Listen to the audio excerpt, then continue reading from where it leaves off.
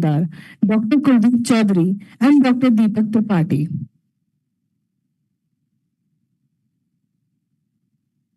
Dr. Vani Majumdar is a professor at Sister Nivedita University, Kolkata. He has authored numerous research publications and books on topics like cybersecurity and data analytics.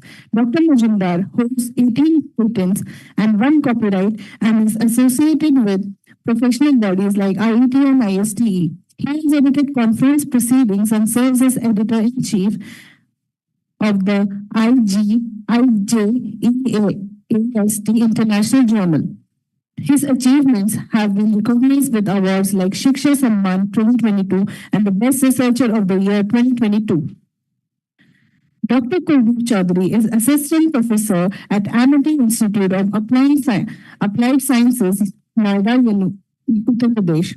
He obtained his master's from IIT Roorkee. He has received his PhD degrees from the Department of Operational Research, University of Delhi. He has nearly 13 years of experience in academics and research. He has published more than 45 research articles in reputed journals. Dr. Deepak Tripathi is an assistant professor and placement coordinator at Guru Gobind Singh University, Delhi. His areas of interest include radiation and laser plasma interaction. He has published 3 books and 34 peer-reviewed research papers. He has guided 4 PhDs and 21 MSc students. He is a member of ESSI and AAPS-DP. Now we will start with our paper presentation. The first paper title is Navigating Circular Economic Transition at a Farm Level, a systematic review of the electronic industry. The authors are Sandeep Sehgal, Shivani Bali, and Ritika Gurmani.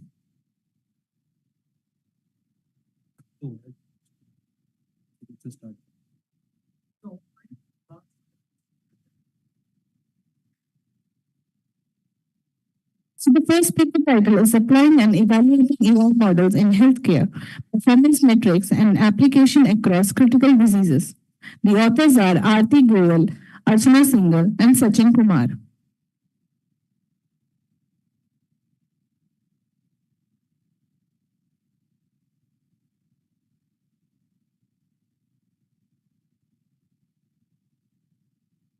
The capabilities of applying and evaluating models.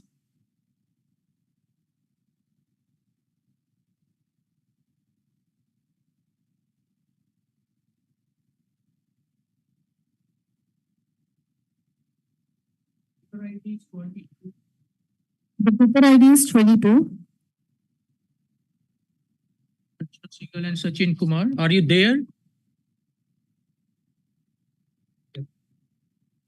Proceeding with the next paper title, that is Cybercrime Dynamics and Public Awareness, a deep learning perspective on intrusion detection in Bihar. The authors are Ajit Kumar and Om Prakash Roy.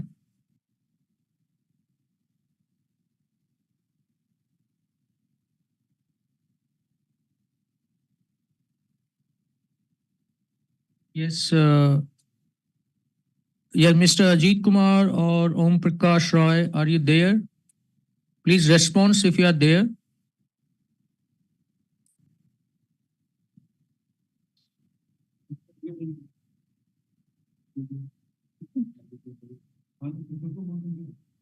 Proceeding with the next paper title, that is Leveraging Generative AI and Digital Transformation for Achieving Business Sustainability in the Era of Net Zero Goals.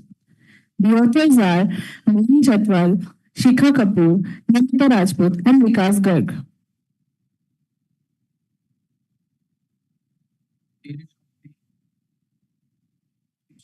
Not there.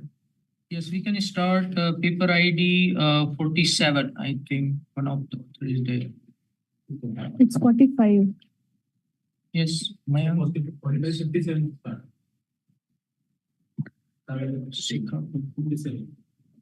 Next paper title is The Role of AI in Shaping Competitive Advantage in Modern Enterprises. The authors are Shikha Kapoor and Pranav Verma. Yes, Pranav Verma, we are able to see you. Please share your PPT. Am I audible? Uh, Mr. Parnav Verma, we are able to see you in a participant list. Please respond and share your PPT for a presentation.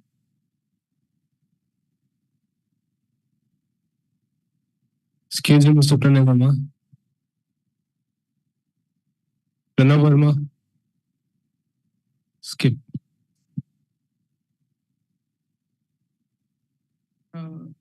Speaker title we have.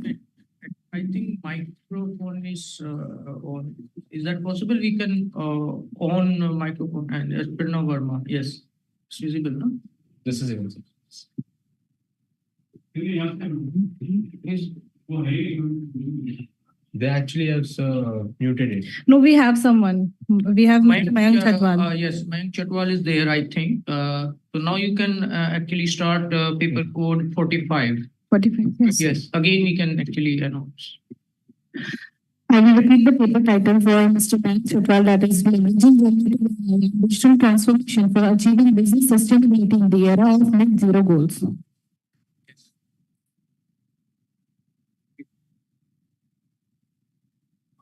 Very good morning to all and all the respected guests and the people on the dais.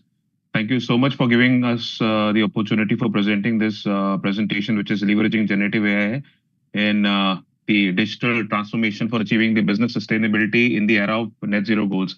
The idea behind this particular paper was to understand how AI is basically assisting the common structure of an industry, whether it's into retail or FMCG or it's in the healthcare sector, how they can achieve the net zero goal, which is basically reducing the emission of greenhouse gases to bringing to the net zero carbon level.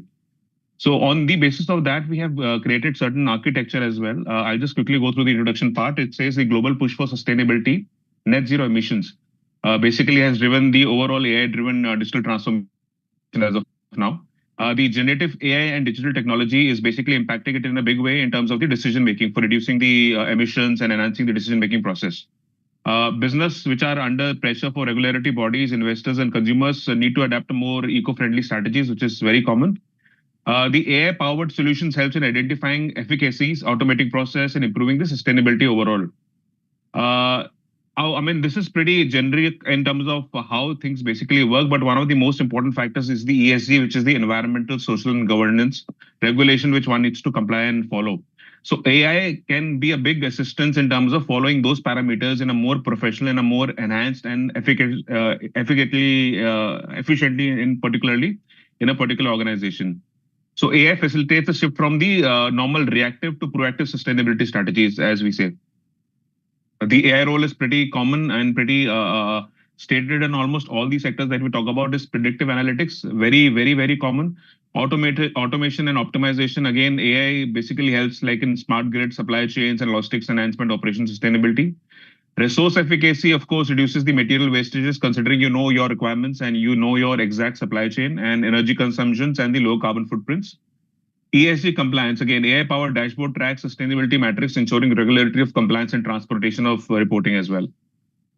We have created a small working model of this particular article, the impact which is going to create in the market is firstly, it has one segment which is called the data collection and integration, which consists of the IoT, AI-driven analytics, geospatial mapping. We have the second, which is the AI-driven decision-making process. Of course, it's one of the most important of all. Automation and implementation, smart factories, AI-driven supply chains, monitoring. The fourth comes the monitoring and the continuous improvement. And that's something that needs to evolve over the years again and again. The model is in this format where we are talking about the data collection. We go to the next level, which is the AI-driven decision making. Then, of course, we have the automation and implementation. And finally, the monitoring and improvement.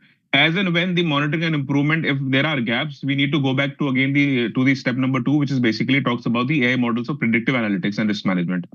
So this helped to come to a conclusion and try to figure out a solution for overall issues through AI. The case study and industry application, I mean, we have just given a small footprint in our paper as well, which is the energy sector, which talks about the AI-driven smart grids, optimized renewable energy use.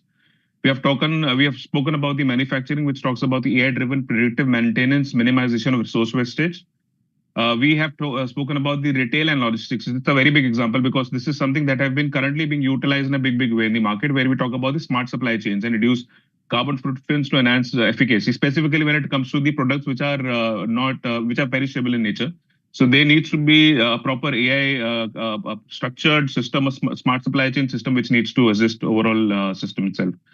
We talk about healthcare. We talk about the AI-enabled diagnostics, improve energy efficiency in medical facilities. AI in healthcare has gone a big way. We have already seen in during the COVID times as well, and people use it in a big way because there are certain elements which are already taken care of, and one can actually take the assistance of AI to rectify those issues. You need not go through the whole process of visiting a doctor and getting things settled. But yes, for a smaller generic kind of a improvement in health, this is something that has been utilized in a big way. Finance, yes, AI-driven ESG assessment guides sustainable investments. So these are the certain challenges and ethical consideration which one needs to consider. One is the data privacy and security, which is again a very big issue. I'm a PhD scholar from MIT itself. My thesis revolves around data privacy and security, and this is one of the biggest issues in the current situation. Bias and fairness, AI model must be free from biases to ensure ethical, sustainable practices. Normally, the modeling itself at times is made for a certain set of results, which needs to be carved out and which needs to be more practical and ethical from a organization perspective, overall perspective for public as such. High initial investments, SMEs face financial barriers in adopting AI-driven sustainable solutions because setting up a whole process in the artificial intelligence structure calls for a lot of investment through the major agencies itself. So one needs to really figure out a solution for that too. Government have been initiating a lot of assistance in terms of providing a better structured AI system where they help SMEs to create their own data-driven kind of a structure itself, which is getting really common now. Regulatory compliances, business must align AI applications with their evolving sustainability policies. This is again, nothing can go without regulatory compliances. If we are using AI technology, this is one of the biggest, I would say, application which needs regulatory compliance. If it is not there, it's going to be very challenging in the future adoption as well. The research which we have done in this particular presentation consists of the paper itself consists of basically 5 hypotheses. One is the integration of generative AI and digital transformation, which enhances business sustainability. We talk about the AI-driven predictive analytics reduces carbon emissions and energy consumption. We talk about AI-powered automation improves production efficiencies and minimize wastage. We talk about the AI-driven sustainability dashboards improve compliances with ESG regulations.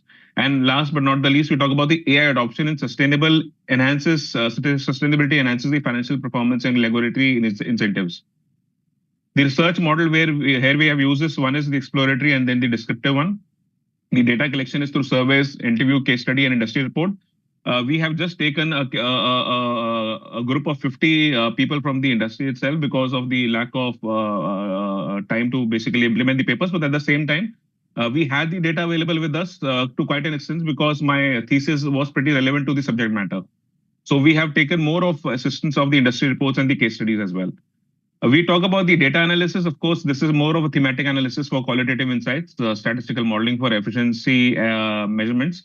We have taken a case study approach, examining a lot of AI-driven sustainable implementation in energy and manufacturing and finance industry. And of course, last but not the least, ethical consideration of data privacy, bias mitigation, and regulatory compliances.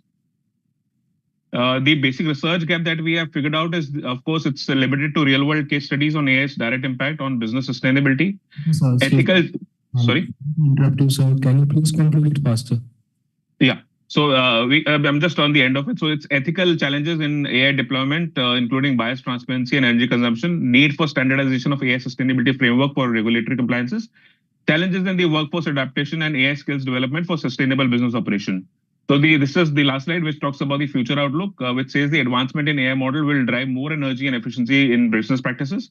AI-driven carbon capture technology will enhance net zero goals. Integration with blockchains will ensure transparent ESG reporting. Collaboration with government and global organizations will facilitate AI-driven led sustainability initiatives. Conclusion is, of course, what we have already discussed, game-changing approach, enhance operational resilience, global climate goals, and of course, ensuring sustainable, ethical, and impactful business transformation. So this is from my side.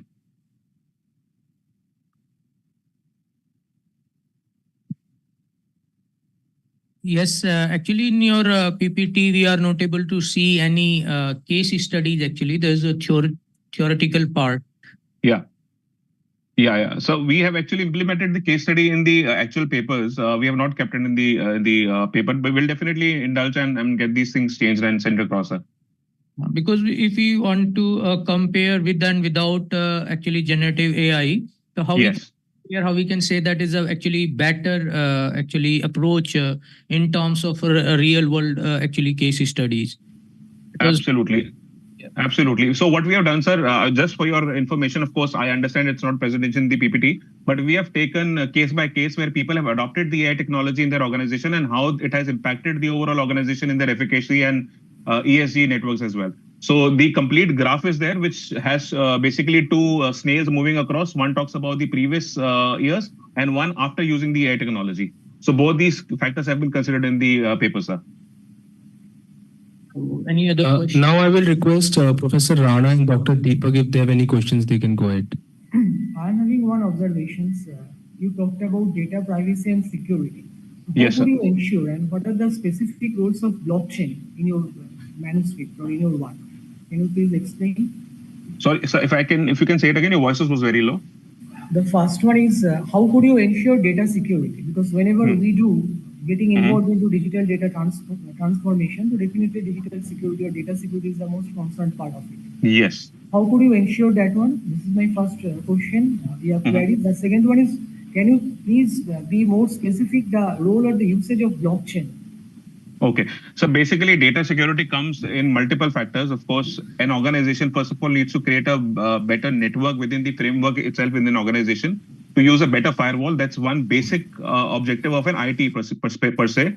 When you talk about the data security, one needs to sign an consent form from all the people from whom they are actually getting the data across. As per the current GDPR rule, which is the General Data Protection Rule, which is already existing in Europe, this is a very common practice. And now in India, we have the DDP rule, which is the Digital Data Protection Rule, which is already running in India as well. So all these factors combined together helps in basically securing the data of the consumer who have shared across. So specifically, if you talk from an organization perspective, they are not allowed to give the data to certain set of people because it is only under the control of the main management. And this is one of the ways they can actually secure it, and there is no other way out. I mean, if the data gets leaked, it is leaked, and AI is very easily accessible to anybody in the market itself. And when we talk about the blockchain technology, it's in a big way helps in encrypting the data within the organization, whether it's from the finance perspective or from the manufacturing as well. So all these factors considered together helps in securing the data within the organization. Thank you.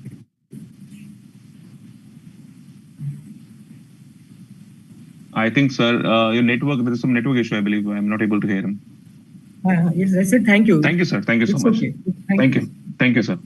Thank you, Mr. for your presentation. Thank you. Thank you so much. Thank you so much, sir. The paper title is The Role of AI in Shaping Competitive Advantage in Modern Enterprises. These are Shikhar Kapoor and Pranav Verma. Hi, good morning, everyone. So I'll just share my screen for the presentation. Just a second.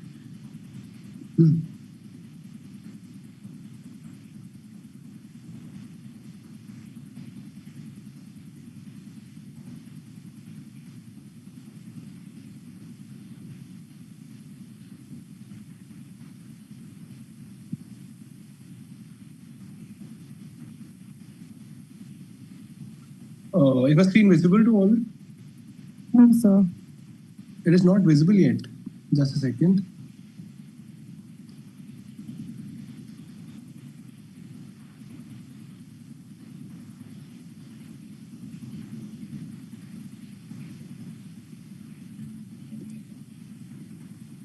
Is it now visible? Yes, sir. So good morning, everyone. Today, I, Pranav Verma, and I'm pursuing in Amity University in International Business and Marketing, would be presenting my paper on the role of AI in shaping competitive advantage in modern enterprises. So the presentation is a bit efficient and effective so that it is related to the paper itself. So the problem statement there is, in India in today's time, the rapid digital transformation is reshaping in India and making AI a critical component in every industry, be it consumer-based, be it healthcare, be it every industry. So, but there are a bit of concerns over AI ethical considerations and scalability and security. So, this research explores AI in role of driving how AI can help in getting firms to get more competitive and be in front of their competitors. My research objectives was to identify key strategies that were used by industries or the companies in increasing their efficiency with the use of AI. Secondly, examining the challenges which AI adoption gets for the companies and developing a framework how it can increase the efficiency. The rationale remains the same that AI adoption in the business struggling with maximizing their potential is there, and existing companies who have the potential to increase their efficiency, having the financials, having the proper mindset, but not the technology. So how AI would give that bridge so as to increase their competitive advantage. Research gap which I found was that there was a very limited sector specific analysis of AI in impacting how competitive advantage is used. Lack of ethical AI integrations were there, and insufficient research was given on the topic like how AI could be sustained in the long term. Also, I have given some case studies in my paper so as to tell how companies are using it. Significance of the study is providing a roadmap of how AI could bridge the gap between companies having the potential or having the financials and having the mindset, but not able to use and utilize the AI technology to bring in a long-term competitive advantage for them. So my problem formulation had these three major questions: that how does AI contribute to competitive advantage across the industries, for which I have done a correlation analysis, which would be presented later in the presentation. What are the key drivers and barriers that are the pros and cons of using AI in industries in today's time, more specifically in India? And how can we ensure that the AI is ethical and scalable and sustainable? So methodology was used that my research design has mixed approach. Data collection, I collected data primarily and secondary, both from industry professionals, which were there in different industries, for example, consumer, food industry, healthcare industries. Sampling techniques, I used stratified sampling for collecting the data. And for using, I used SPSS softwares and some correlation matrix. This is the result which I found. So I made a correlation matrix, which you can see that I took my factors and my prospects. For example, if I talk about AI adoption and competitive advantage, 0.99 shows that how interrelated and how correlated they are. Human AI collaboration means both from a consumer's perspective and a seller's perspective, how AI could help them in utilizing the technology which they already have. So AI adoption enhances competitive advantage across industries with technology and finance sectors leading. AI helps in decision making, predictive analysis, which I'll tell you. For example, Netflix uses predictive analysis using AI. So how consumers are watching, which particular language is being mostly visited by consumers. So Netflix respectively does that. Automation is done by AI using Amazon. All their warehouses are AI and IoT enabled. Personalized customer experience is given by Starbucks in their application. So these are all examples of how I concluded like how AI is used by companies in different formats. AI in marketing and sales are used by many consumers brands like HUL. For example, a product on their website and on offline system, whatever product is highest selling. So AI would easily tell that this particular product, for example, a hand cream is being sold the maximum in this particular region, like for example, Delhi. So it easily does all the analysis like what product to be sold most in which geography. That is what I did. There were some problems with the ethical considerations of AI, the data security, scalability, readiness, because India has the infrastructure, but the technology is not being open to every industry and every company. So this bridge is to be done by education, that how AI could be used by companies. Policy and leadership, the top to bottom level of leadership must know how AI could help at every level. For example, for a level for the top management, it could help for competitive analysis, industry analysis. At the middle level or the supervisory level, like warehousing, IoT could help and AI could help to gather what product is at where, what warehouses. For the bottom, AI would help in production by reducing the cost and increasing the efficiency. So that was all from my side.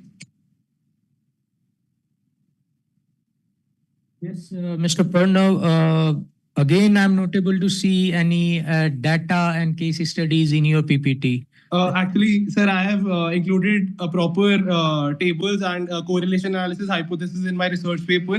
The case study I have not included much. I have just given the examples in my paper, like how, what particular, for example, I told you that predictive analysis is used by Netflix, AI automation is used by Amazon in their warehouses. So I'll try to put in more case studies so as to you to get better understanding, like how AI is being helped the industries. In specific, what actually area you are actually saying that we have a competitive advantage in a So model? basically, sir, my case study or my research paper was more focused towards competitive advantage in consumer-related businesses, be it straightforwardly healthcare facilities, consumer brand, for example, HUL, Gartner, and even for that matter, Amazon like companies or Netflix. So my case study was not in a particular sector. Like for example, I didn't take only healthcare sector or automotive sector. Rather, I chose what consumer brand, consumer facing brand. So that's what I had my mindset, like different sectors, different example, and different case studies. So that was my mindset of doing the research.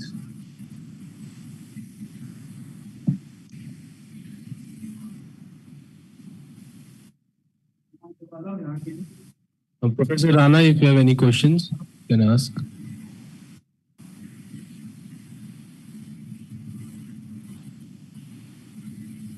Professor Rana, if you have any questions, you can ask, sir. I think your mic is on mute, sir. I'm not able to hear you. Your mic is mute.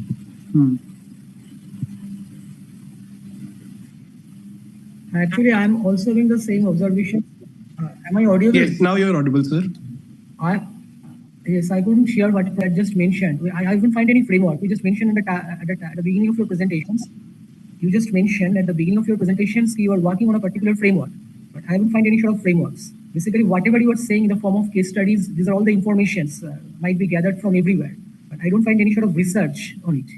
So actually, sir, in my research paper, I have brought in how I calculated the matrix that I showed here. So there is a you collected some data based on certain features and you're trying to establish the correlations among them. Yes, that's what I did. The secondary data. Can you tell me how many data are there? Can you tell me the data volume based on which you perform the analytics? So I considered both secondary and primary data. The correlation matrix is mostly on the secondary data I gathered from different sources. The primary data I collected was around 55 to 60 professionals from different industry. Like some of my family members have their own cafes and the restaurant, the food industry. Some of my family members are in hospitals. They're working as doctors. So I just asked straightforwardly questions, 3 to 4 questions, like how AI is helping them. For example, in hospitals, how AI is able to manage a customer report. For example, if a customer is having a blood test after 6 months or 7 months, so that is what I correlated and I did, like how human AI collaboration is there, customer loyalty. For example, if customers, for example, in the cafe industry, like I have some cafe owners who are my known. So how loyal are customers coming back to the same place? So that is what I did. But most of my hypothesis and the relation is based on the secondary function, as you rightly said. And basically, if you increase your sample size, whatever correlation values you are getting right now, that might get changed. It all depends on the samples and how would you validate your data, the type of data you are having from various sources. Did you validate those data? You validated. I took it from mostly the company websites, and also I thought that the data would be validated. But I got your point. I'll keep that in mind to validate further using software. So I'll get that. Okay. Okay. Thank you. Thank you. Thank you. Thank you, sir. Thanks a lot. But you need to add 2 minutes. I'll keep that in mind to increase my data and to validate it further. All right, sir. Thanks a lot, everyone. Everything will get changed. Once you keep increasing your data volume, things will get changed rapidly. Yes. Got that. Got that. Thank you. Thank you. Thank you so much, sir. So moving on with the next paper title, that is Image Encryption Using Dynamic AES and Logistic Chaotic Map. The authors are Shilajit Roy, Aryan, Arnab Chanda, Chika Harsh Rao, Soumya Paul, and Dilip Kumar Yadav. Hello. Am I audible? Hello. Yes, sir, you're audible. Oh, okay. I'm just sharing my screen. Just give me 1 second.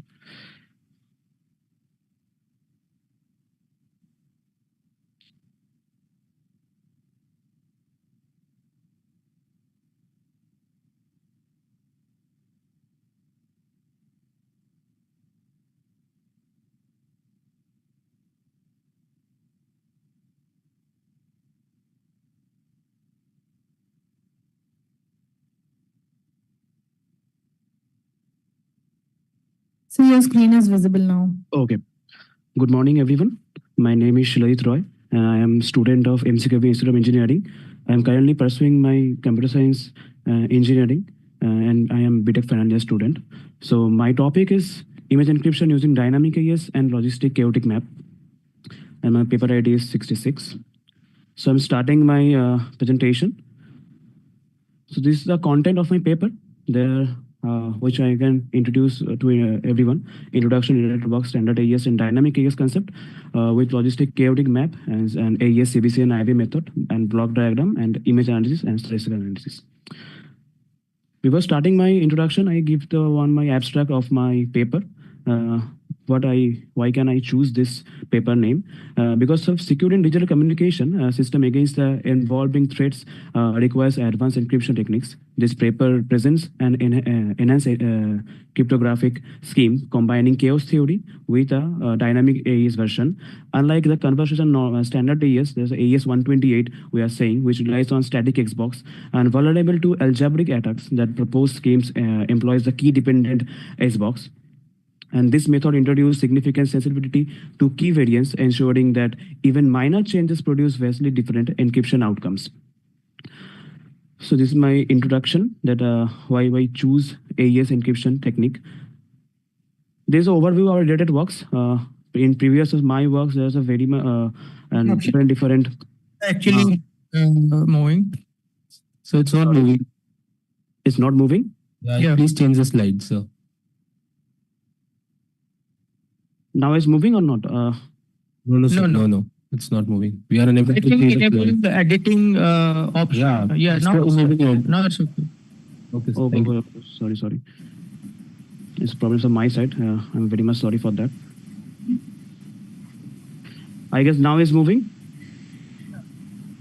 Now it's okay. Yes, sir. Okay. Thank you. Sorry for that. It's my problem was on my side. So this. Sorry. Okay. So this is an overview of related works and survey of my projects. They are very much our professor over. They give the concept about the AES 128 and dynamic AES concept, and with the dynamic AES concept and also the Xbox.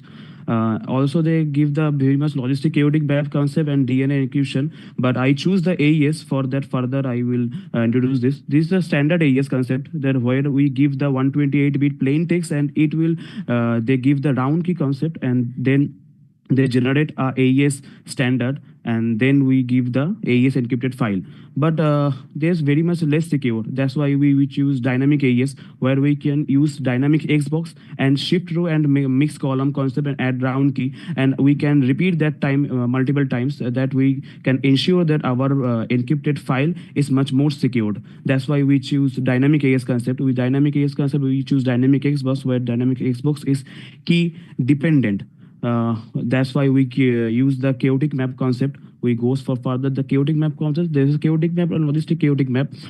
We have the chaotic tent map also, but we choose chaotic logistic chaotic map for a particular reason. The reason behind it, chaotic tent map is fast. We know that, but also for chaotic logistic map is much more secured. After when we give the R and X value, if the we give the R value from greater than 3.57, it's more randomized and is most robust for that. And the X values we have to give the greater than 0.5 to 0.1. This is a range between for X. For that, it is very much robust, and when we give the when we get the robustness, we can get very much go for encryption, and we can make a good dynamic Xbox concept regarding that. And for that, we use the AES CBC method, and we use AES IV, because IV is also connected with CBC method. CBC method is called a cipher block chaining method.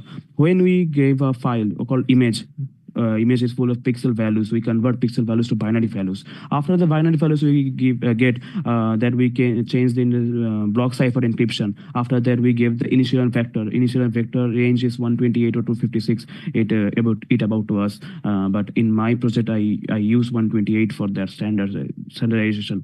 After that, cipher block and IV will connect it with the my binary code. Binary code means when we change the pixel value to binary conversion. After that, we can merge the two things, and it is more robust for that. After and that, this is our block diagram for how we can how we use how we can write the code according to this block diagram when we give the input file. And after that, there's a by substitution and generate chaotic map in the two way. After that, when our program is run, the user have to input their data. They have to upload their file, particular image file, whatever its format is, JPG, PNG, BMP, whatever its format is in image format. After that, the user have to give the chaotic key parameters R and X value. Is basically we have to give the 3.99 because it's more robust, or 6.69 is more robust, and also the X values, the particular range is the 0.63 is more robust for that. We have to suggest to use that, but it's up to them whatever they want to use. After that, by substitution is totally given by their own program. And after that, the dynamic Xbox generation, we changes the dynamic Xbox generation part with the key variants. After that, we use the AES encryption method, dynamic encryption method. When we write the code, we have to we assure that it's a mixed column and mixed row. They're more robust, and the IV generation is dependent on this. Can you please conclude faster? Okay, sorry. This time it's time taking mode. Okay, sorry. After that, we use the encrypted chunks. Hello, am I audible? Okay. So there were encrypted chunks, and then is totally file is encrypted. After that, for the decryption part, they give the same encrypted file, and after that, with the key generation, and we have to give the same key and the same X parameters for the decrypted file. After that, the same process reversely, and that's how we can decryption process. So for the image analysis, we gave the histogram analysis, and statistical analysis, we gave the mean standard deviation. Entropy analysis, pixel PSNR value, peak signal noise ratio value, SSIM value, and US NPCR and UACI value.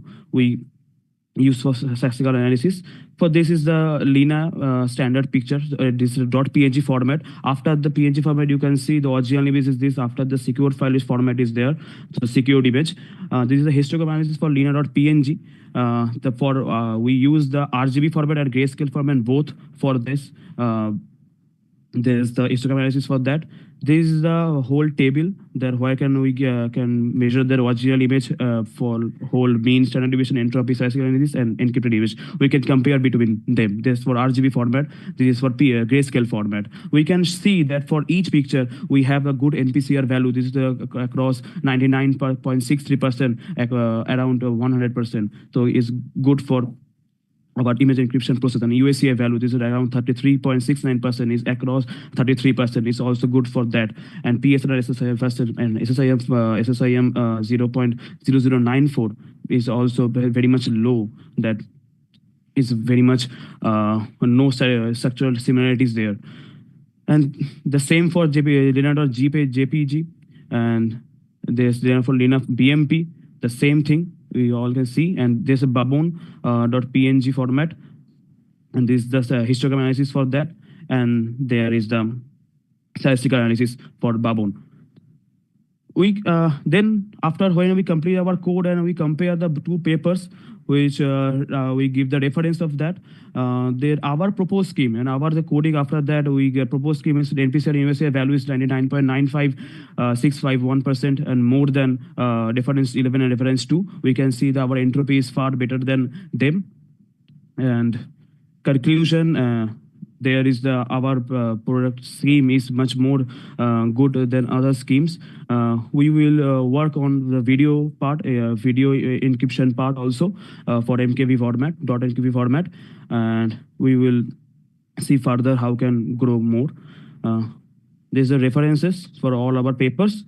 Thank you for this opportunity. If you sir have any question, you can may ask. Yes, I have actually is a question from your. Yes, sir. You are using actually chaotic map, logistic Yes, chaotic, sir. Yes, and generally we use actually chaotic in a dynamical system. In a initially dynamical system, we show the actually chaotic map. So here, actually, particularly what part you are using this chaotic map concept? Because we have I have an option between them, the chaotic trend map or we use chaotic logistic map.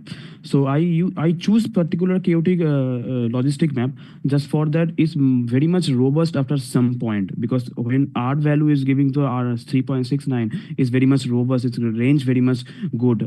We use chaotic trend map for faster, but at the same time when we use the chaotic logistic map, it's NPCR MSI value is very much good, better than that. That's why I particularly choose logistic chaotic map rather than chaotic 10 map or multi chaotic map.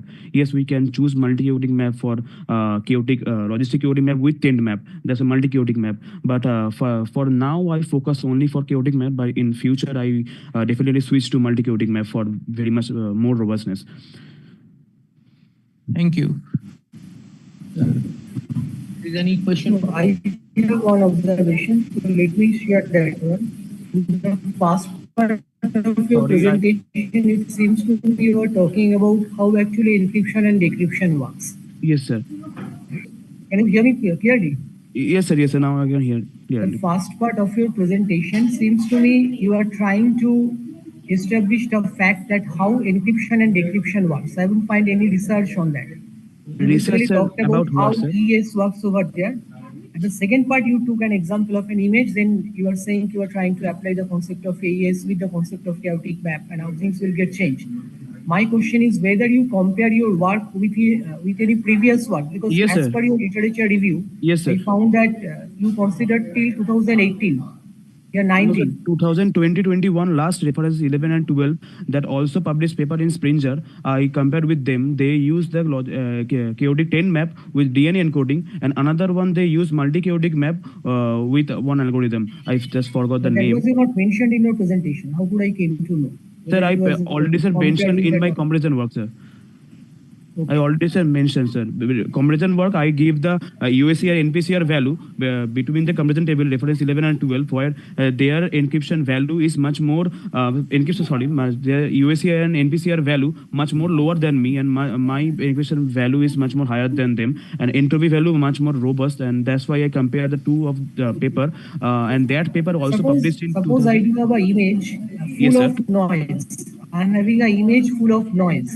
And Okay, I'm sir. trying to encrypt that one. Okay, sir. How could I get rid of those noises while I'm trying to do the encryption?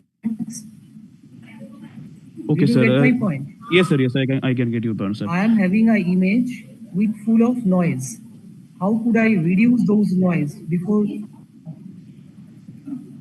Sir, Can after you so explain yes, sir. this one? Because of in image, if any have noise, then just like we have a picture, the lina.jpg, when there is a noise, because of that, for RGB scale, when we see the histogram, the blue line is much more higher than the other ones. So there is a noise about the blue line. So we can't do the refreshment for that particular picture. We just encrypt the picture with that high robustness. We just distribute the all the pixel values, and that's why our SAM and USA value is much more better than other schemes. We have already written the code. We have the full head project on that, but because it is a research work project, we just focus on the encryption part, nothing about noise.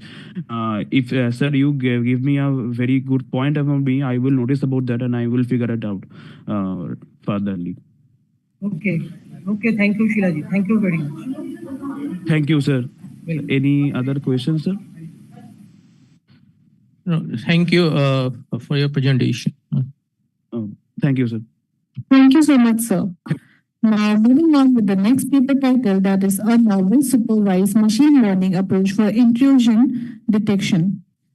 The authors are Preeti Lakhani, Bhavya Alankar, Syed Shahabuddin, Suraya Parveen.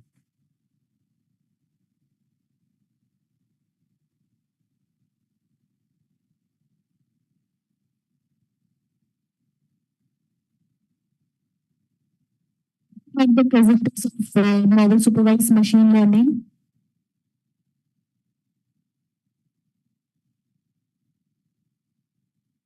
We can announce paper code 22. I think Arti Goel is there. Yes, sir. I'm sorry, I joined by another link earlier. I'm sorry. So the paper title for Sati Goel is Applying and Evaluating AI Models in Healthcare Performance Metrics and Application Across Critical Diseases. Yes, I'm presenting.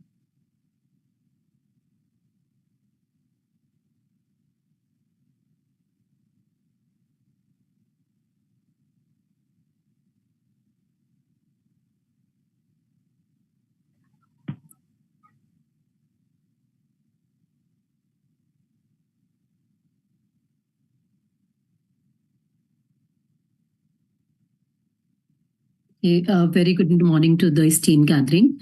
I'm Aarti Goyal. I've been teaching in Delhi University for the past 20 plus years. And right now I'm pursuing my PhD from Delhi University under the guidance of Dr. Archana Singhal and Dr. Sachin Kumar. I think they also got the wrong link and they were also expected to join. So, okay, continuing with this. So the presentation, I mean, the agenda for the today's presentation is how to use AI in healthcare. And I mean, I'm discovering different disease specific application and the importance of these performance metrics, particularly because we can't just go by accuracy here because these data sets are quite imbalanced.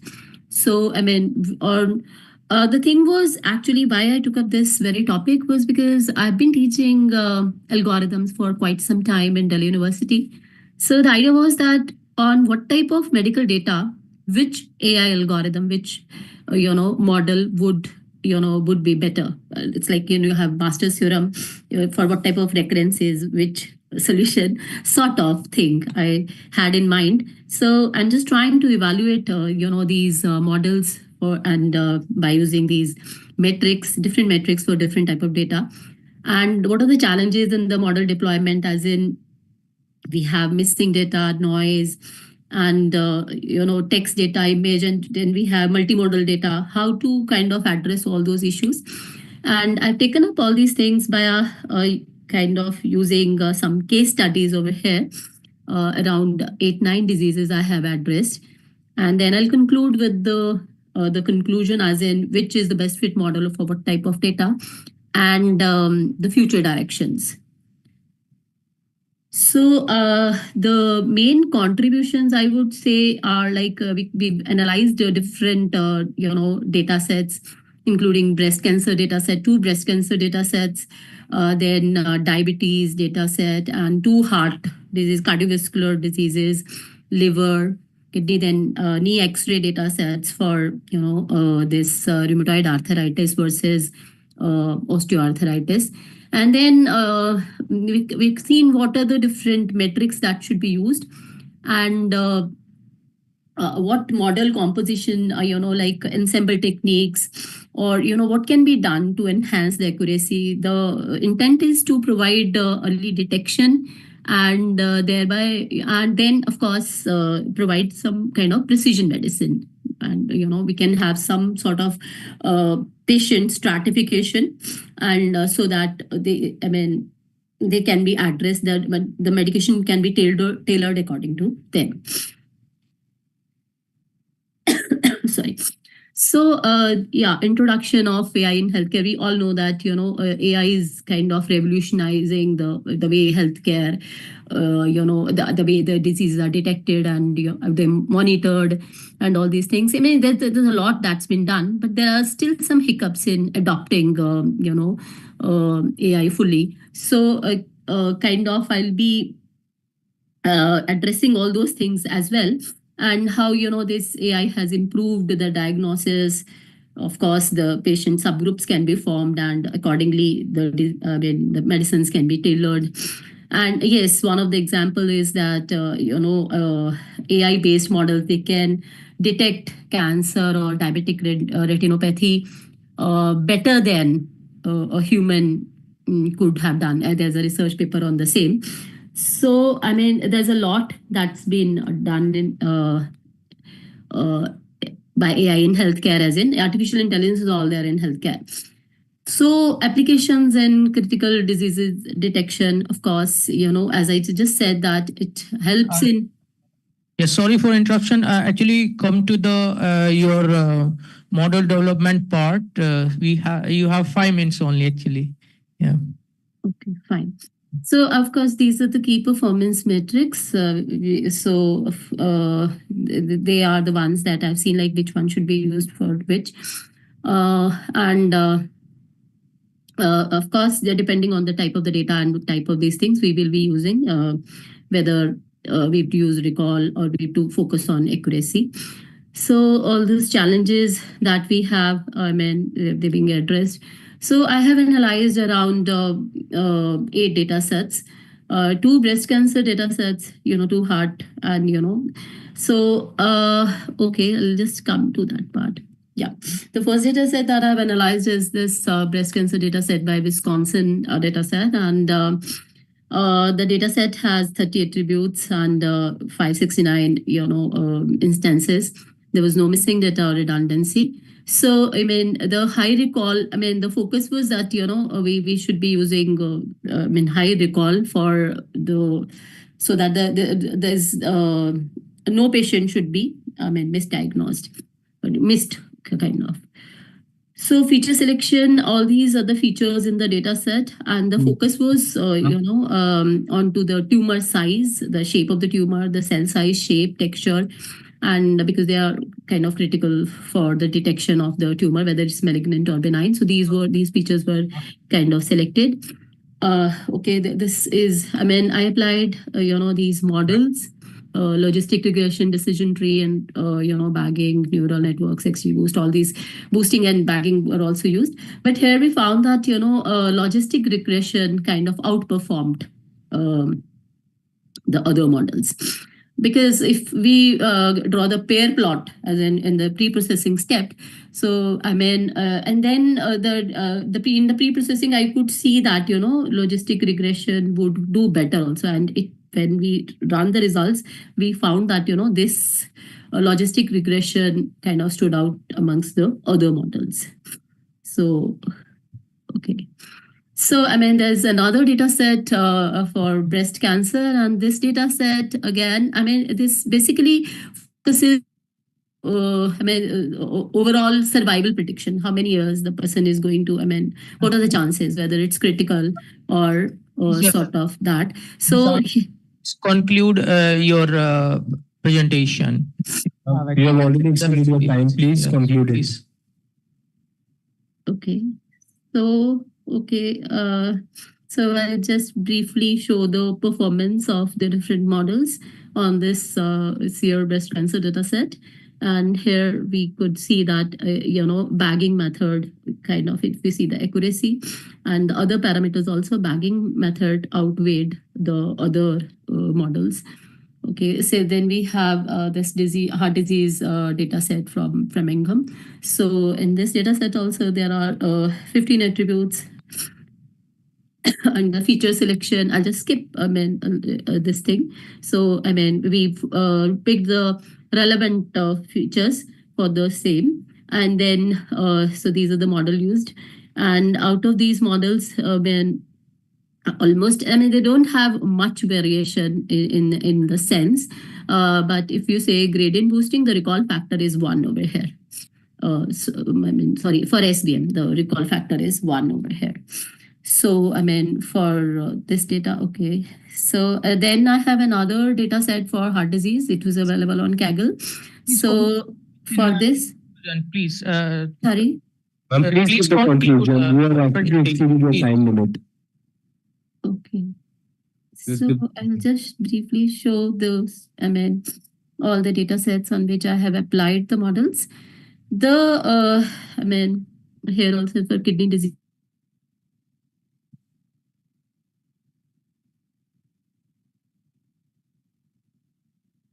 Please conclude it. Please give This data set for liver disease. This concept in actually different case studies. So what is your conclusion actually?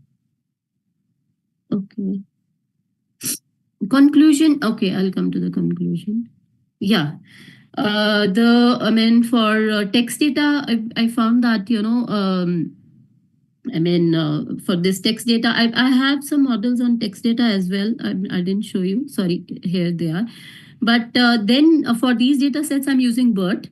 and I'm still to kind of figure out so for them, of course, we should use transformer models like BERT, RNN, For the tabular data, random forest and gradient boosting, they have given good results.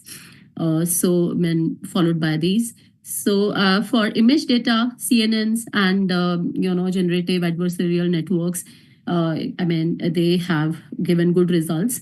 For time series and sequential data, the best models that we found was CNN and RNN and the transformers. This is for the text data. I have text data from healthcare app, Flare Down app, so I could get that. And then there are two data sets, text data sets that I have, and I'm working on them as well. Okay, thank you, Ms. Aarti Goyal. Thank you, sir. Professor Rana, if you have any questions. Ma'am, I'm also asking the same question. I couldn't find that takeaway of this particular research one because you are trying to apply, you are having 8 data sets and trying to apply all the machine learning algorithms based on which you are getting some outcomes. Yes. Instead of applying all those algorithms, you have to get specific for which type of data sets, which algorithm is actually applicable. It should not be based on only X-score or the confusion matrix you are trying to put over sir, here. I did that. Yeah, sir, I did data I just wanted to know, ma'am, what is your takeaway from this particular study? You applied that's so what many the algorithms. last slide is showing. Last slide is showing you talked about for a time series sequential data, one should go for CNN model or recurrent neural network. While applying your machine learning algorithms, did you ever encounter a problem like bias or variance? Or how could you handle if there is a concept of overfitting or underfitting? Did you apply the concept of regularization because you are almost getting more than 90% of accuracy for all of your algorithms? Not for all the algorithms. This is 0.7 also, 0.8 also. So not for all, I have got that kind of accuracy.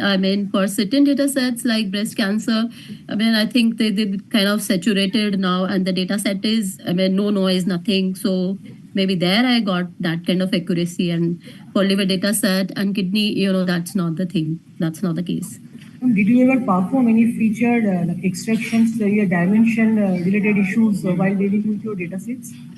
Yes, I kind of did all the data pre-processing and which features should be selected, feature selection part I have done, and then I have done hyperparameter tuning also for the different algorithms that I used and saw that where I'll get better results, and that's what I have done for these algorithms. So, yeah. Thank you very much. Thank you, sir. Thank you so much, ma'am. Let's move on to the next presentation. So the paper title is a model supervised machine learning approach for intrusion detection.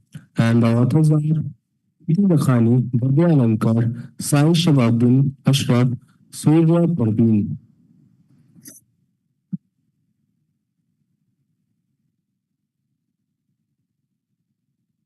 Let's move on. I think nobody's. Okay, let's move on to the next presentation. Paper ID 73, designing an AI-driven framework for enhancing interaction practices in industrial system. And the authors are Ashwini Kumar, Rekha Agarwal, Archana Singh.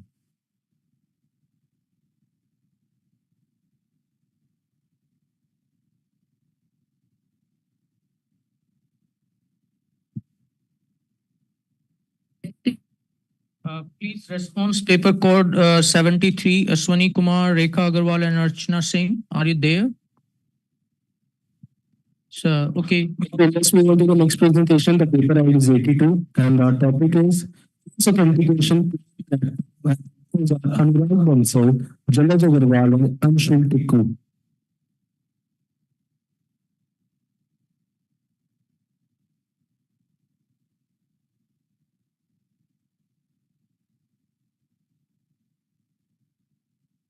Artiman, if you can stop your screen. 96. Sorry, 96. Paper ID 96. And please stop your screen sharing. Ms. Aarti Agarwal, please unshare. Okay, thank you. Thank you. So let's move on to the next paper presentation, and the paper ID is 96, exploring nanotechnology applications for advancing encryption and data protection across industrial verticals. And the authors are Akash Abhishek Bhushan Singhal, Rajesh Kumar, Musa Bhardwaj, everyone, Kamesh Jugal, and Balita Tyagi.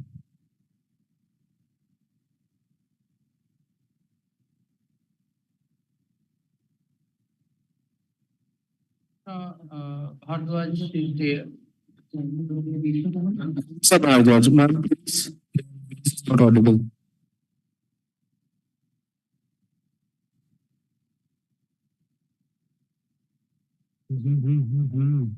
Ma'am,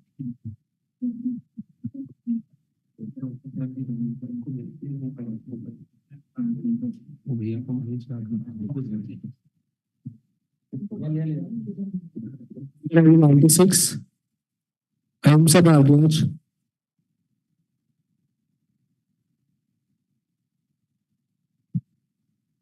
Okay. So let's move on to the next presentation. And the paper ID is 111, a comprehensive approach to handle imbalance problem during code small prediction. And the authors are Shilvardhan Kumar, Shashti Maurya, and VB Singh. Yeah, good morning, sir. Let me start my screen.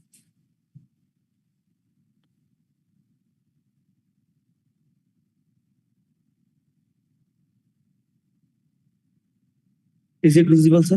Yes, yes. So, yes, please, there's a minutes only, and please conclude your work within 5 minutes so that we can ask a few questions. Yeah? pursuing PhD from Jawaharlal Nehru University under the guidance of Professor VB Singh, sir. And today's topic for presentation is a comprehensive approach to handle imbalance problem during co-decimal prediction. So I will continue with that. The context is Martin Flower.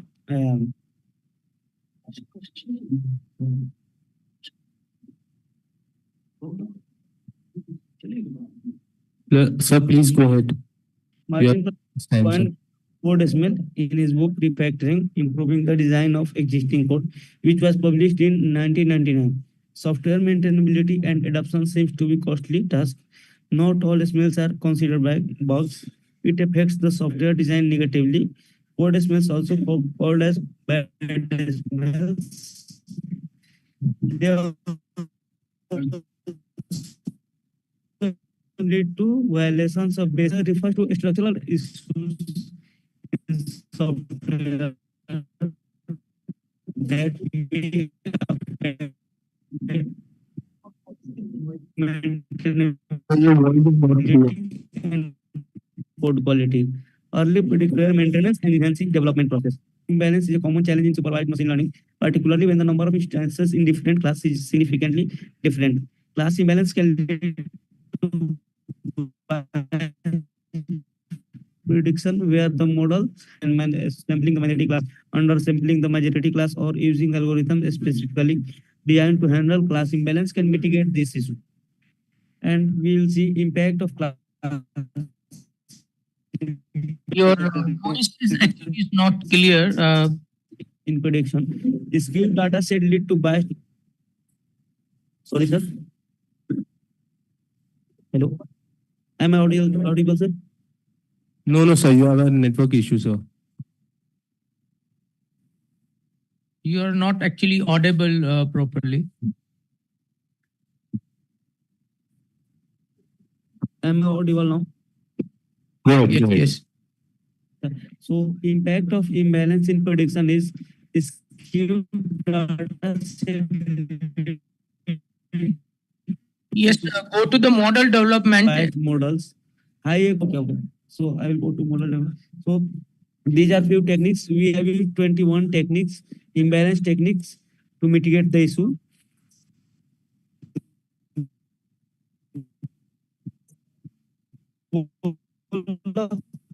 Studies to evaluate the performance selection techniques, imbalance handling method. And so this is my methodology, sir. The objective is to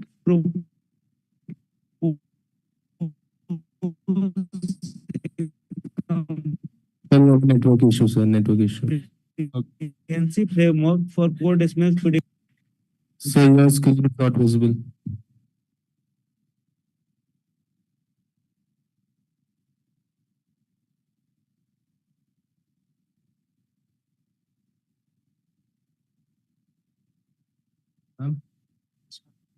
So let's move on to the next presentation. The paper ID is 192. The paper is Navigating Circular Economy Transition at a Firm Level, a systematic review of the electronic industry. And the author is Sandeep Sagar, Shivani Wali, Ritika Gugulani.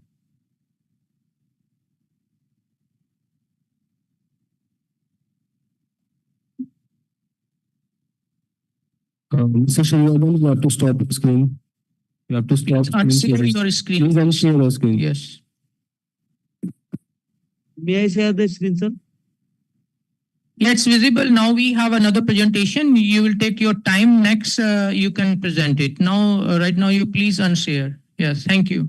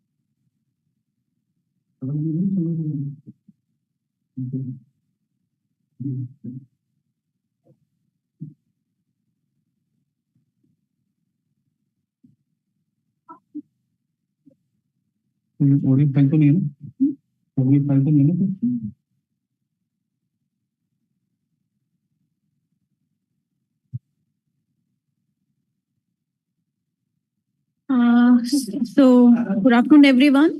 Topic of our presentation is navigating circular economy transition at the firm level.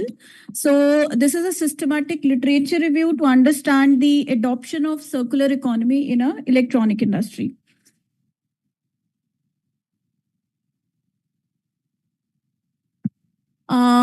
Here is the flow of presentation. So I'll go by this flow. Now, businesses and nations worldwide are favoring long-term strategy. So they are moving from linear to a circular growth model. So using the process of recovery, reuse, repair, remanufacture. So recycling the circular economy is a strategy for recirculating the items.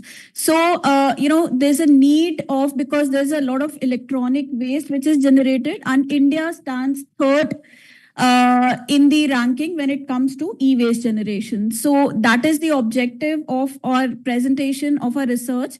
The aim is to understand the implementation of circular practices across electronic industry. So based on circular strategies, business models through a systematic literature review. So to see the adoption and transition in electronic industry, so we have posed these 4 research questions. First research question is how CE transition taking place at a firm level. Second is what is the role of ecosystem in implementing CE into practice. Then third is what are the electronic industry's most common CE models and strategies.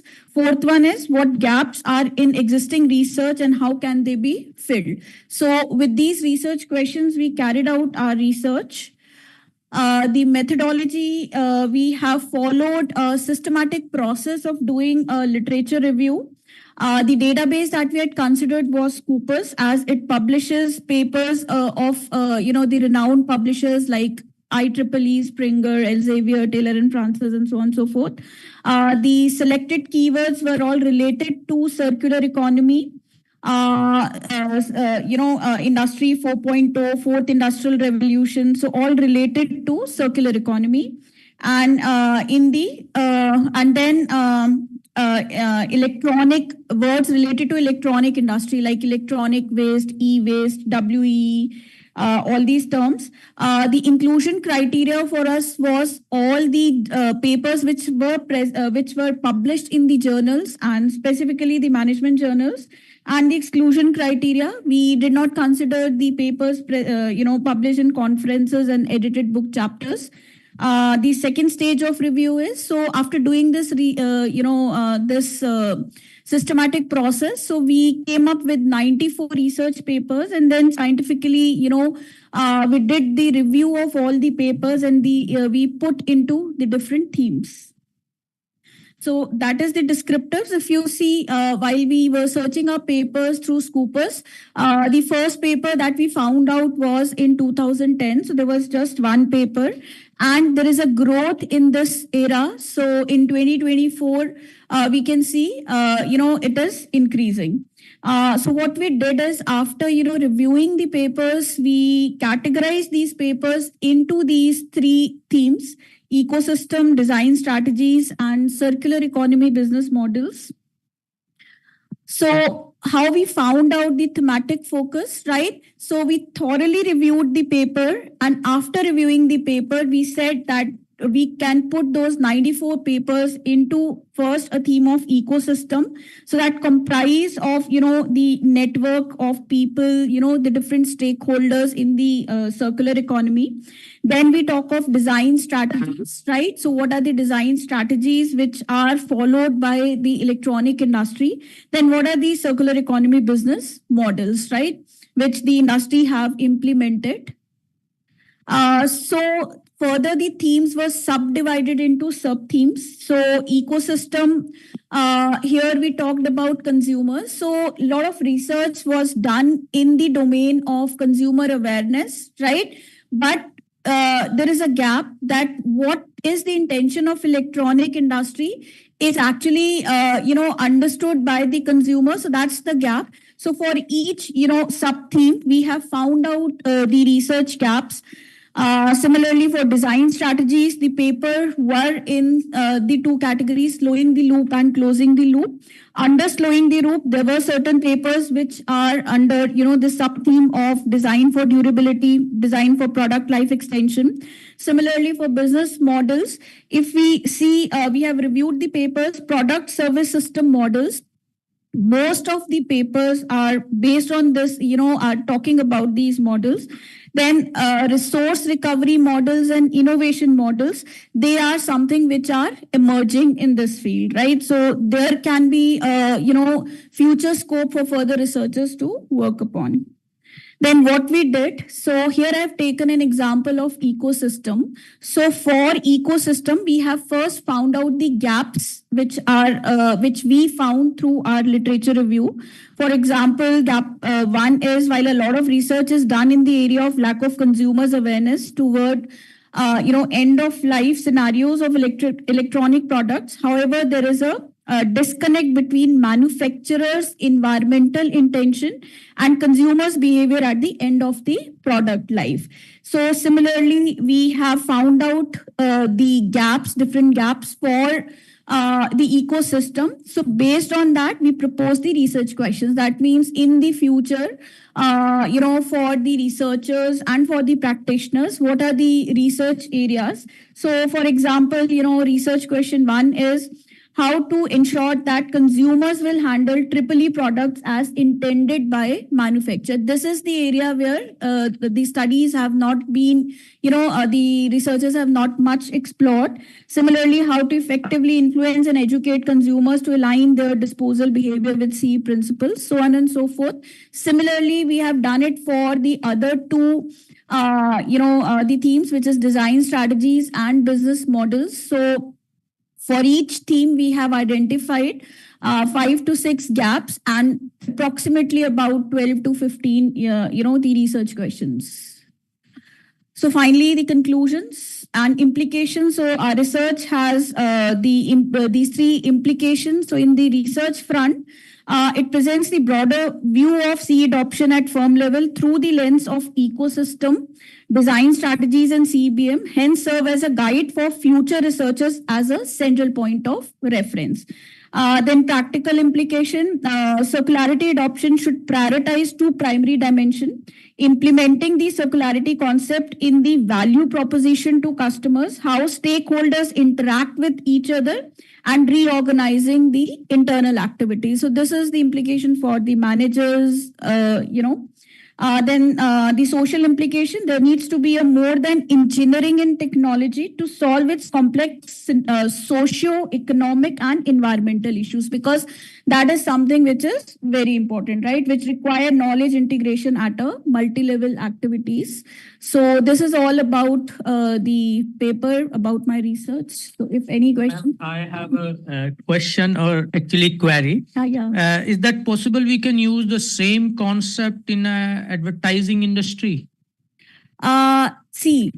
Concept you want to ask me about the framework, the systematic literature review? Yes, circular economy methodology you are using Yes. in actually electronic industry. Yes. So if, for example, we have advertising industry for a particular Right. product, that concept can be used in this area. Exactly. The concept can be used, because what we are doing is we are extracting different themes and sub-themes. So in the advertising industry, this is what we can do. Because you are actually classifying research article related to the electronic industry related to circular economy. Right. So we can actually arrange from dynamic advertising in related research article. Right. We can do that. Right. So we collect the papers and then segment into the themes. Yes. Okay. Thank you, ma'am. Right. Thank you. Professor Rana, if you have any questions? No, I have no questions. Thank you, ma'am. It's a good presentation. I'm just getting through it. Thank you.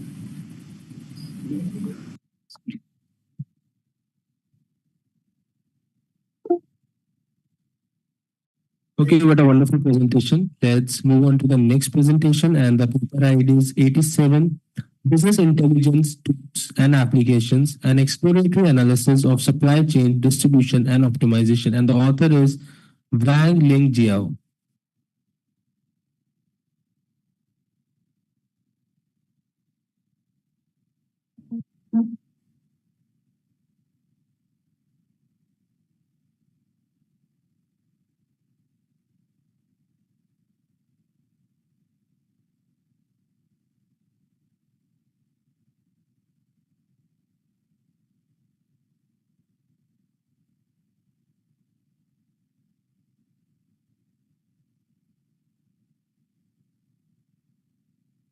Excuse me.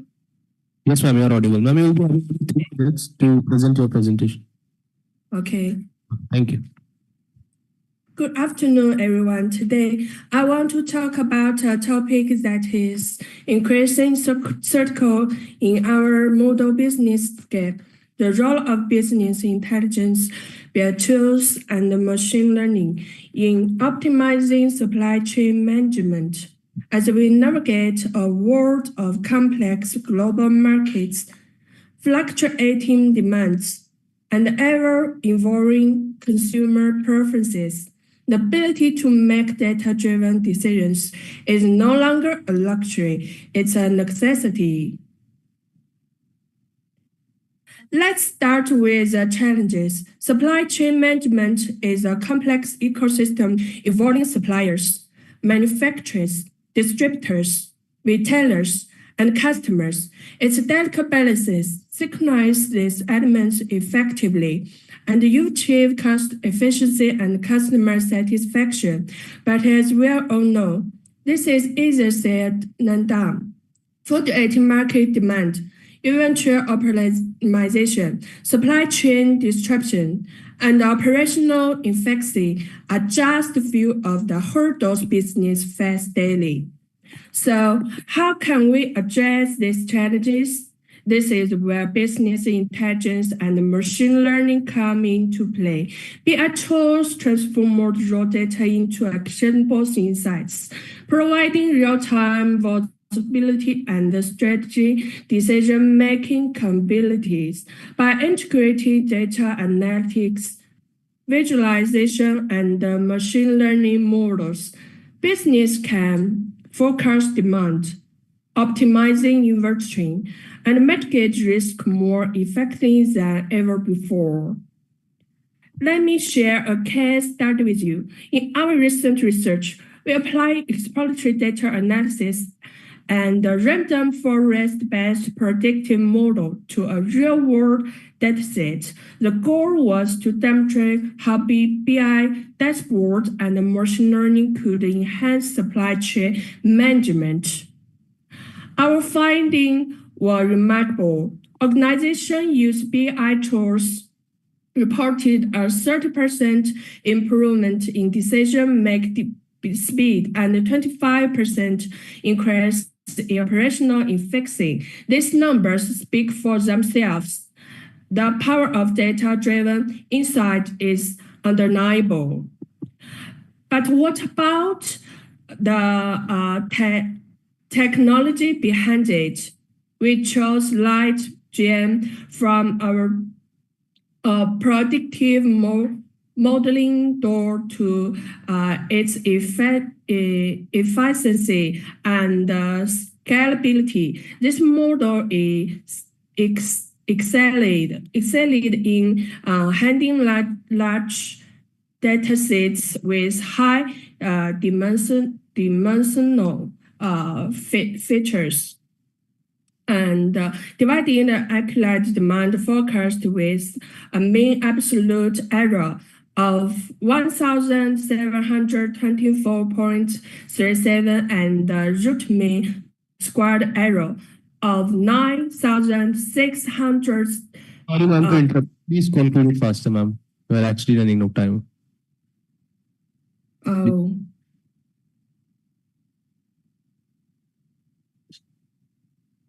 Oh, okay, it's okay.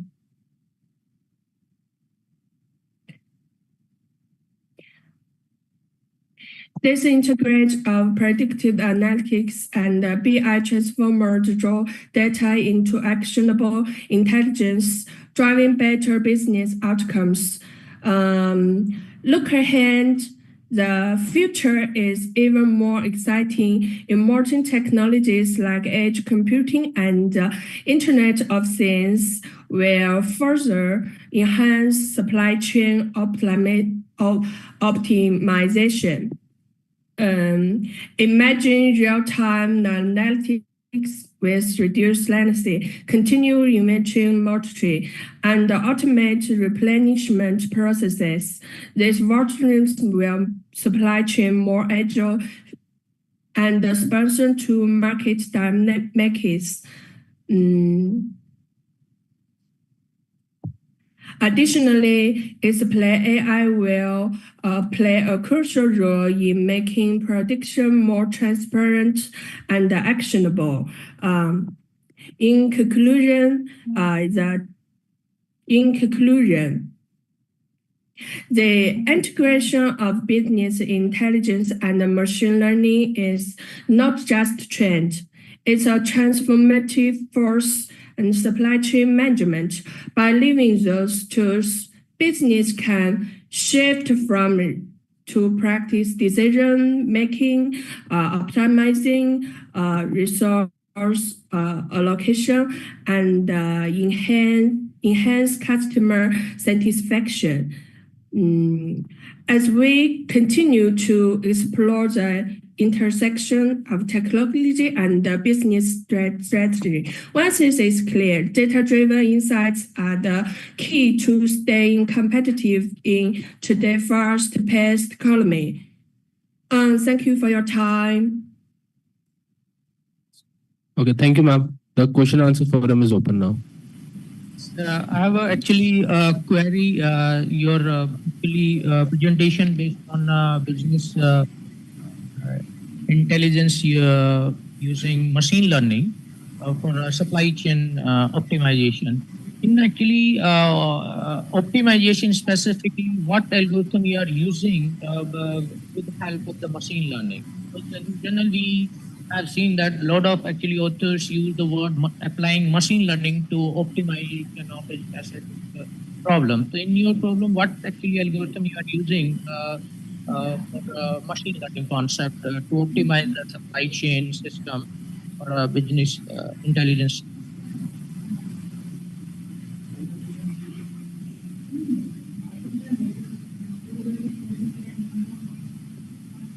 Okay. In the paper business, in the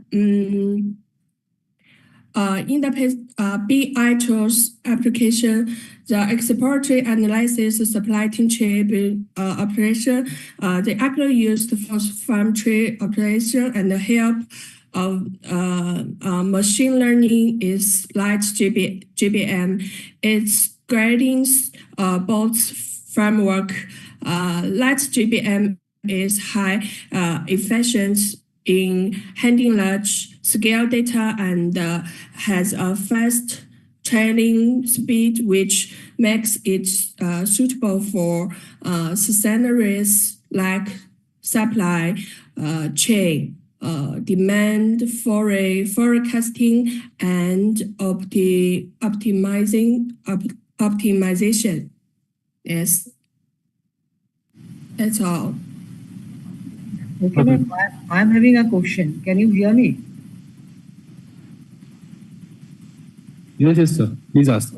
What's your idea about business intelligence? How could you incorporate the concept of artificial intelligence within the business intelligence? Is it the applications of certain tools to get some outcome or something else?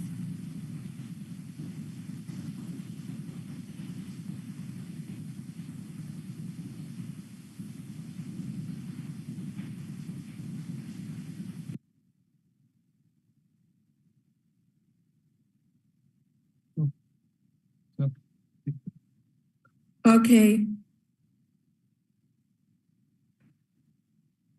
I think in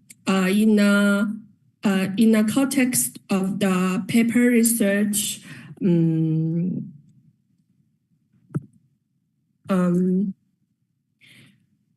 artificial intelligence can be incorporated in the business intelligence in the following ways: tool application, user tools based on the tech such as DBM machine learning algorithm used in the paper to process and analysis supply chain data for demand for forecasting and optimized decision making, and data integration integrate data obtained through artificial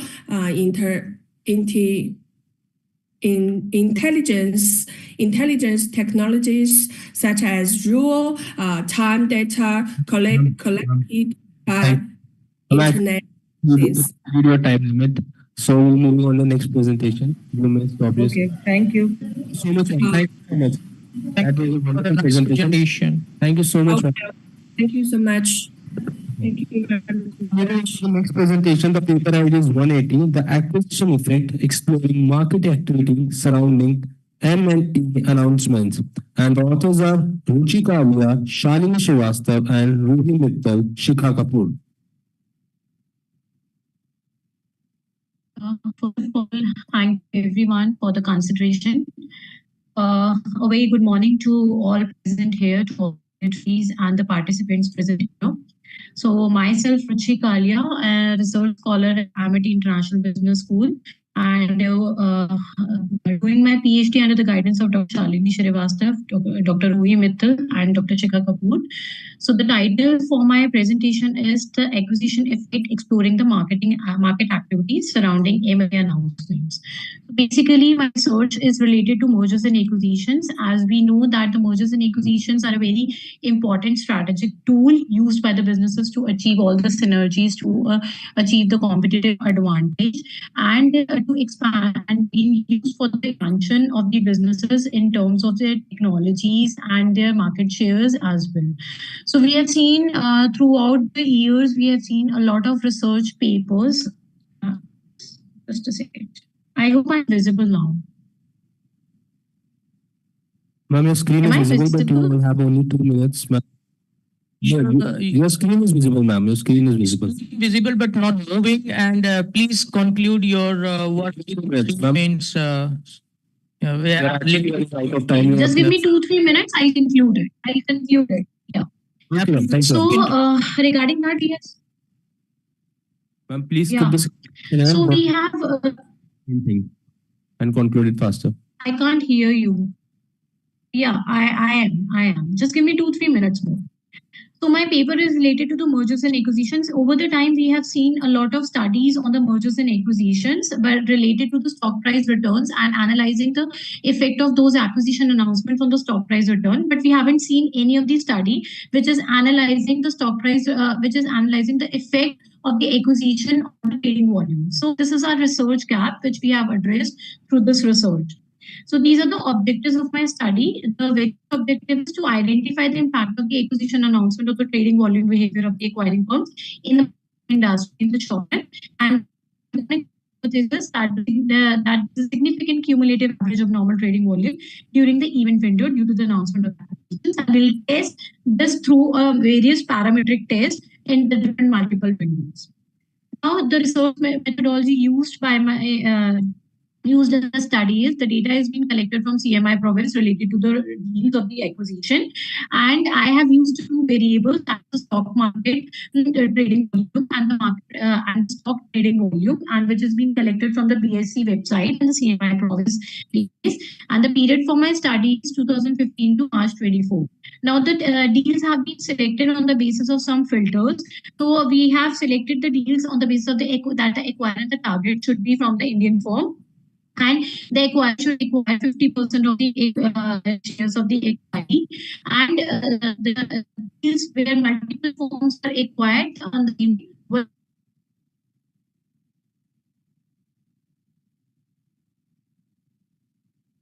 Ma'am, please be disconnected.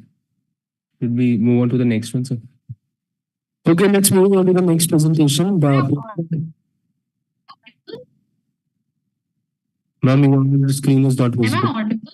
Yeah, you are audible, but your screen is not visible. Please share your screen. And ma'am, please do it faster because you will be having only 1 minute. Your PPT is not visible, ma'am. Ma'am, PPT is not visible. Please do it faster. Is it visible now? No, ma'am. Is it visible now?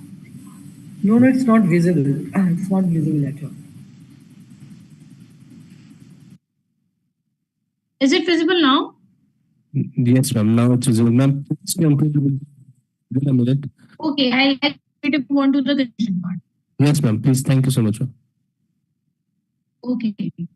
So I have used the event study methodology wherein I have used this expected model related to the trading volume activity. And this is the market model which I have used to identify the trading volume of the acquirers and the impact of the acquisition on the trading volume of the acquirers. So these are my results. So I have seen that the average trading volume and the cumulative average trading volume was negative throughout the days. But for the very short span of time, the trading volume was high during at the day of the announcement only. So this is the graphical representation of that. Now I have tested that my results by using the two parametric tests, which is what my cross-sectional standard deviation test and particular Z test. Again, this is in which we can see that in the event flow of 21 days, the result, but we cannot see any announcement effect. But shortest one of time wherein we talk about the 5 days and wherein we talk about the 7 days.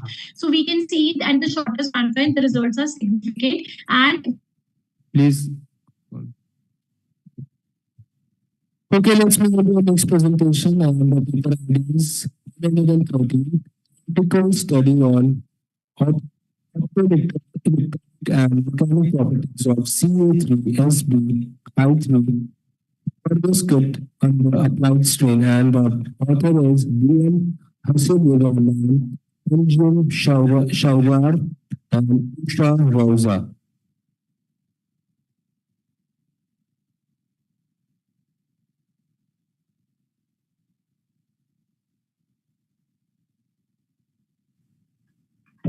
Hello, this is DM Hasibur Rahman. There is my presentation on the theoretical study on optoelectronic properties and mechanical properties of CH3 SBIC peroxide under applied strain. Here is my table. So, Hello?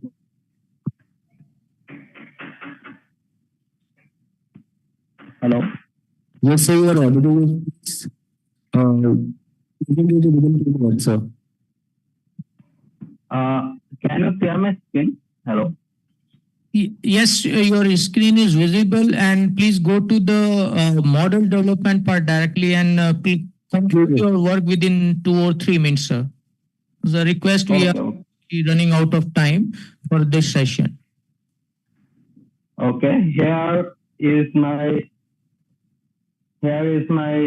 simulation methodology we have used in this research, which is actually based on density functional theory or DFT theory, and we have used GGS EBA extends correlation functional and DFGS optimization technology using the software Material Studio Cascade. And here are the results of my research, in which we have applied strength to see the electrical, mechanical, and optical properties of this material. And here is the band gap of the material at an unstrained condition. And here is the result of strain on the electrical band gap on this material. And we can see that there is a considerable change in the material band gap under applied and compressive and tensile strain. And here is a graph representing the change in the value of the band gap. Here we can see that while applying compressive strain, the band gap of the material increased. While applying tensile strain, the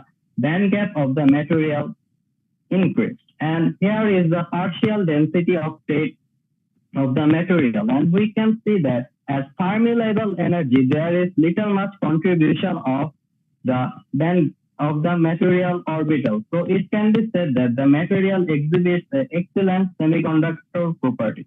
And while applying strain, we can also see that the material exhibits 5s orbital energy at below Fermi level and 3s orbital energy at above Fermi level, which indicates the material is very good conductive ability. And here we'll go to the optical properties of the material. First, we'll see about the optical absorption, and we can see that while applying strain, the optical absorption of the material increases at UV energy level and visible light energy level.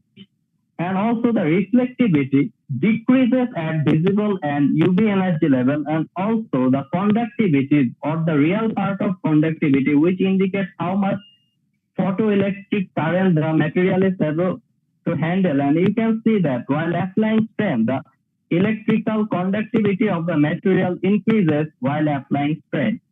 And here are the mechanical properties, which will be conducting our Young's modulus and Poisson's ratio. We can see that while being unstrained, the Young's modulus of the material is high, although while applying tensile strain, the Young's modulus decreases a lot, which indicates the concluded. Sir, please directly go to the conclusion part. Okay. So the session is good. Yeah, thank you. Here in the conclusion part, we can see that while applying strain, the material showed excellent properties as the band gap of the material increased while applying tensile and decreased while applying compressive strain, which indicates the material can be used in solar cell application. Also, the material exhibits excellent semiconductor properties, which indicates the material has a very good future in the solar cell energy. And also the compressive strain, the Young's compressive. Hello? Yes, sir, now you are audible. Please. Fast, sir, fast, please.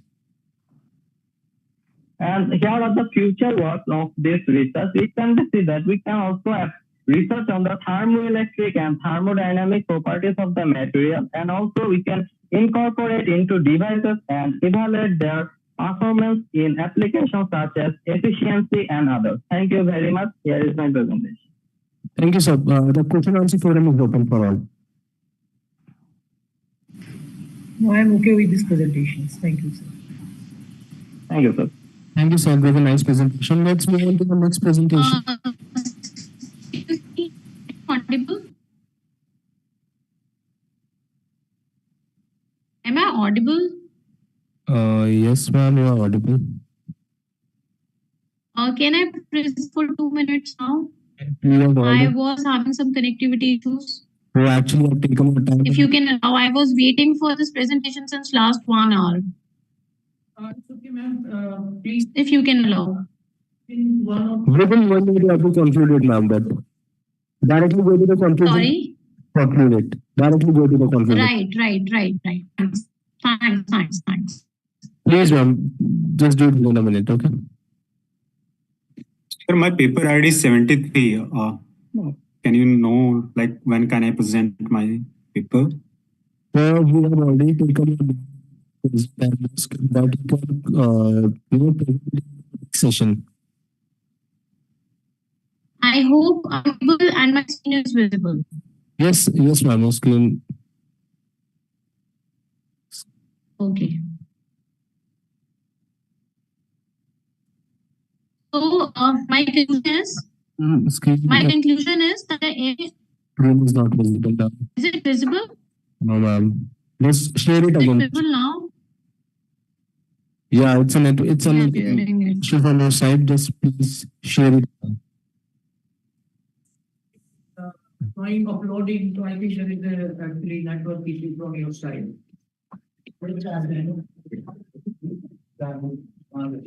Should we move on? Maybe, ma'am, We'll take your presentation in the last. Let's move on. Yeah, in the next session we can conclude it. So let's move on to the next presentation. The paper ID is 114. Fiction duration of vertical ground motions of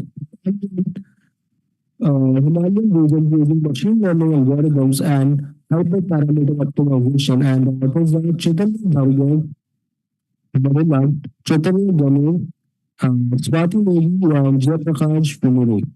Please go on. Yes, can you hear me, sir? Hello, can you hear me? Hello? yes, please continue. Okay.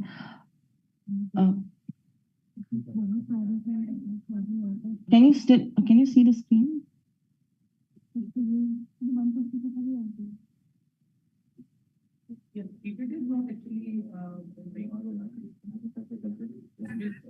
Hello. Yes, sir. Can you see the screen? To the committee. Can you see the screen now? Let's conclude within 2 minutes, please. We are actually running out of time. The session is almost concluded within 2 minutes. You can see the screen, right? I can start. The title of my paper would be Prediction of Duration of Vertical Ground Motions of the Himalayan region using machine learning algorithms and hyperparameterization optimization. Here we are trying to predict the significant duration and bracketed duration of the earthquakes. As we know, the earthquakes have horizontal and vertical ground motions, and horizontal ground motions are more significant and more studied, whereas vertical ground motions, though they have a lot of significant impact, it has been discovered less. So here we are trying to overcome that. And here in my data set, we have used 630 vertical ground motions from the Himalayan, and the features that we've used as input parameters are distance, velocity, and magnitude. To predict the significant duration and the bracketed duration, we have also done the pre-processing of handling missing values and standard normalization. The significant duration here means time period during which the specified percentage of the total seismic energy has been released. Bracketed duration is for the first accidents and the last accidents of a threshold acceleration level. It helps in assessing the structural damage potential. These are all the machine learning models that we have tried to work with, and I have come up with the best model for the significant duration and the bracketed duration. For the significant duration, we could see that LS boosting has performed better, and for Gaussian process regression, the bracketed duration. So we can see that this decision tree where we have used spine tree, medium tree, and also coarse tree, an optimizer tree to we've used to understand which model predicts better. So ensemble learning and boosting technique has been used for, and it has performed better as the higher R value for the significant duration. LS boosting, where it sequentially learns to improve their models by learning from the previous error of a previous model. We have also used hyperparameterized tuning techniques, where we have used the Bayesian optimization, where automatically it learns to understand the and selects itself the hyperparameters for a particular model. So learning rate and regularization parameters and kernel types are some of the hyperparameters that we have used in these models. The tree depth and also the number of estimators for the random forest and gradient boosting techniques. So the Bayesian optimization here helps with predicting the promising hyperparameter values, evaluating the model as when updates it properly, as it is a probabilistic based approach to find the optimal parameters. And we have used these performance metrics, that is RMSE, that is root mean square error. Lower RMSE indicates the better performance, and R square error has been focused more, where a higher R value is a better model, better fit for the model. Then we have also used SHAP test, where it helps understand the output of the machine learning models and helps understanding the impact of the distance, velocity, and magnitude input features for the significant duration and bracketed duration for specific models. So we have used summary plot, dependence plot based on the color gradient. Yes, ma'am. Ma'am, please conclude it, ma'am. Please. Now you just directly go to the conclusion. Thank you so much, ma'am. Okay, I'll just go to the conclusion. So you can see that these are the results from the table, and the specific R values are greater. So in case of this optimizable ensemble for the ST and exponential GPR for BD and hyperparameter tuning, Bayesian optimization has been used for optimizing my ML models. This study helps in understanding the better seismic hazard assessment for Himalayan regions, and it helps us understand the duration of a particular earthquake so that we can it helps us in evacuation process. Thank you. Thank you, ma'am. So now the question answer forum is open. Dr. Rana, if you have any questions, you may ask. Okay, with the presentations, it's a good one. Basically, in this topic, he mentioned hyperparameter tuning. It's okay. Yes. No issue. Okay. Thank you. Okay. Thank you. Thank you. Let's move Excuse on. me, am I audible now? I'm really sorry. I am been disconnecting so long. So I've changed my internet connection. Just give me last 2 minutes to present. Just a minute. Just directly conclude it and finish it, because we have ended the Yeah, session. I'll straight away move on to the conclusion part. Please. And we'll conclude in 2 minutes. Just give me this last opportunity. I've changed my internet connection and I'm hopeful that it will work now. Okay, ma'am. Go ahead.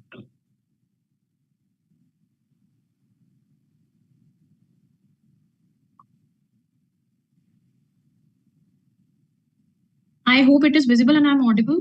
Not visible. Just directly go to the conclusion. Yeah. Okay. Yeah.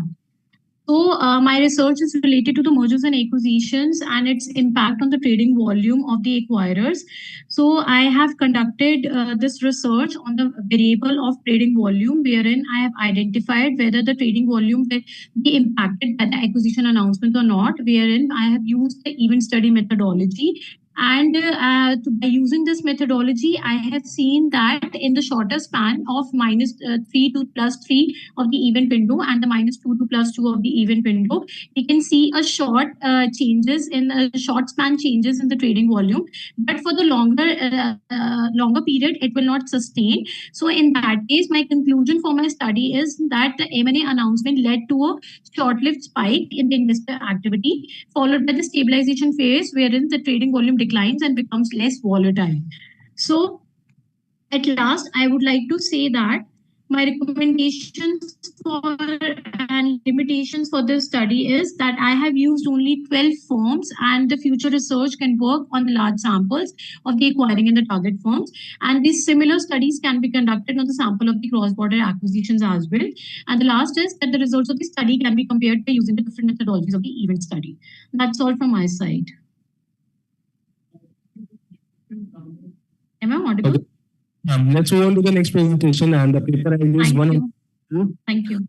Comparative survey on present scenario, modern trends in image steganography, and author are Soumyapal Dilip Kumar Yadav.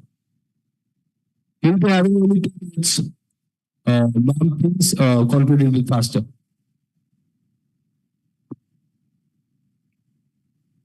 Okay. Good morning. My screen is visible. Hello. Yes, it's visible. So please start. Okay. Thank you.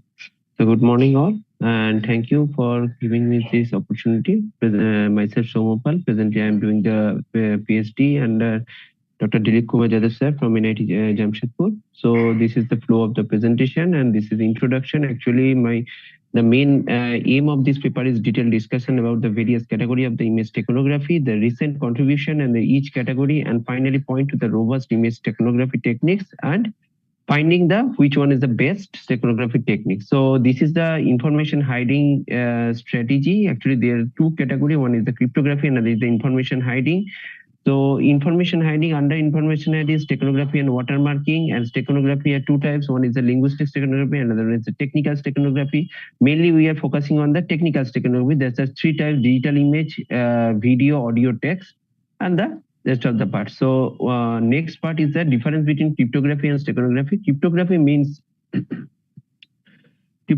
secret writing, and the steganography means covert writing. So what the working process of the cryptography, first it takes a plain text and it passes to the encryption process. For encryption, it uses a key and it will generate a ciphertext. And after generating the ciphertext, it will pass to the decryption process, and using the same key, it will generate the plain text and transfer to the recipient part. But here, just cover the main plain text or the secret image is covered with the another data and passed to the embedded function. And when it passes the embedded function, a key is add here and generate the stego image. That means the covered image. That is the embedded image, and after it is passed to the extraction function, and it will added with the key and generate the previous secret image. And this is the steganography classification. These are 5 types of steganography classification: text, video, audio, image, and network. Mainly we are discussing about the image steganography. So lossless and lossy comparison. Actually, the lossless and total 5 types I am discussing here. Mainly the 5 types of image. Which image is in which purpose it is based or performing best, low or high. In LSB is one of the popular steganography technique. Here the PNG is performing the high steganographic strength. Actually is performing good. In BMP it is very high steganography strength for research and testing. JPG is DCT based steganography. It's performing medium, and so on.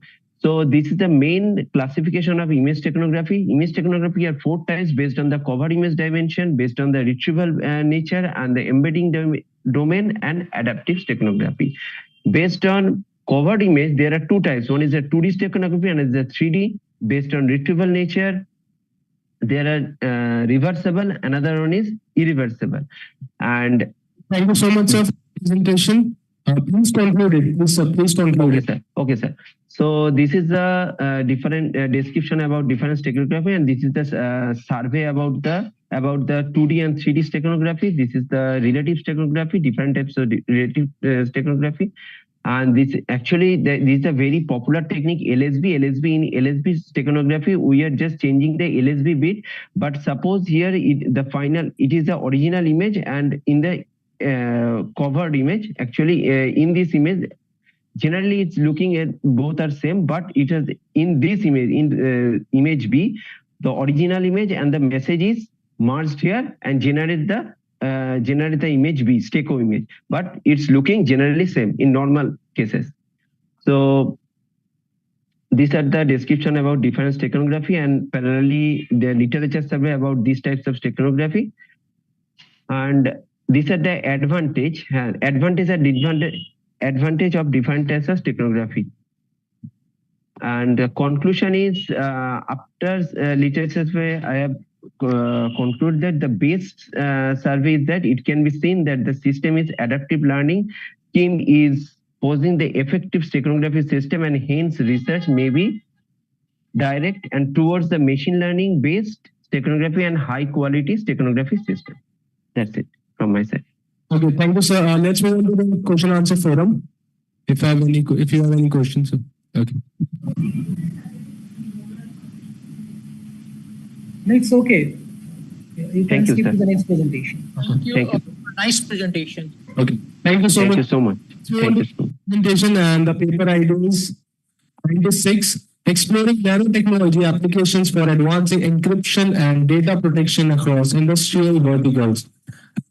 Akash, Abhishek Bhushan Singhal, Rajesh Kumar, Ahimsa Bhardwaj, Anirban Kanjilal, and Lalita Tyagi. Hello, sir. Good afternoon. Is my screen visible? No, ma'am. Please share it.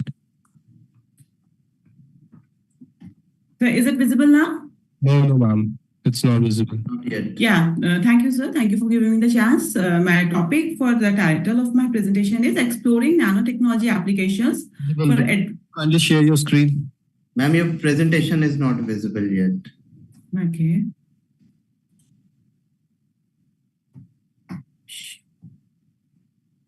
Is it visible now?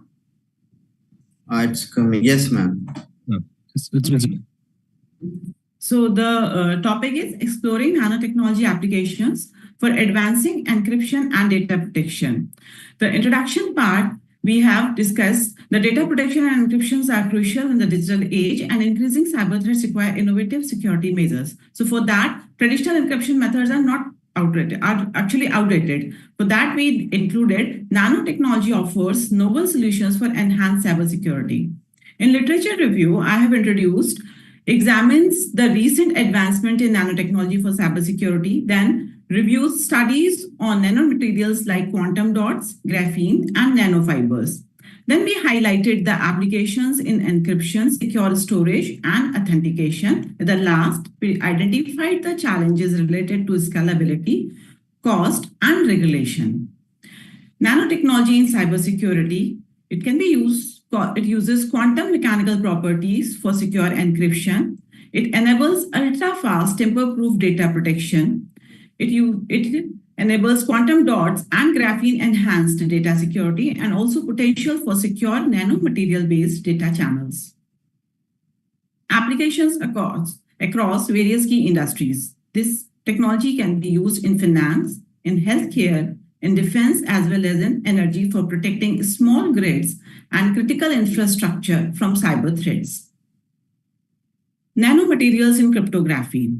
So the quantum dots for quantum cryptography include quantum key distribution for unbreakable encryption, resilient against eavesdropping and cyber threats, nanowires and nanosensors. Out of time, please conclude it faster. Okay, ma'am. So I'm skipping few of my slides and coming directly to my research methodology.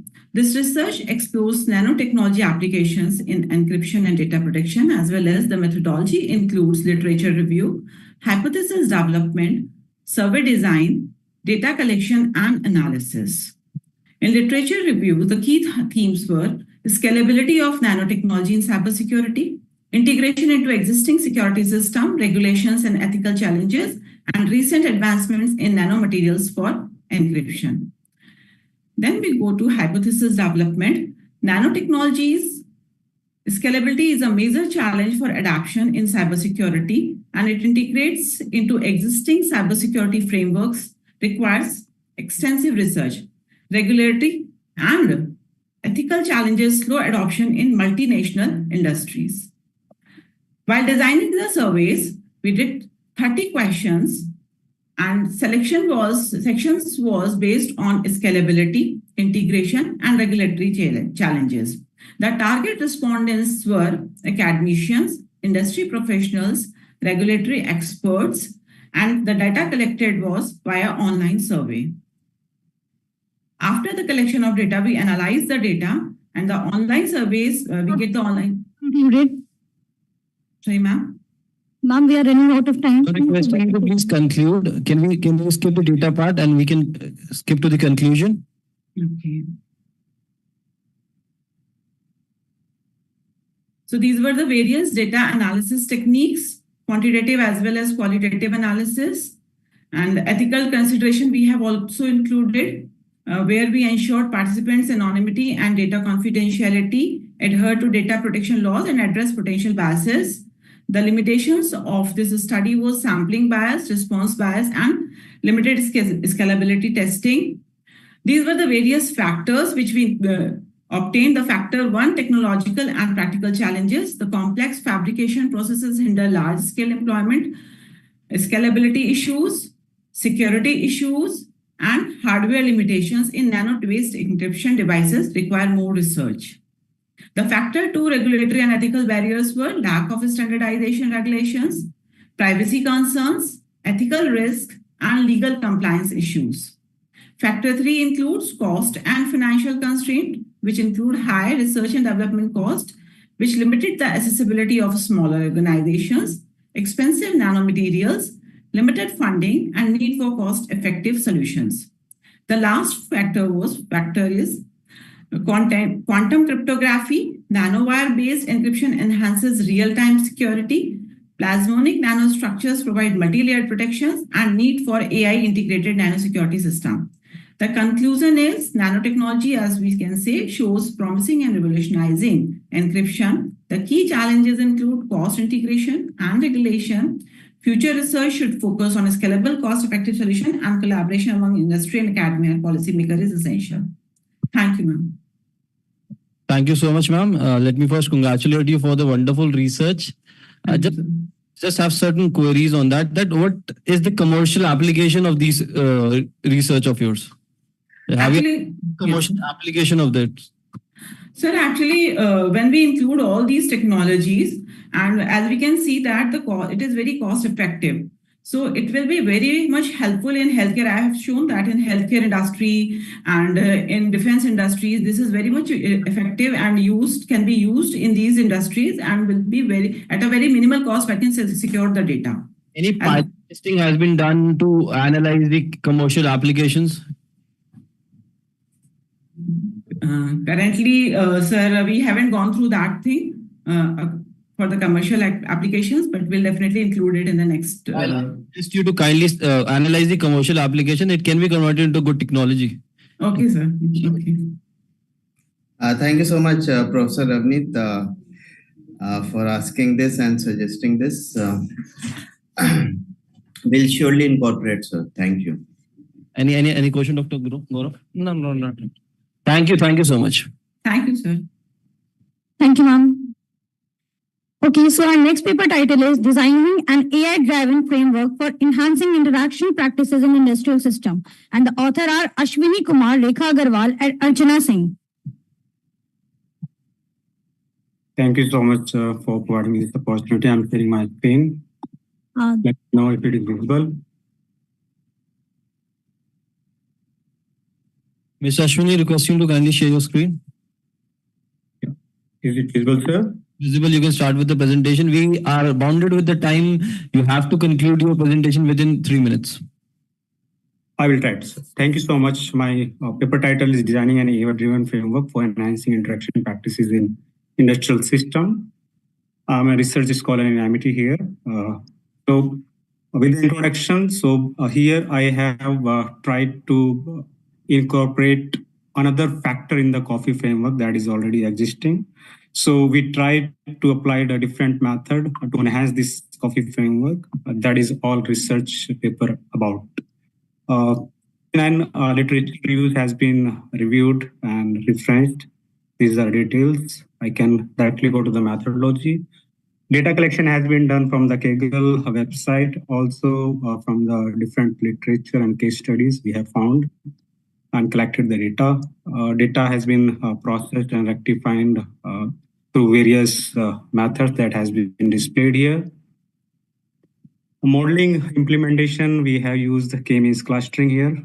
Why? Because it identifies patterns in customer data and help differentiate intervention modules. Like we are assessing here human only, AI only, and the combination of this coffee framework that is co-created. A performance metric evaluation, these 5 areas has been included. One is the creativity, efficiency, user satisfaction, adaptability, and the accuracy. So result analysis, how it has been done. Based on these metrics evaluation only that are displayed earlier, accuracy, precision, usability, user satisfaction, adaptability, and creativity. So based on the data that we have feed into this coffee framework, these are the results that we have received for accuracy, precision, usability, user satisfaction, adaptability, and creativity for human only, and the AI and the coffee collaborations. Also, the 2D and 3D scatter plots has been done for both these things. We can discuss the result now. The coffee collaboration achieves highest accuracy, almost in compared to when combining AI precision. Wherever AI only model was a lower accuracy, and precision is consistent in all these in the coffee and AI only. If we discuss the performance matrix evaluation on the first 2 parameter, that is usability and user satisfaction. Here we can see AI achieves highest usability, while coffee collaboration achieves higher satisfaction. On the next is on adaptability and creativity. Here we can see the AI only model demonstrates the high adaptability. And creativity also has a good score 0.75 in compared to 0.90 when we have used the coffee collaborations. And now we can jump on the conclusion. So coffee framework proves to be the most effective model, leveraging the strength of both human and AI. AI only models are efficient in specific metrics like usability and creativity that it displayed by the results. And coffee collaboration is a synergetic approach, achieving a balancing performance across all the metrics. Thank you so much, sir, for giving me the time of 3 minutes. I tried to conclude everything in that. Thank you so much. Any questions, sir? Thank you so much, Ashwini. That is a very precise presentation. Now the forum is open for questions. Any questions, session chairs? Good afternoon, Ashwini. Ashwini ji, can I go to that slide where you talked about data missing handling? I think we are talking about the handling missing data. If you can go to that. Your voice is breaking. Okay. Could you please repeat your questions? Show that slide where you're talking about missing data handling. Okay, sir. Data is missing, you are saying? My question is how you are handling this missing data? I'm not able to understand the question, sir. Sorry for my English. How you are handling your missing data? Data source, this website, sir, we have collected the information also from the different use cases. Data has been used, sir. Can you show that slide, please? Yes. Put on sharing mode. I'm sharing my slide again. Mr. Ashwini, sir is asking you that you talked about missing data in your presentation. How you are managing that missing data values in the data set for further research? Definitely, sir. So here if you see... What is it? In the methodology, sir, it will be. Yeah, that slide only. Yes. So we are talking about what technique, what methods we are using to handle our missing values. Yes, sir. Just a second.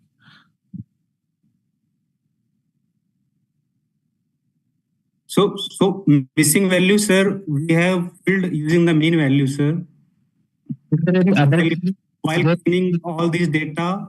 Any technique you can suggest for the missing values? Any other method you know? As of now, this is the only things that we have done while we found that this value is missing, so we have used the mean value, sir. Okay, thank you. Just one suggestion, it is not a correct approach to for the missing value. Every time the mean value can be considered as a replacement. So you need to have a valid justification and citation for that. Sure, sir. I will keep this in mind. Thank you so much. Thank you so much. Thank you so much, sir. Thank you. Okay, that was a wonderful session. Let's move to the next session. The session name is Innovation Management Information Technology. And our session chairs are Dr. Gaurav Mishra, Dr. Ramit Singh Bhandari, and Dr. Vivek Kumar. Dr. Gaurav Mishra is a distinguished academic leader. He serves as the Chief Proctor at Amity University, Greater Noida. His research interest includes machine learning and data analytics. He has published several international journal papers. Dr. Ramit Singh Bhandari is an international author and academic. He has expertise in digital marketing, social media marketing, and SEO. Dr. Bhandari has published over 30 articles in reputable journals and authored a book on PPC strategies. Dr. Vivek Kumar is an assistant professor at Amity International Business School, Amity University, Noida.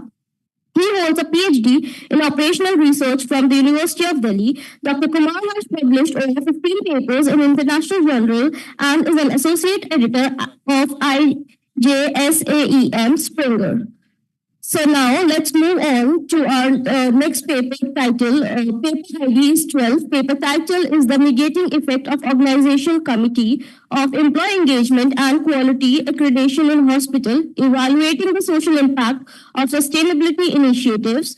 Authors are Archana Kaul, A. Bhumi Devi, and Praveen Kumar P.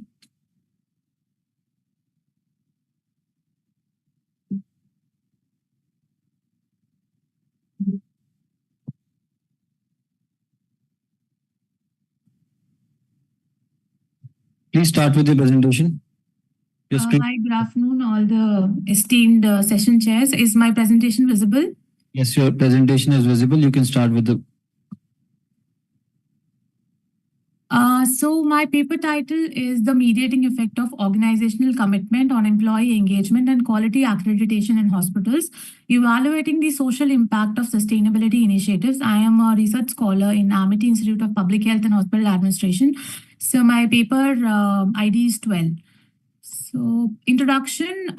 So as we know, the healthcare industry is going under a paradigm shift now, where the focus has shifted to benchmark, to quality, to productivity, efficiency, while keeping in mind the holistic well-being of employees.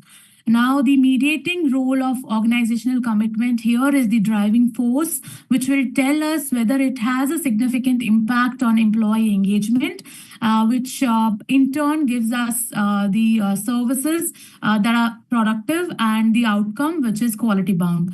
Organization commitment is increasingly recognized as a key factor for attracting and retaining the talent necessary to maintain as a key factor in healthcare system. Organizational commitment encompasses the creation of work environment that are physically and psychologically supportive, enabling employees to fulfill essential personal needs through their work experiences while advancing the organization's objectives, mission, or goals. Mediating role of organizational commitment has been the focus of research for several decades and is linked to various antecedents and outcomes by measuring the social impact of organizations' well-being holistically by initiating comprehensive and strategic approaches to engage employees for quality accreditation. Basically, we are the motive of this paper is to see whether OC is a driving force for EE and HQA. So whether OC has an impact on the engagement of employees, which in turn has an impact on quality accreditation. Literature and research gap.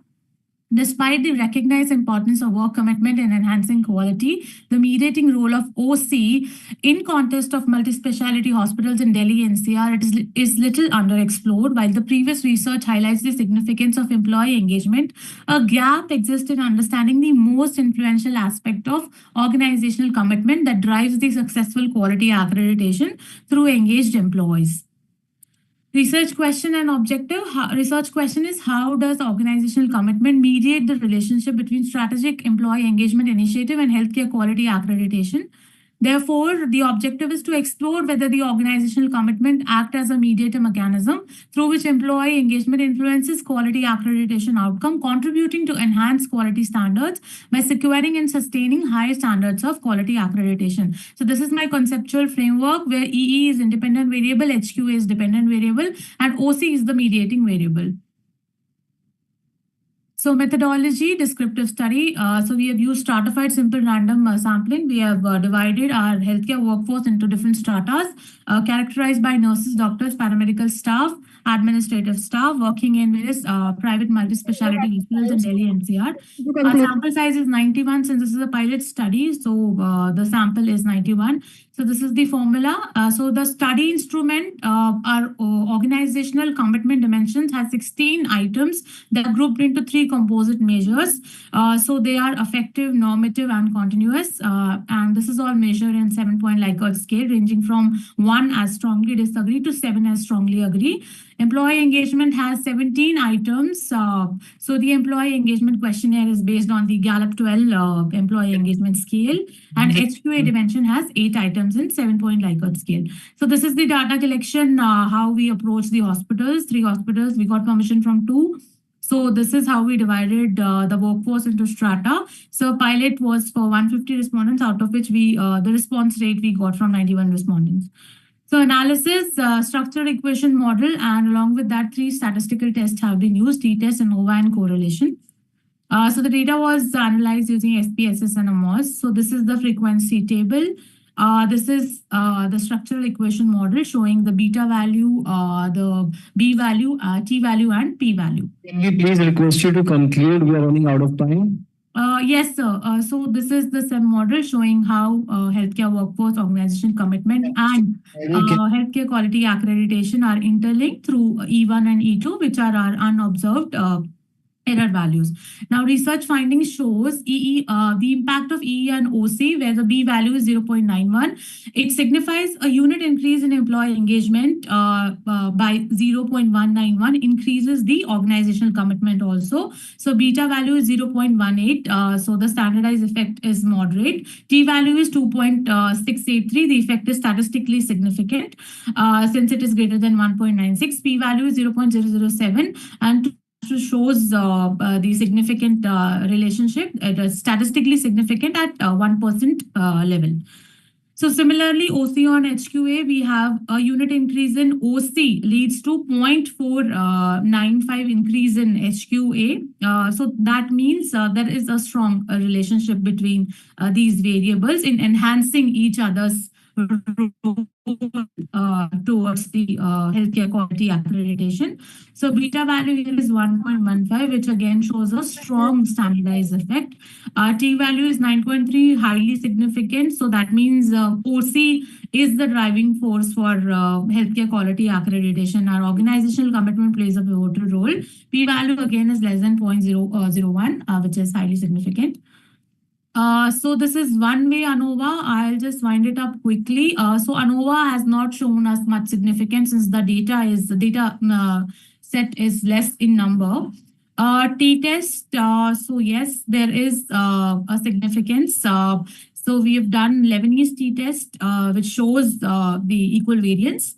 And we have done t-test where the p-value is less than 0.5.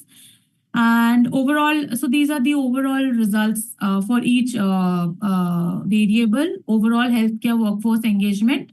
So p-value is less than 0.05. So there is a significant difference between the 2 groups. So again, overall organizational commitment, T is 2.97. The degree of freedom is 89. P is 0.004, since P is less than 0.05. The difference in organizational commitment is significant. So mean difference is 13.27. Similarly for HQA, so there is a significant difference. Final interpretation, since all the variables have p-value less than 0.05, we conclude that significant relationship or differences exist between the groups while we talk about the t-test. Healthcare workforce, organizational commitment, and HQA, this suggests that these factors significantly influence the group when being compared. For example, if one is increased, the other will also increase, and so on and so forth. This is the correlation table, Pearson correlation, showing the correlation between the different variables.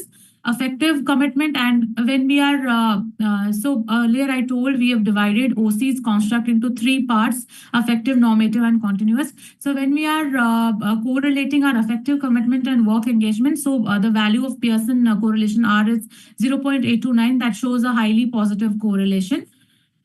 Similarly, for continuous commitment, it again shows a moderate, and for normative, it shows a strongly positive. So continuous is when your employees are just staying in the organization because they're not finding any better alternative. So they tend to work somewhat with zeal, not full to their potential. Normative shows the employees who feel obliged to stay with the organization, demonstrate high level of engagement. Similarly, with effective, the employees who are emotionally attached with the organization will work more towards the betterment and quality outcomes. So overall, organization commitment and workforce engagement is 0.69, so it shows a strong positive correlation. So effective has a strong overall, continuous has the weakest, because since I told the employees are not finding any alternate. So overall organizational commitment significantly contributes to healthcare workforce engagement. Now conclusion, employee engagement significantly impacts the organizational commitment. Organizational commitment has a strong and high significance on healthcare quality accreditation. The SEM model also supports the hypothesis by improving the employee engagement enhances OC, which in terms leads to better healthcare accreditation. These are some of the 2-3 references that I've mentioned. Thank you. Thank you so much. Thank you so much. Thank you, sir. Now the forum is open for the questions. Any questions, sir? Apsaraji, I don't have any question. Suggestions are, I think you can check your name in the slide 1. Okay, I think you are on PhD scholar now. Yes, sir. So then you can check your name on the slide 1. And second thing, you are the scholar of IMT Noida only. So my suggestion is to, whenever you have the conference in Noida only, I would suggest to present these papers physically. That's suggestion only. So I should have presented physically, right, sir? Yeah. Sir, actually, today I had some problem because my in-laws are not here. I have a small baby. He's just woke up. So, yeah. So that is the thing. Definitely, sir. Next time, I'll ensure I'll present physically. One more thing, ma'am, your sample size was 91. Statistically, you are not able to justify requesting you to kindly increase the sample size to justify the implications of the study. Yes, sir. Definitely, sir. Since it is the pilot, so that's how. Thank you so much, sir. Thank you. We can move to the next paper, please. So the next paper ID is 13. The paper title is Conceptual Evaluation of Westergaard Relationship with Stress Analysis in Rigid Pavements Using Computational Techniques. And authors are Harish Gangaraju, Deepti Avirani, and Jayaprakash Shamari.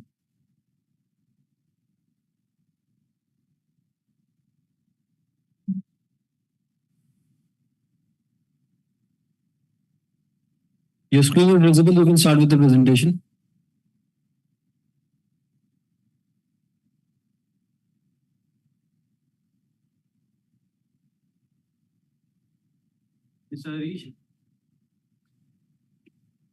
Sir, you can start with your presentation.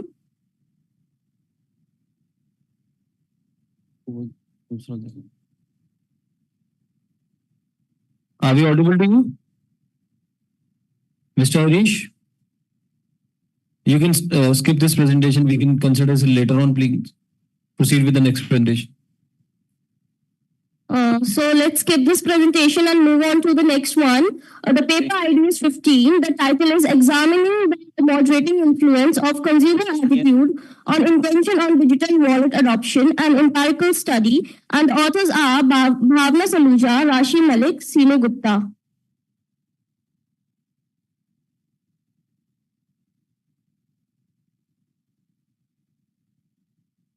Are you there? Skip to the next one.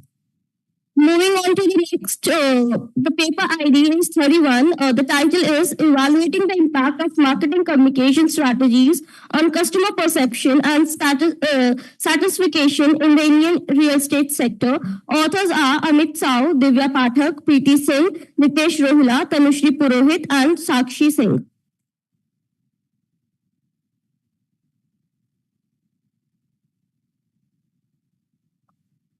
Checking the participation. Yes, sir.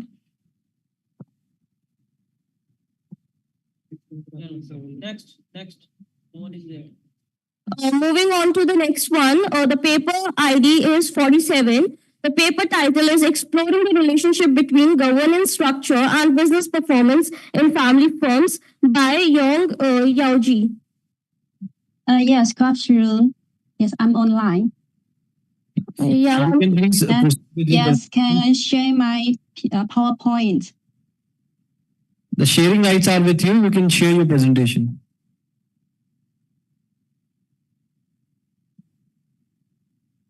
Yeah. Good afternoon, everyone. My name is Xiongya Jie, and today I'm delighted to present my research on the intricate relationship between government structure and the business performance in family firms.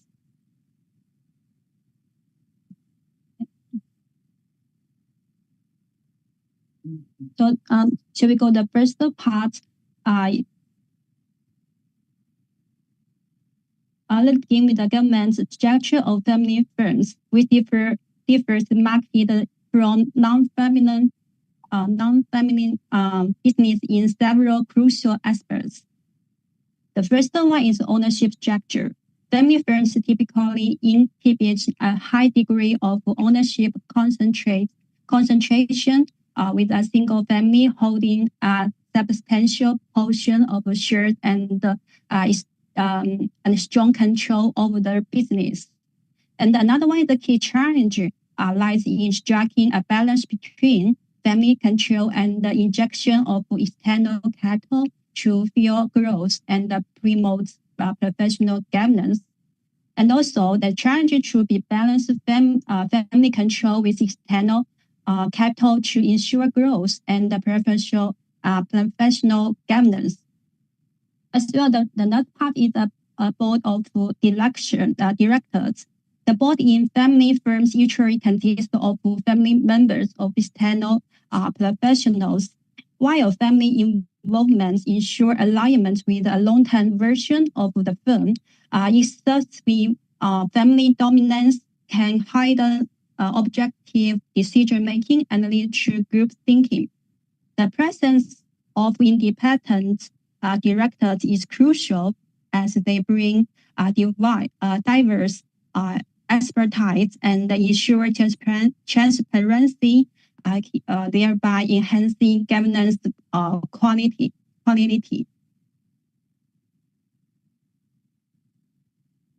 And the management family relationship, many family firms grapple with dual roles, where family members serve as both owner and managers. While this can foster a strong commitment to the business, it also raises concerns about favoritism, a lack of professional management, and conflicts of interest. A best practice dictates the need for clear boundaries between family ownership and the professional management to ensure their operational efficiency and fairness. In many family firms, the power is concentrated, leading to faster decision making, but also potential governance risks. Excessive centralization can stifle fire innovation and reduce managerial independence. Effective governance mechanisms such as dependent board oversight and well-defined decision-making process can improve strategic efficiency. Can you please skip to the research methodology? Yeah, please. Sorry. Please. Yeah, I will keep on. Yes. No. And this is the part about the data collection and the sample selection. Data was resourced from company annual report and China Central for Economic Research data databases and the regulatory announcements. And to explore these governance elements, the study employs an empirical approach based on 108 listed family firms in China. And companies in the financial and the insurance sectors were excluded due to differing regulatory environments. Firms with missing data overseas listing or recent measures were also excluded to ensure data consistency. And their key variables analysis. Performance variables return on equality was used to measure business performance, and the governance variables this includes ownership concentration, both sides, number of independent directors, board meeting frequency, and the financial leverage. As well, the control variables is accounts for firm size, management tenure, and educational background to control for confounding factors that could influence the relationship between governance and the performance. Data were analyzed using SPAT 24 with the graphics analysis applied to determine relationship between governance factors and the performance. And as well examined the correlations, multi-collinearity issues, and the overall model is significance to ensure the robustness and the reliability of the findings. So the C part is the key empirical findings. Sorry, ma'am, we are running out of time.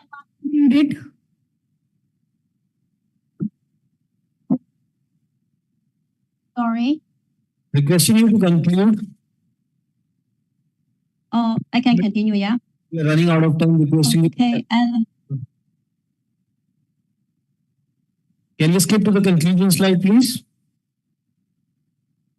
Yes, because I think someone to tell me to stop, or I really appreciate that, but we are running out of time. Request you to skip to the conclusion slide.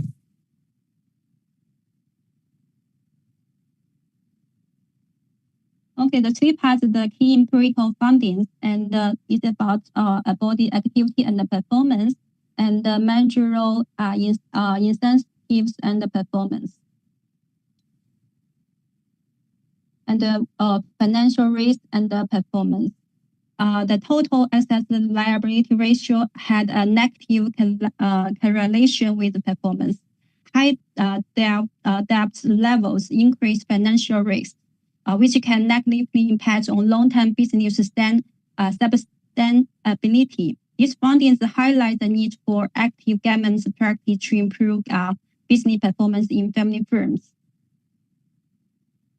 Well, the practical recommendation and the policy implication. Based on these findings, it offers the following practice recommendation for family firms and the policy makers. For family firms, the first one to increase the board meeting frequency, regular meetings, facilitate better governance, strategic alignment, and the faster decision making, as well leading to improve the performance. The second one is the enhanced managerial incentives. Competitive compensation package helps attract and retain talented managers, boosting efficiency, innovation, and overall performance. Thank you. The third one is control debt. Please conclude. Can you please conclude? Okay, conclusion. Yeah. In conclusion, this study highlights the crucial role of governance structures in family firms and the direct impact on business performance. The key takeaways are both activity and managerial incentives are crucial drivers of performance. Excessive financial risk can undermine long-term success. Well-balanced governance structures can ensure both family control and business sustainability. As well, future research directions looking ahead, there are several avenues for future research, expanding the study through family firms in different industries and countries could provide comparative insights and reveal common patterns and different across contents. Additionally, examine the role of control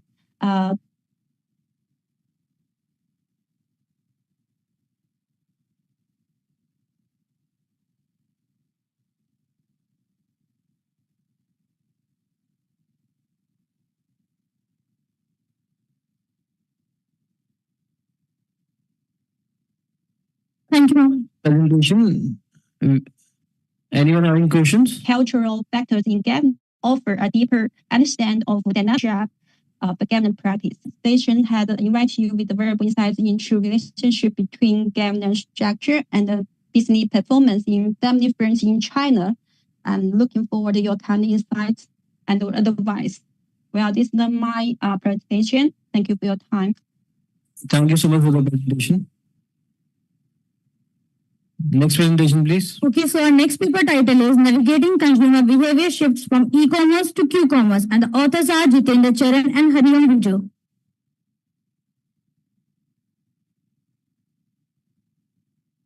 Take the list of participants.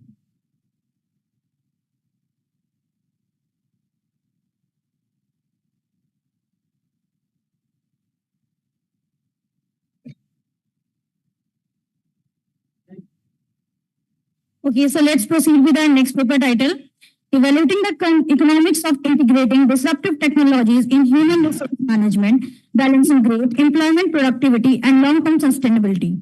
And the authors are Akash, Abhishek Bhushan, Rajesh Kumar, Ahima, and Anibaran, and Lalita Tyagi. Good afternoon, everyone. Good afternoon. Elizabeth, you can start with the presentation, please. Yes, I'll try to be as brief as possible. Okay, so in our paper, we are basically discussing the economics of integrating disruptive technologies and human resource management. So the things that we are looking at is growth, employee productivity, and long-term sustainability. So the basic objective is to examine the economic impacts that disruptive technologies have on growth, productivity, and sustainability.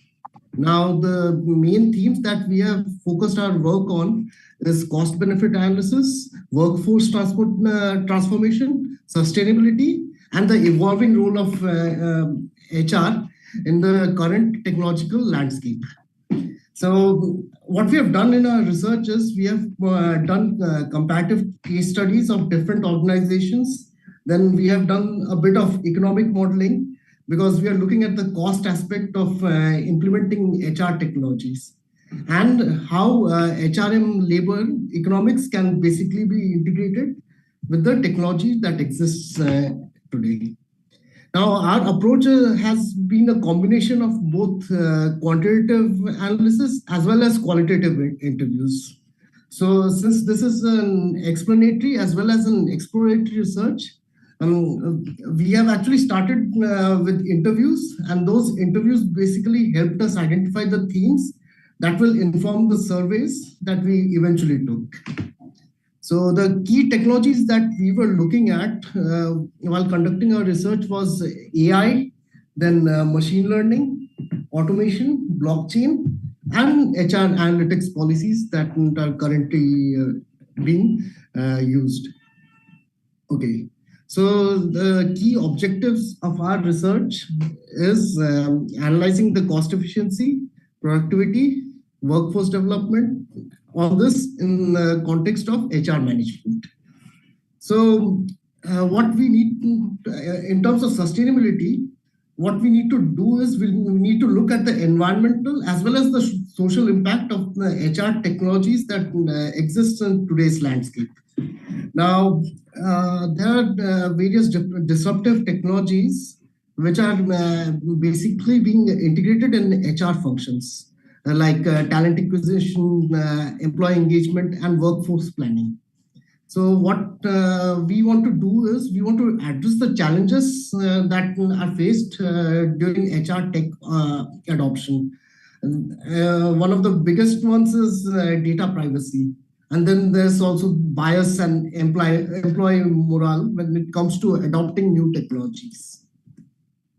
Okay, this is a brief summary of the literature that we have basically gone through to inform our work. So for HR technology and impact, we used the work done by Chung and Park and Garcia. Then for challenges in adoption, we basically looked at the work done by Costello and Taylor. In terms of labor market and automation, we looked at the work by Costa and Souza. It's concluded. Okay. All right. So there were mainly two types of data that we used in our work.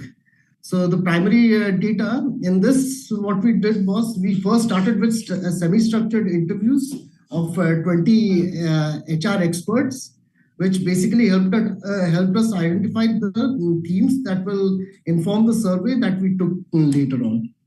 The sampling that we did was basically done with the goal to have maximum representation in different industries like finance, healthcare, and technology. The themes, as you can see, were economic impact, challenges, sustainability practices, and the future outlook. So what we did with our interviews was we basically recorded the interviews, then we did transcriptions of them, and then we identified the themes that come out of the interviews. So just to give you an idea of what themes that we finally identified, this is a snapshot of our paper. So as you can see, these were the themes that basically came out through the interviews that we conducted. And then these themes were what we used to build our variables. The quantitative aspect of our research, basically what happened was we sent out surveys and we got a total of 3,016 responses. So as you can see, that's a significantly big sample. So we are confident that our results are more or less an accurate representation of what the landscape is like right now. Okay, so back to the presentation. All right. So as I said, the qualitative aspect of our research basically included the thematic coding of the interviews that we conducted. And then the surveys were basically what we did. We did a statistical analysis on the responses that we received. And then we identified the sustainability metrics. Okay. Firstly, let's start with the key findings in terms of economic impact of HR technology. Now, we have seen that AI adoption is showing a positive correlation, but the statistical significance is low. The underlying reasons might be that the people are not really aware how to include the AI technologies into their workflow. Then the next thing is okay. So streamlined recruitment and workforce planning basically had a moderate financial impact when it comes to the cost aspect of integrating HR technologies. The workforce planning and recruitment efficiencies showed a slightly negative trend, which could be because it's misaligned with the HR goals of the organization themselves. Okay. Then next we come to employee productivity and workforce development. when we look at this aspect, we see that remote work options show a strong statistical significance, which basically means that the HR tech actually has a strong impact on the cost aspect when it comes to HR management. Now, there's a lack of significance when it comes to personalized learning, automation, and AI-driven skill alignment. With the conclusion. Okay, so let me just quickly skip to the conclusion. Skip the findings and can directly conclude the session. Okay. Presentation. Okay, so should I come directly to the findings? You can skip. Okay. You can skip to the conclusions. Sir, please share the findings and conclusion. All right. So, okay. So the basic idea is that the state in which HR technology exists right now, there's a lack of statistical significance. So basically what's happening is our forecasting capability needs some work. Now, there has been a slight negative association of learning and reskilling. This could mean that possibly our teaching techniques need to be worked on. The next thing is, even though HR technology does support resilience, but there's an enhanced predictive modeling required in order to actually get the more bang out of the buck. Okay, so some managerial implications of our work. What HR tech is basically going to do is it is going to align HR management to maximize cost savings and also increase workforce efficiency. Next thing it is going to do, it's going to help us personalize, the learning frameworks in order to boost engagement as well as productivity amongst the workforce. What blockchain basically does is it improves transparency, and also there's some amount of trust that builds because the information is basically stored in a more robust system. Now, the next thing is since AI is slowly getting integrated more and more into the workflows and different organizations, the idea is to implement more proactive policies in order to ensure that no data breaches happen while integrating AI into the HR management processes. And next thing we need to do is we need to build better predictive analytics for workforce planning as well as reskilling. Okay.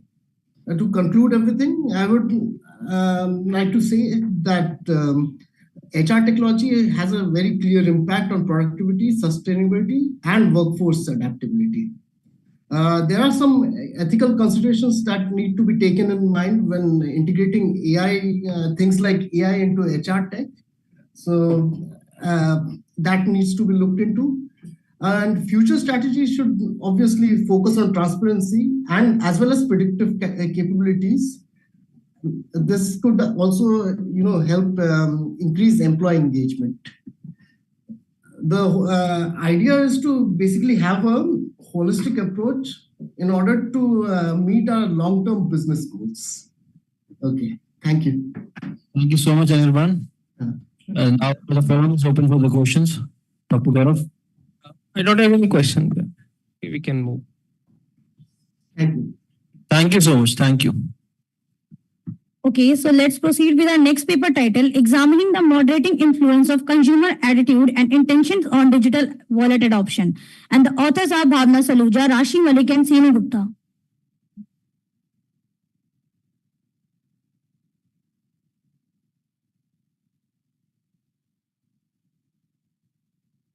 Bhavna, are you there?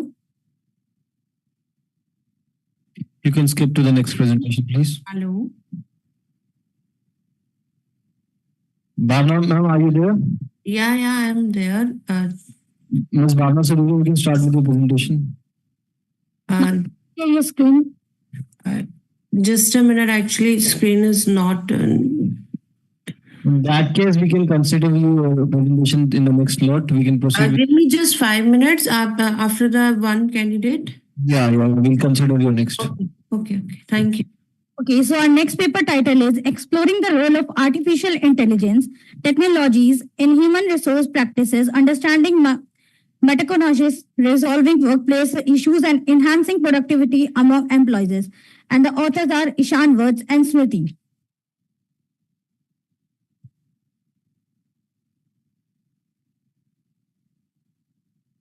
Excuse me, ma'am. This is Vishal Ranavre.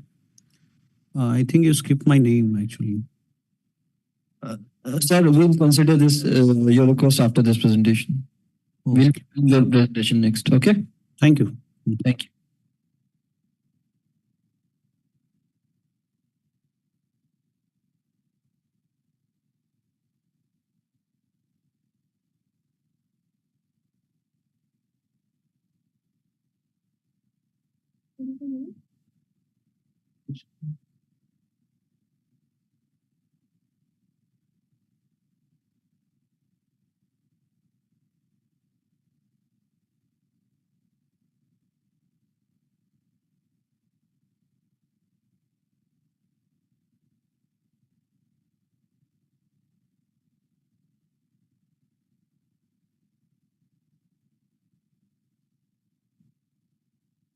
A very warm afternoon to respected chair. Today, I, Ishan Vats, on behalf of Dr. Smriti Sethi, is going to present a thematic analysis upon the topic which explores to find the effectiveness of artificial intelligence, technology in human resource practices, understanding metacognition, resolving workplace issues, and enhancing productivity among the employees. As we go through the presentation, we'll proceed with all the topics mentioned in the table of content, beginning with the introduction to understand that how artificial intelligence and human resource management go hand in hand. So artificial intelligence refers to the computer systems that can perform tasks requiring human intelligence, and the HR is the department responsible for managing employee-related processes. Let's now study the psychological impact of AI on the well-being of HR professionals, which aims to find out the reduced decision fatigue, wherein how AI automates repetitive HR tasks like resume screening and payroll, allowing the HR professionals to focus on strategic and people-centric roles. Secondly, enhanced emotional well-being, wherein the AI-powered sentiment analysis helps the HR professionals detect employee stress levels, enabling proactive mental health interventions. The purpose of the study was basically to find out that this sample is extracted by using the certified purposive sampling, where this sample was taken into consideration to study the post-COVID situations, wherein the organizations implemented AI for the very first time, and to study its effectiveness in different spheres of workplace environment, designations, and varying tenure of the work experience in with respect to the psychology. These are some of the research gaps. One, I would mention that the major gap is the limited exploration of metacognitive processes in HR professionals when interacting with the AI tools. Research method, wherein the participants were 20 in total, were targeted for interviews, ensuring diversity in the roles. Interview design, a semi-structured format was chosen to balance the consistency with flexibility, allowing the participants to express their views freely while ensuring that all the key topics were covered. The analytical plan includes Braun and Clark's 6-phase framework, wherein the data familiarization, coding, searching for the themes, reviewing the themes, defining them, and naming them, and writing the report was included. Trustworthiness and authenticity were taken into consideration, wherein triangulation was achieved by comparing themes and patterns across different participants' responses to identify the commonalities among them. Moving towards the result, this is the result table, wherein codes and the themes were taken out from the study. Metacognition, wherein AI becomes a transformative tool for automating administrative tasks, supporting decision-making, and many more. These are the pie chart descriptions and the depictions included in the PPT. Next is productivity, which includes time management and error reduction. By automating repetitive functions, AI not only saves time, but also minimizes the errors. Next, we have dispute resolution. Traditional approaches to conflict resolution often relied on subjective human judgments and manual data analysis, leading to the inconsistencies and delays. Sleeping patterns were were significantly found to be improved when the AI was implemented into the organizations. AI enables the HR professionals to basically manage their work-life balance, reduce stress, and improve sleep quality. Human error probability in the payroll and HR challenges, wherein the payroll processing involves complex and repetitive tasks, and that even the minor mistakes in these tasks can lead to significant financial losses, legal complications, which were solved by the implementation of AI in the organization. Moving next, we have work productivity, wherein we will be talking about 2 points, namely cognitive load reduction, wherein the AI automates repetitive tasks, freeing employees' cognitive resources for more complex problem solving and creativity. Next, we have workload management, which aims to resolve the uncertainties and offering predictive insights by enhancing perceived control, leading to lower anxiety and higher job satisfaction. Next, we have decision making. One of the most significant advances AI offers to HR practices is its ability to reduce the biases. Resolving disputes were also improved than the human-led resolution.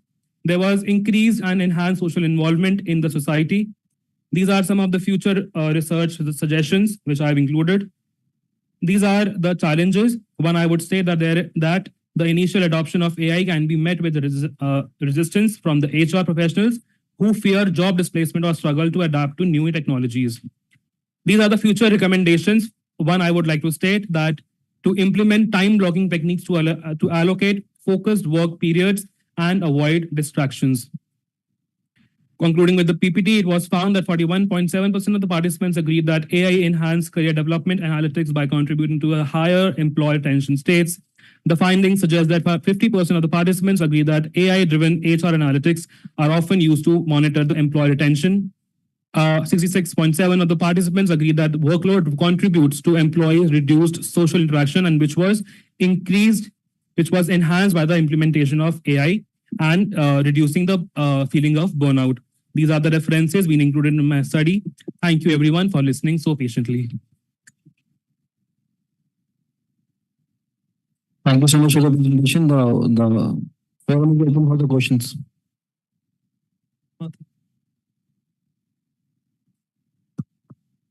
Thank you so much for the presentation. Thank you. You could.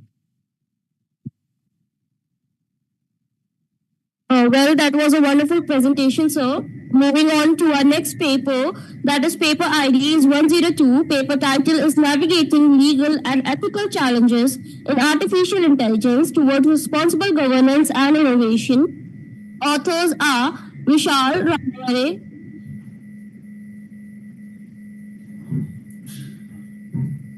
Hello, am I audible?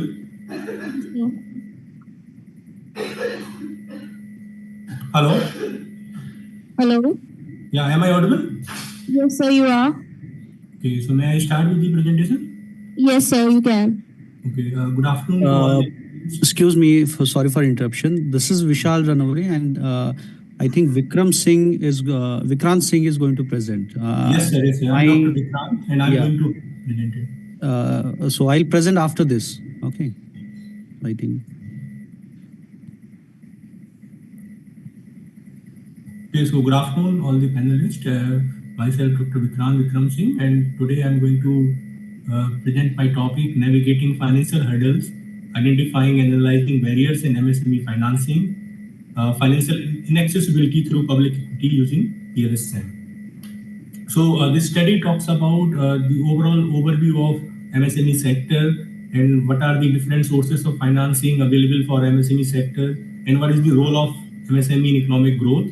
Then it also points out the importance of financial accessibility for MSME financing, MSMEs through public equities, how they can use exchange and other platforms through which they can finance their fundings, their operations. But the problem is, although the public equity platform is available for MSMEs, but there are many barriers which prevents MSMEs from accessing the public equity markets and public platforms. So the key objective of our study is to analyze the barriers of MSME financing inaccessibility through public equity. We have used PLSM approach for identification of factors and for checking whether these barriers are actually affecting the inaccessibility or not. And the scope, if we talk about the scope of the study, then study focuses on MSMEs in India, and it talks about exploring financial avenues and their accessibilities by MSMEs in India. These are some of the research questions which we have framed in our study. So we have identified key barriers which affects the MSME financing through public equity, and then we have checked whether these are contributing to financial inaccessibility or not, and then finally how they are related to financial exclusion, being which can be a matter of concern for MSME as far as public equity market is concerned. So our study is based on these theoretical foundations. These theories are used as a basis for the study.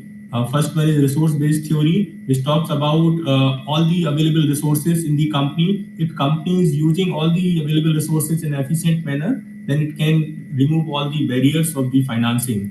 Second theory is financial constraint theory, which always says that company always needs to take care of all the internal barriers, external barriers, and regulatory barriers if it wants to explore all the available sources of finance at its fullest.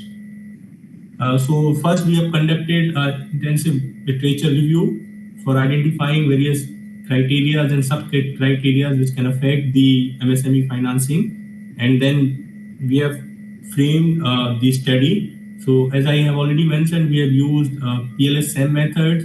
For this study, we have collected data through surveys. The responses were mainly taken from various stakeholders of the MSMEs, which are basically employees of various MSMEs.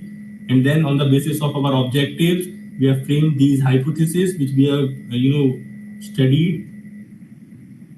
This is a model, proposed model, and the kind of model which we have obtained through the results of our LSM. So as you can see, these are the barriers which we have identified, and we have checked whether these barriers affect the financial inaccessibility of the firm or not.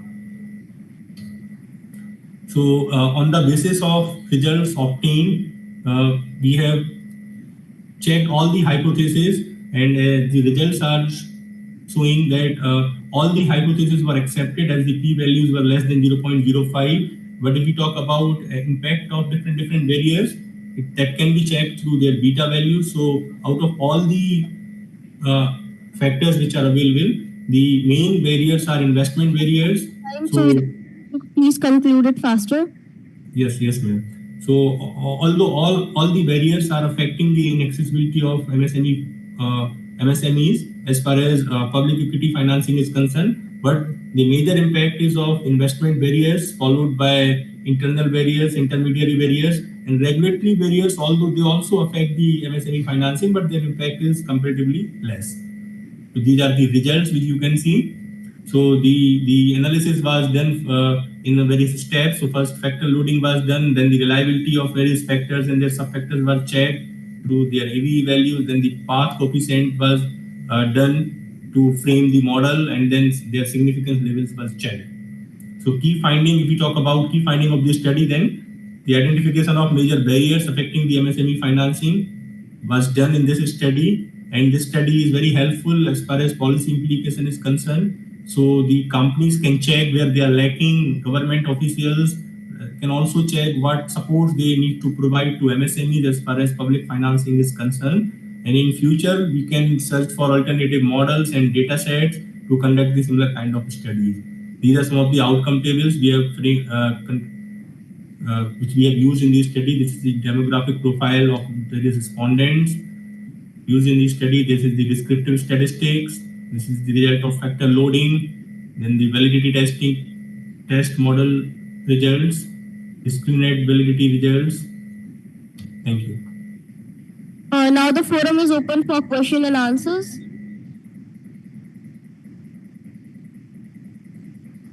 Any question, Dr. Gaurav? No questions, we can proceed to the next presentation. So moving on to our next paper ID, that is 102, Navigating Legal and Ethical Challenges in Artificial Intelligence Towards Responsible Governance and Innovation. Author is Vishal Ranavare. So please share your screen. Yes, ma'am. Thank you. Am I audible? Yeah, you're audible, and you can please start with the presentation. Request you to share your screen. Is it visible? Yeah, it's visible. Okay. Uh, yeah, my topic is navigating legal and ethical challenges in artificial intelligence towards responsible governance and innovation in India. Here, myself, Vishal Ranavre, I am working as an assistant professor at Alliance School of Law, Bangalore. And the co-author for this of this paper is Sonali Karade, who is working as an assistant professor at Jain University, CS and IT department. So it's a collaborative work. The same has been informed to Amity organizers. So please take a note of it. I'll continue with my presentation. As we know that AI, artificial intelligence, has transformed the industry, transformed our lives, and we can hardly say we can say that hardly any sector which is where the people are not using AI to enhance their efficiency.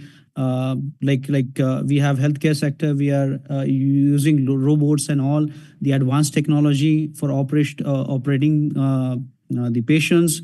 Then in finance, education, and in governance also we are using AI technology. This rapid growth of artificial intelligence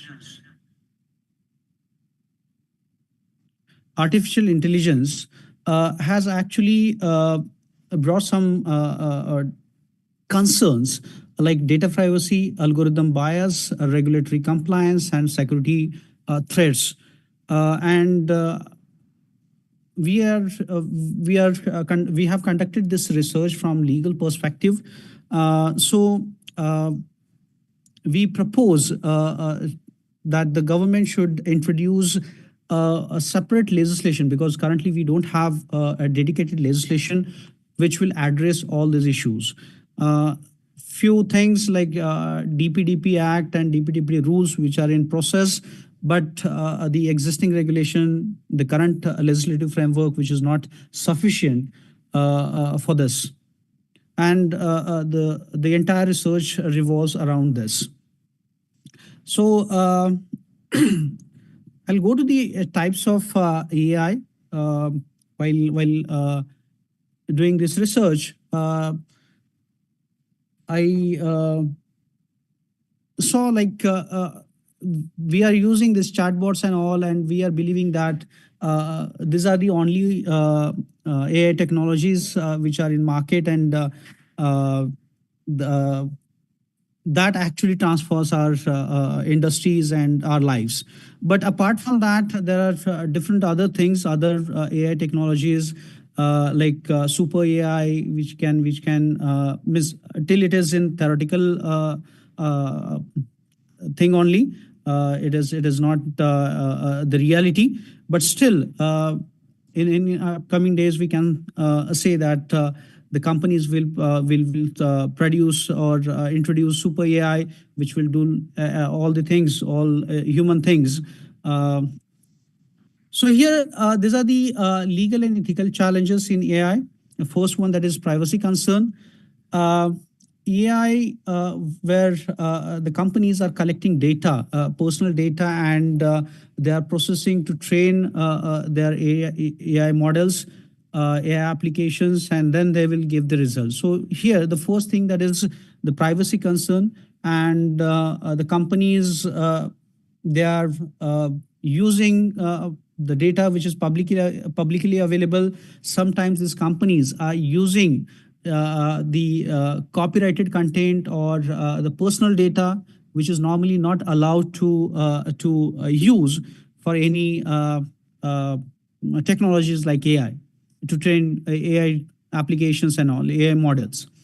Then copyright and intellectual property issues. Recently, we can say that in India, this any news media channel, media, who actually filed a case against OpenAI. Can you conclude faster? We are running out of time. Sure, ma'am, sure. So here copyright concern where the companies, the developers, they are using this copyrighted content to train their AI, which is actually a copyright violation, infringement, which is not addressed as such because the companies, the developers, they are believing that that is exempted under free, what we can, fair use notion. But the copyright laws says otherwise. Then criminal law violation, deep fakes, financial frauds, this artificial intelligence, deepfake technology, which is used to commit financial frauds, cyber crimes, people, they are producing synthetic media and which is widely circulated on social media, then other, the WhatsApp and the other platforms. We have seen so many examples where the AI audio, which the technology that has been used to commit financial frauds. Like in 2024, billionaire Sunil Mittal, who actually, his executive actually got a call where there's Sunil Mittal's resembling voice actually was asking for money or asking to transfer money. So, which is actually a threatening. And in Hong Kong, around 25 million US dollar fraud was committed by using this technology.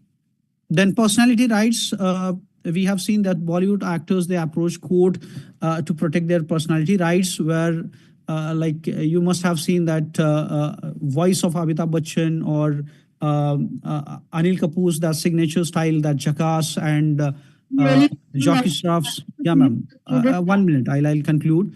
Then Jockey Shroff's, that Bidu, that kind of things which which can be produced by AI technology, and that's why they approach and they have means the court has granted the protection to their persona, the personality rights. These are the few issues, and this can be addressed by introducing the dedicated legislation, which will talk about the AI, artificial intelligence, and deepfake or other technologies. The thing is that why we need a separate legislation, because the general legislation, which will not be able to differentiate between the uses of the AI technology. Like, for example, if someone is creating a deepfake just for the satirical purposes, then that's not a serious offense. But at the same time, if you're generating a deepfake to defame someone or to harm his reputation, that will be treated, that should be treated differently, and that need a thorough analysis and understanding of AI technology. And then we can say that we should also impose certain restrictions on developers while training their AI models using these LLMs, and the offering end product to the users. So this is more from my end. I'm open for suggestions. And one more thing, that is I'm also planning to conduct an online survey to just check the awareness, and we'll also take some legal opinion, the experts from industry on this, how we can enhance the regulatory control. Thank you so much. The forum is open for the questions. Any question, Dr. Gaurav? Dr. Vivek, any questions? Thank you for the wonderful presentation, and you briefly AI in legal and ethical ways. Thank you. Thank you. Thank you so much. For giving this opportunity. Thank you. So the next paper ID is 133. The topic is Bridging Consumer Identity and Goal Framing, an integrated approach to understanding and promoting pro-environmental behavior in university students. Author are Tatkarsh and Jasmine Kaur.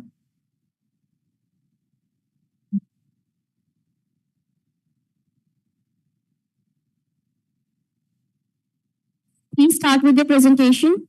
Because Jasmine, your presentation is visible to us. You can start. Tatkarsh, are we audible?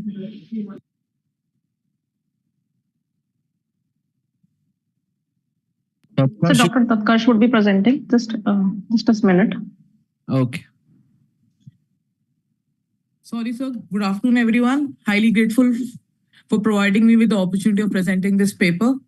Is my presentation available to everyone?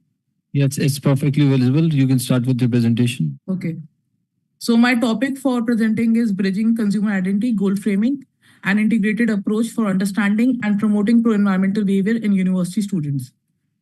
So in today's world where we are growing at a unprecedented pace and every nation wants to become from a developing nation to a developed nation, the main constraint which we face are the resources which we have and they're not being used in a sustainable manner.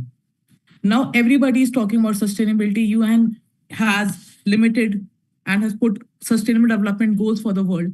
But the problem is how to reach to that sustainable thing, how to reach to that sustainable state. Before reaching to that sustainable state, we need to understand the behavior of people involved at a micro level and how that micro level behavior will impact the macro level goal, which is sustainability.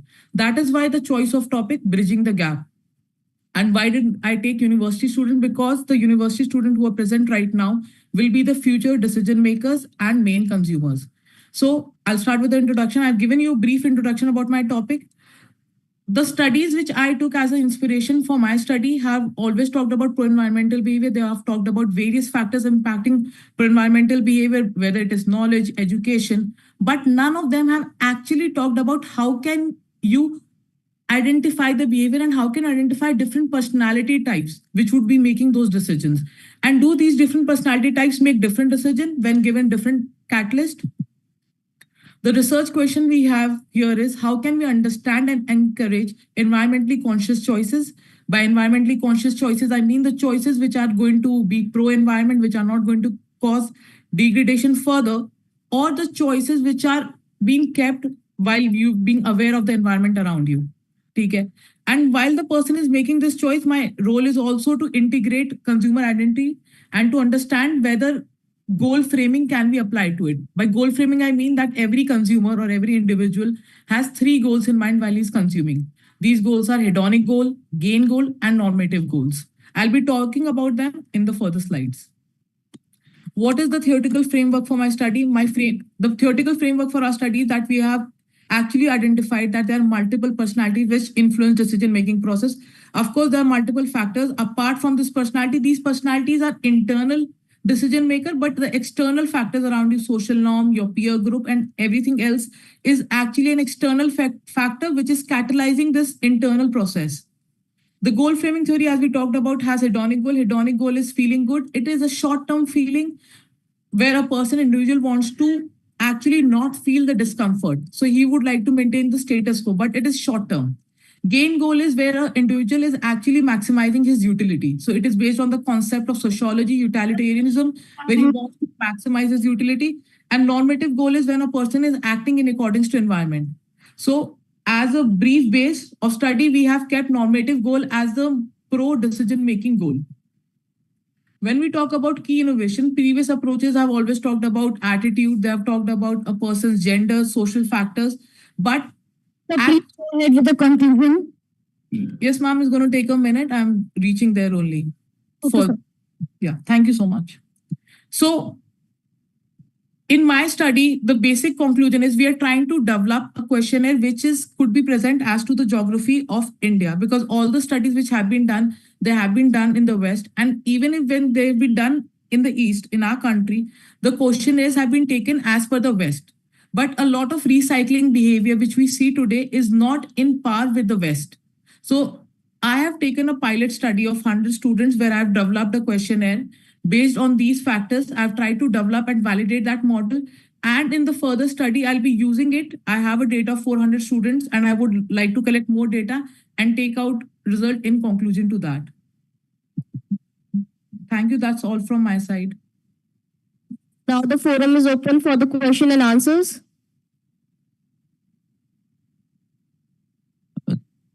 Let me first congratulate you on that wonderful research. Dr. Gaurav, any question? Thank you, sir. We don't have any question, but your presentation was flawless. It was a good presentation. Thank you so much, sir. Highly grateful for your comments. Thank you. Thank you so much. Moving on to the next paper, the paper ID is 165. The title is New Product Development in Circular Economy, Benchmarking Framework and Generic Parameters for Designing of Assessment Tool. Authors are Ghanshyam Shevni Kerkar, Milind J. Shekhande. Good afternoon. Can you see the presentation? And can you hear me? I can see your presentation. You can please start with the presentation. Yes. Good afternoon, everyone. This topic is new product development in circular economy, benchmarking framework, and generic parameters for design of the assessment tool. My name is Ghanshyam Shevni Kerkar. I'm a PG scholar at Goa College of Engineering. Along with Dr. Milind Sakardande, I am presenting this particular study. Coming to is it visible? Coming to the introduction, we all know about these sustainability development goals, which are there established by the United Nations. Now, in a new product development activity, which is there in every economy, we need to understand that all this new development has to be aligned towards the sustainability factors and a circular economy, because this is where it all gets designed, understood, and the product comes into the being. So the study basically aims at finding universal factors and generic parameters for benchmarking at the design stage itself for the design strategies, and what is the framework that we need to create for the assessment tool, and what are the impediments which are coming in the way of adoption of such circular product development concept when we are considering the relevant SDGs, because sustainability development goals as they are very wide. For the new product development, we have to restrict ourselves only to a certain areas which are very pertinent to this. Okay, there have been a lot of work which was done, so I'm just skipping the literature review. New product development process is from concept to product development to evaluation. So this everybody is aware of. So let me go to the next slide. Why sustainability? Now, why is it required? Because we are seeing noticeable changes in the environment. Because every time we have a new product, we have to be very cautious about what environmental impact it can create. Okay, then there are changes in seasonal pattern, air and water contamination. These are all visible signs which are leading us towards sustainability now, or thoughts about sustainability. How we can do this is basically by putting into action of curtailing the damages or curtailing the overconsumption. So these are all the factors which we actually need to understand before we go ahead with curtailing the things. Now, there are multiple goals, as I said, given by the United Nations. But out of these, when we are looking at a product or a process or a product which is serviced, we are concerning ourselves only with a few of them, not all of them, but only few of them. Some of them are listed here, like say climate action, the responsible consumption, or partnership for the goals, which is very important. As we go down into the presentation, we'll understand. Then sustainable cities and sustainable communities. This is also one of the most important thing. Now, why do we have to concentrate on the design element? Because this is a new product which is coming into being. Now, when we are designing this product itself, we have to be aware about what are the impacts it's going to create.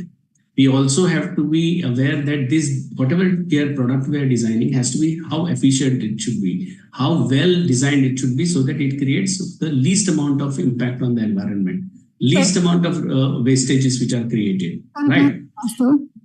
Yeah, please. So these are the basics. Then we move on to the benchmarking reference factors, because these reference factors, basically, if you have to consider, it has to be your own industry, your own product, your own location, your country, and then the overall region. So these are a very, very wide range of things which are existing.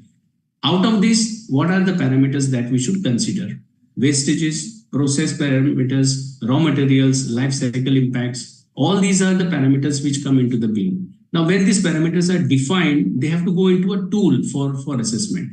Now, and this benchmarking tool is really essential, but it should have some measurable scores, it should have some quantifiable parameters, and it should be an open data sharing to questionnaires, because we have to collect this data from a vast amount of questionnaires which will be generated.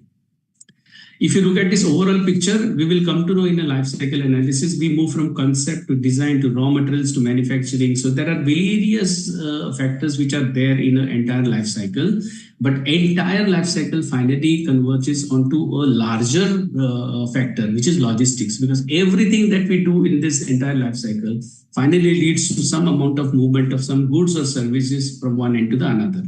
So basically, this slide shows that how logistics is one of the factors which is very, very important when we are considering the design of the tool. Now, coming back to the framework, yes, first we need to establish the factors. Then we have to establish the parameters for each of these factors, which are very relevant to the new product, what we are going to develop. We have to evaluate these parameters. And we have to evaluate these parameters with respect to the criticality of each industry, because each product in each different industry will have different critical factors. Now, data collection framework we need to build. We need to build a data analysis. And these are the two very, very critical points or mainly the impediments. Okay. Then comes the benchmark formation, the software tool which needs to be generated, which should fit into the statutory framework. And there has to be a continuous upgradation of this data as and when the things are happening. And this is how we can have a small new product development universal benchmarking tool. If you look at this entire process, it is a very, very large and a vast process.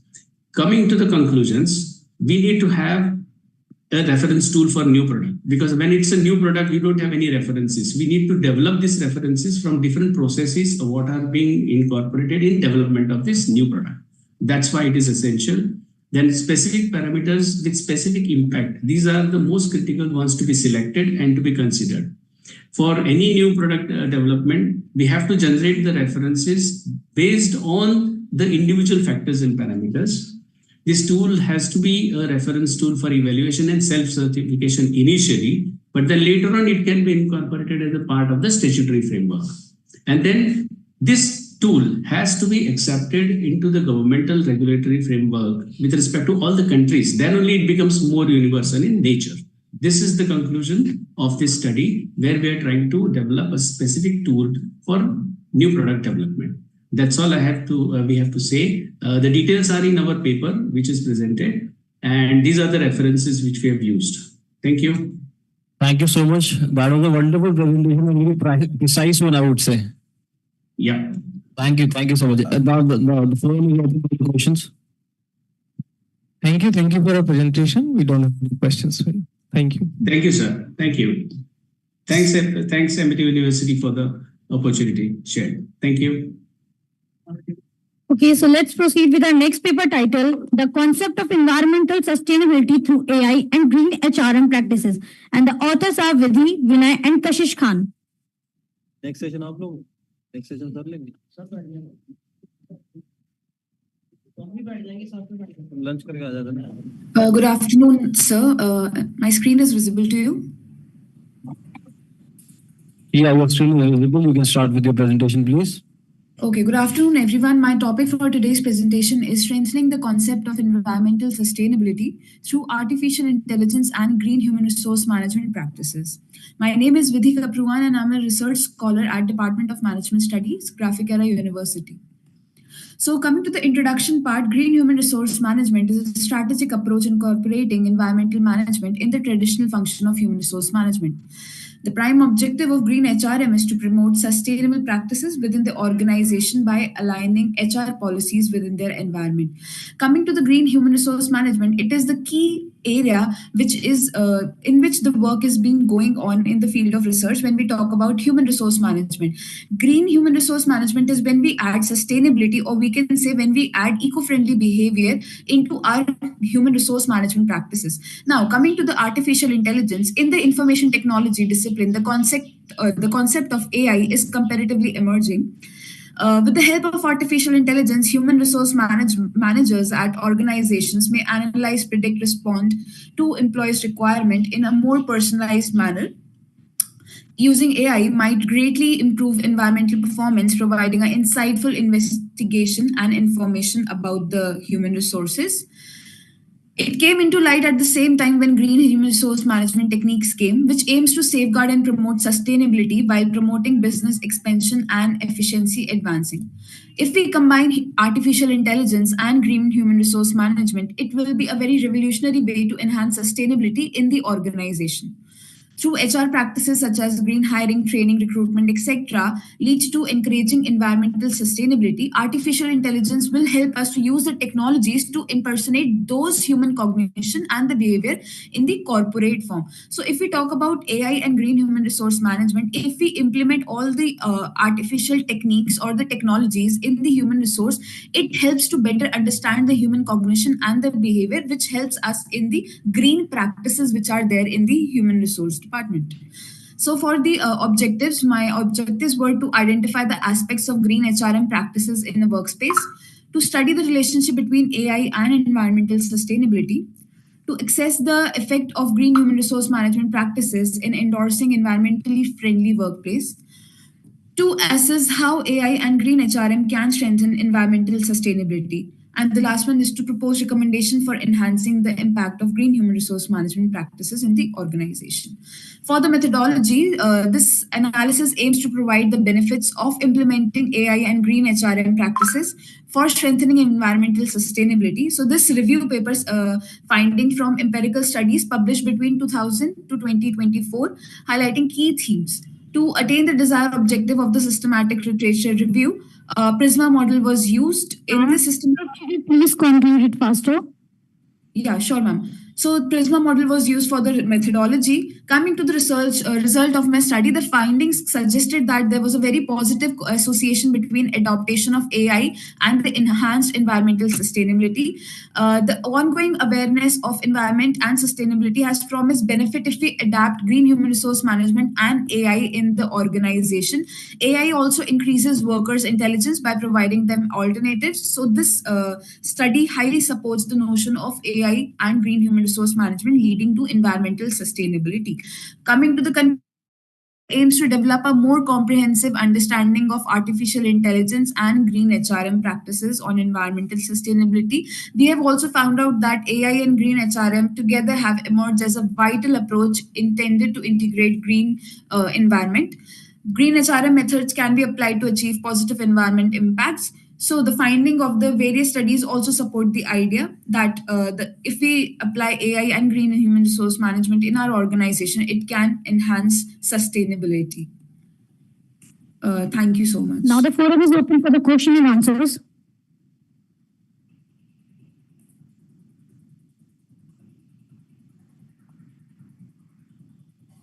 Thank you for a wonderful presentation. We don't have any questions. We can move for the next one, please. Okay, so our next paper is Developing Reduced Supplier Relationship Management Strategy, and the authors are Fatih Rama and Milanjay Shekhardande.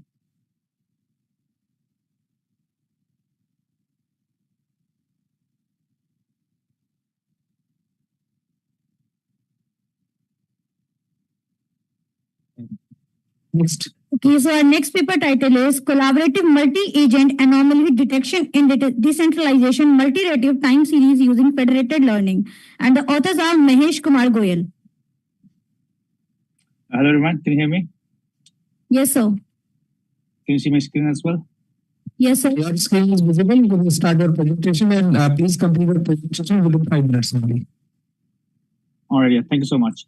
Hello everyone, my name is Mahesh Kumar Goyal. I'm a data engineer, part of Google's data and AI team.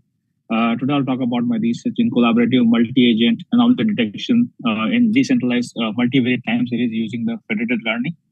This is the high-level agenda. I'll talk about anomaly detection, what is our solution, what's the overall process flow, what are the key findings we have, and then some of the references that we use for this. So let's talk about what is anomaly detection, right? So anomaly detection is required for any distributed ecosystems like the manufacturing plants or cloud ecosystems or IoT devices where multiple systems work together to achieve a common task. And anomaly detection acts as a security guard where it helps us to identify odd behaviors, anything abnormal in the systems, and help us to avoid any major problems such as like the leaks or major production outages or ransomware attacks. But if you talk about the current ecosystems, a lot of companies that they use the centralized approach where data from various business units or data from various ecosystems are brought in a centralized location. the models are trained for anomaly detection. At the same time, these models are shipped back to this BUs or systems to identify the anomalies. There are a lot of challenges with this system as these are not scalable. So this has a single point of failure. At a certain point of time, they have the compute issues. They have issues with the storage. And they also bring a lot of privacy issues as the data might have a PII or the data might have some kind of the compliance requirement, which does not work when you have to transfer data across a channel. So let's talk about what we are trying to propose as part of this research. We're trying to come up with a decentralized approach rather than having a centralized location to train the model. We are coming up with a collaborative multi-agent system. The systems would basically have their own data set, and they would run the anomaly detection using GANs and BAEs. At the same time, they will also train the models locally and use the federated learning to train back the data or the global model which will sit on the central of each of these agents. So basically, rather than having a centralized location to train the model, we'll have agents which will work with a local data set. They'll get trained as part of this process. They'll run the anomaly detection as well, but they'll use the gradient method to train the centralized model. So with this, we'll reduce the data transfer that has to be done from agents to the global model. At the same time, whatever this model gets trained on at an agent level, they'll have all the learnings that would require for a global model to get trained, and it will be more efficient compared to running it on a global location. We're running out of time. Can you please conclude? Sure, yeah. Let's talk about, I'll just go to the final findings that we had. As part of this process, when we did create a sample data set using Yahoo S5 data set, we identified and we did use Kubernetes engine to create the multi-threaded environment to see if we can run it on a multiple agent and see the difference. We identified that with this, the distributed or the multiple ecosystem environment that we were trying to figure out the comparison, we see that we achieved like 0.92 F1 score compared to the centralized model. We also identified that the communication was efficient. It reduced the bandwidth by almost 40% because there was no data transfer. We were able to just do this, the federated learning of the transient data or the transient model which was trained. At the same time, it also avoided all the issues that we are seeing with the data transfer, which leads to compliance issues and the regularities issues that was seen in the previous approaches. Yeah, that's it from my side. Any questions? Yes, for the presentation, we don't have any questions for you. Thank you. Awesome. Thank you so much. Harish, next one. Okay, those who are waiting in the line, we can start the presentation at 2 p.m. So the session for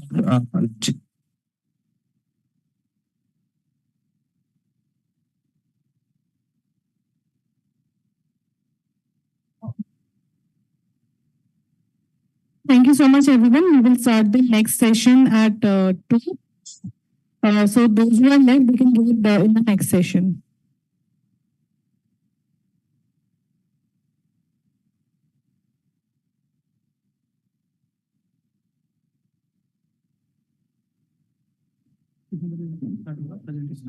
MBA कर दो, इसको ही present करवा दो.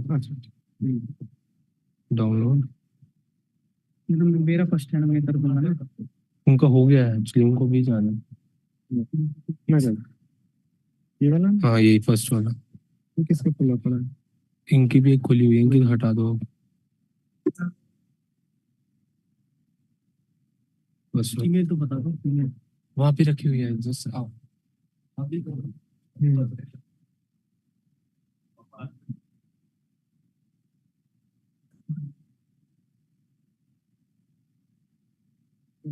ये ना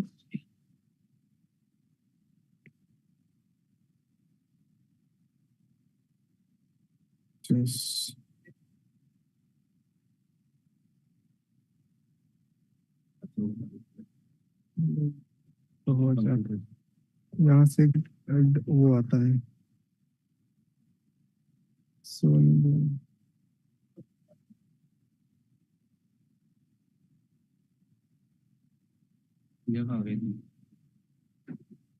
ये रहा.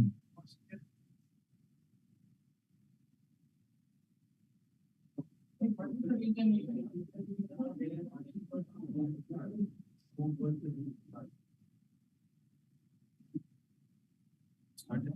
हो गया।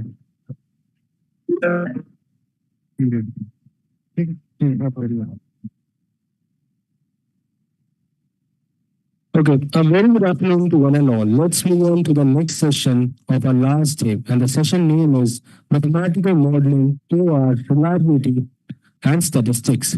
So for this session, the session chairs are Professor Manoj Vashni, Dr. Jagwinder Singh, and Dr. Sumit Maheshwari.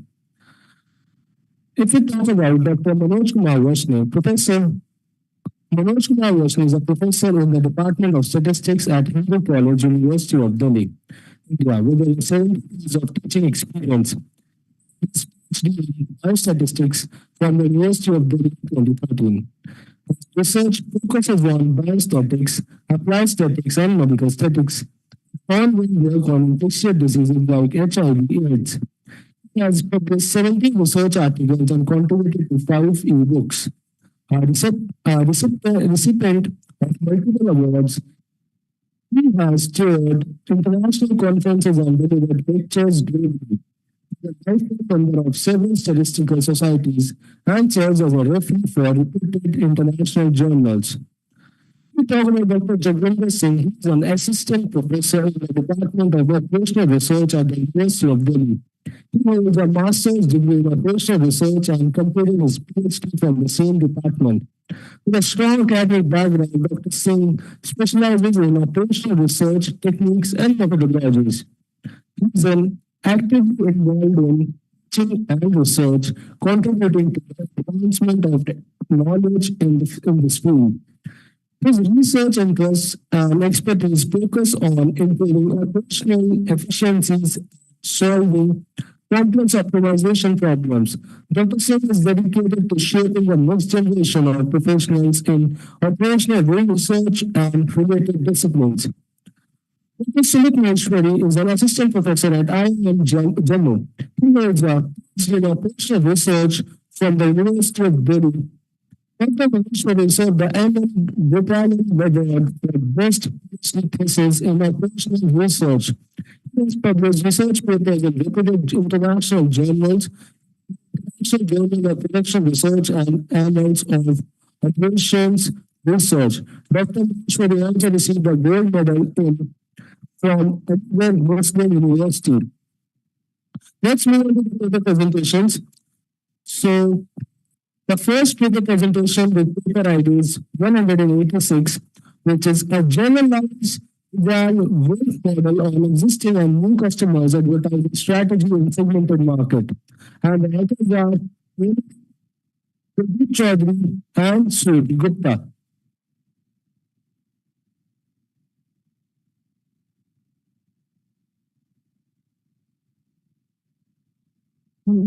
Good afternoon, respected chairs. My name is Anami Ramjinpuri. My paper ID is 186. The paper is jointly written with Dr. Kuldeep Chaudhary and Dr. Subhi Gupta. And the title of the paper is A Generalized Vidal Wolf Model on Existing and New Customers Advertising Strategy in a Segmented Market. Moving on, the outline I've given, the first introduction on optimal control theory. I'll be stating one point on this one. It is a powerful tool for understanding the behavior of marketing variables, such as advertising efforts, which we'll be implementing on our paper. And as for the statement of the optimal control problem, we have the general form of the optimal control mathematical problem here. Here, the objective is to maximize J, which is the profit function, and we have XC, which is the state variable, and the annuity, which is the control variable.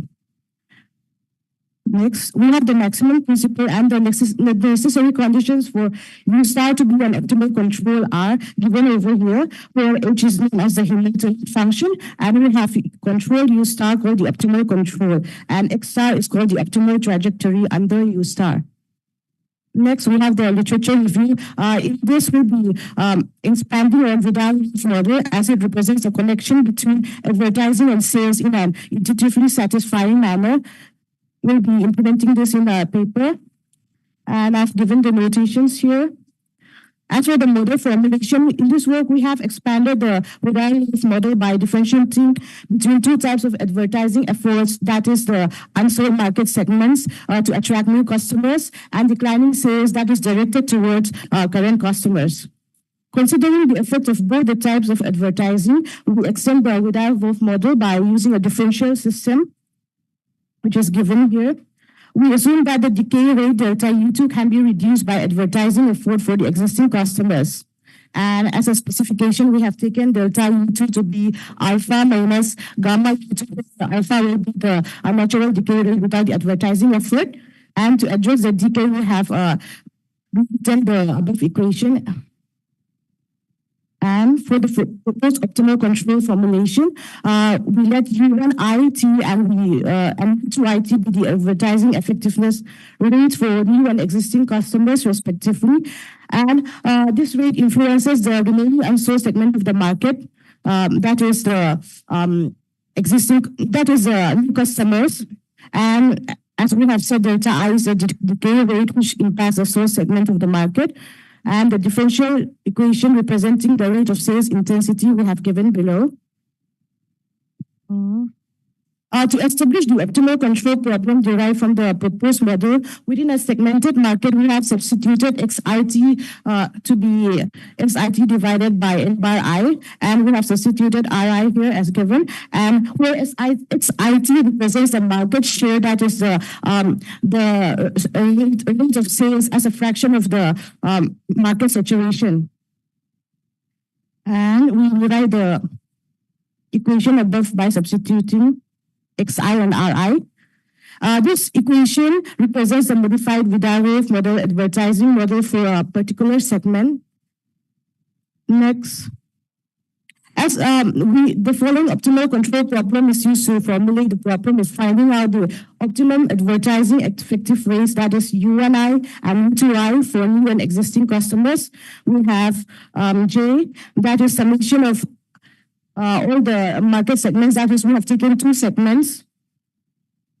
And here we have C1I and C2I, where they are the distributed advertising cost function for new and existing customers.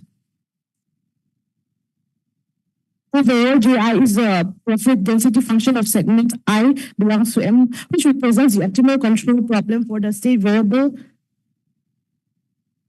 Okay, then moving on to the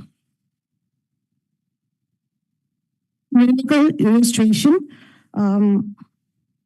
Here we have given a table for the optimal sales and a table for advertising effectiveness rates for U11 and U12. And here in table 3, we have U21 and U22. So to conclude, here we see that at the beginning of the planning period, we have maximum, they apply maximum advertising effectiveness rate, that is effort, and then it starts decreasing at the end of the planning period. Yeah, so it is recommended that for most effective control strategy, first must implement heavy advertising efforts at the beginning of the planning period, and at the end they have to decrease the advertising effort eventually. Thank you. Now I would request the session chairs if they have any questions. The question answer forum is open now.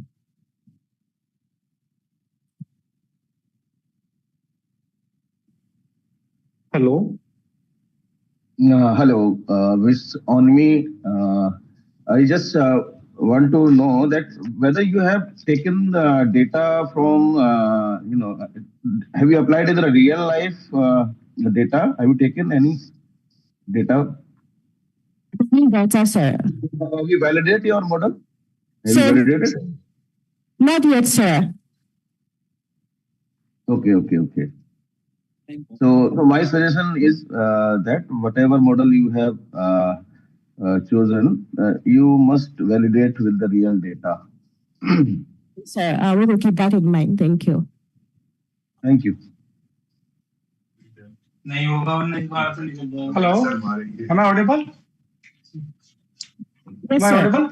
Yes, sir, you are audible. Yeah, dear presenter, I would like to just ask you one question, simple query. Okay, That sir. your model basically captures effective exposure of the media allocation and you are also talking about sales. So your model is about sales or effective exposure? Sir, I'm not able to hear you properly. Sales and in your model, I have seen your last PPTs. In your model, you have taken effective exposure and sales of a particular product. Is your model is based on effective exposure or sales of a particular product? sales, sir. Sales. Yes. Okay. Thank you. So now I would request Dr. Aditya Gupta and Dr. Kuldeep Chaudhary, Dr. Ravneet Singh. Please felicitate Dr. Gaurav Mishra, sir. For the last session, cheers. We will start the presentation in 1 minute.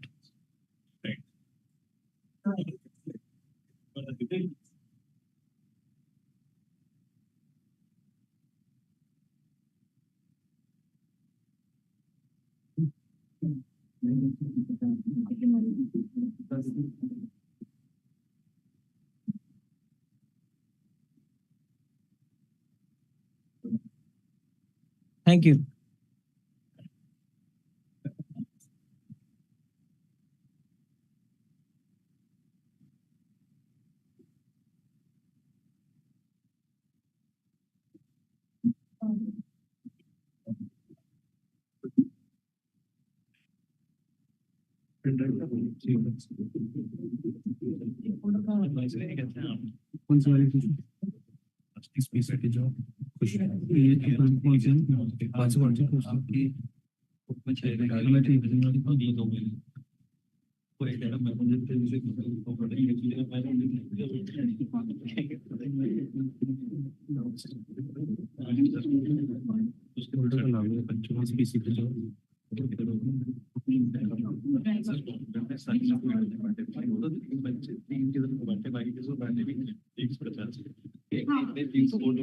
PPT मैंने आपको भेजी हुई है। हाँ sir, यहाँ पर क्या कर दो उसको। पेपर पे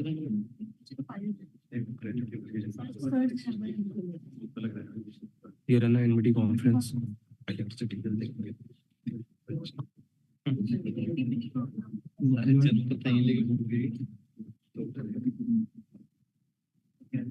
छोटा बेटा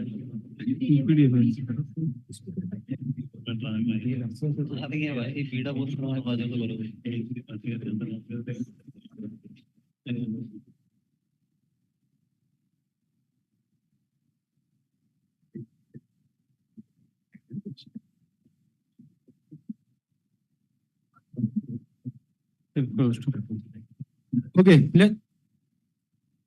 Okay, let's move to our second presentation.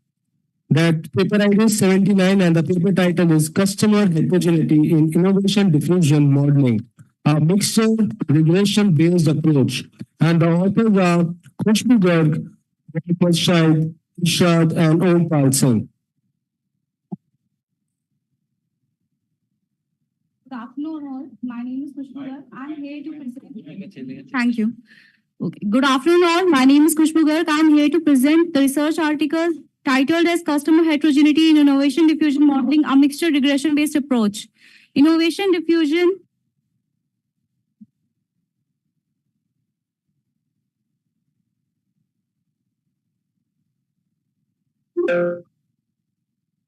Innovation diffusion is a process by which a new product or service gains momentum and spread into the market through some communication channels over a period of time.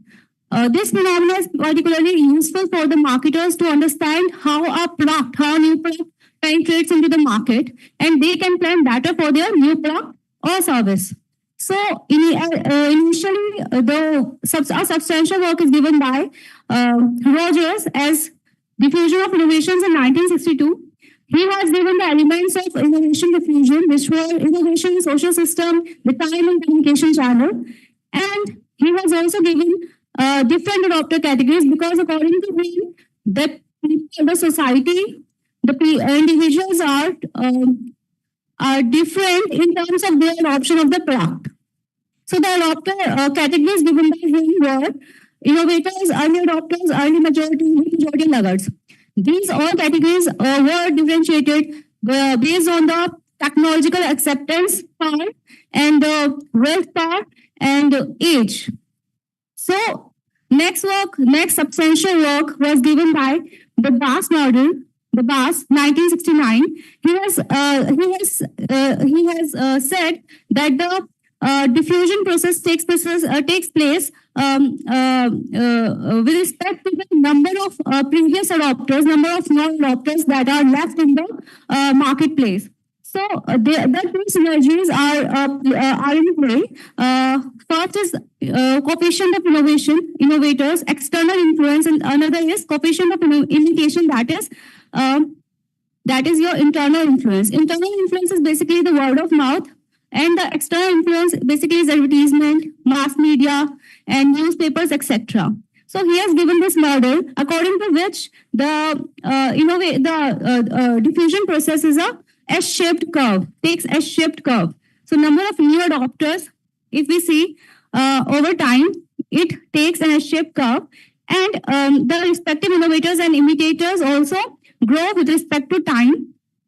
Whereas in the Rogers model, it is directly come to the objective. Okay. So according to the VAST model, the market is homogeneous, and we have taken the heterogeneous aspect of the market, that there are various subgroups and they have different propensity to time for the adoption process, and they have different rates and time to adoption. So we have taken to consider the mixed regression based model, which says that the whole population is divided into several subgroups, and there we have latent classes for this, and they have different adoption dynamics, and the overall model is a weighted combination of these subgroups. So using the mixed regression model in the BAS diffusion model, we have proposed a model which whose equation is given by equation number 9, whose expression is given by equation number 9, and implementing this model into the real life data. We have taken the data of US recorded music on several technologies like cassette, CD, and video records. So we have checked or validate this model on the data. This is the data. And on the cassette, we have taken, if we take only one group, so the pattern would be something like this, which is a shape curve. And if we take two subgroups, then the model would propagate like this, and the estimations are given in the topmost left corner, and for subgroup 3, for subgroup 4, and subgroup 5. As the model propagates, so as the number of components are increased, the R square of the model is increased, and similarly seen for the compact disc, and similarly seen for the video records as well. We have also used several performance criteria for this, which are R-square, MSC, AIC, and BIC. And here we are concluding. We have identified different customer segments, different subgroups, and their specific dynamics, which are improving the predictive accuracy and insights. And this model could be used for targeted marketing, policy making, improved forecasting, and some of the limitations would be to identify the optimal number of classes, the data requirements, and the model complexity. So here are the references, and thank you. The question answer forum is open now. If the session chairs have any question, they may ask. Yeah, Khushbu, yes, I have a simple query to you. As you know, there is a lot of models have been developed based on BAS model. Yes, so sir. What is the novelty of your work which you have done, and how you have done your literature review so that you can show that this is my novelty of my research? Sir, from the perspective of customer heterogeneity, there were no substantial work is there. There were work, but we have incorporated a mixture regression based model which has not implemented yet. So this is the novelty of the work.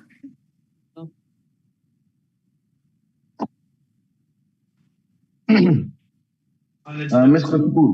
Kushbuga, I saw some graphs in your presentation, And there I can see some, the normal curve and other, the left-toe curve. So can you suggest at what stage you got this normal curve and different kind of curve with different stages? Yes, sir. Yes, How? sir.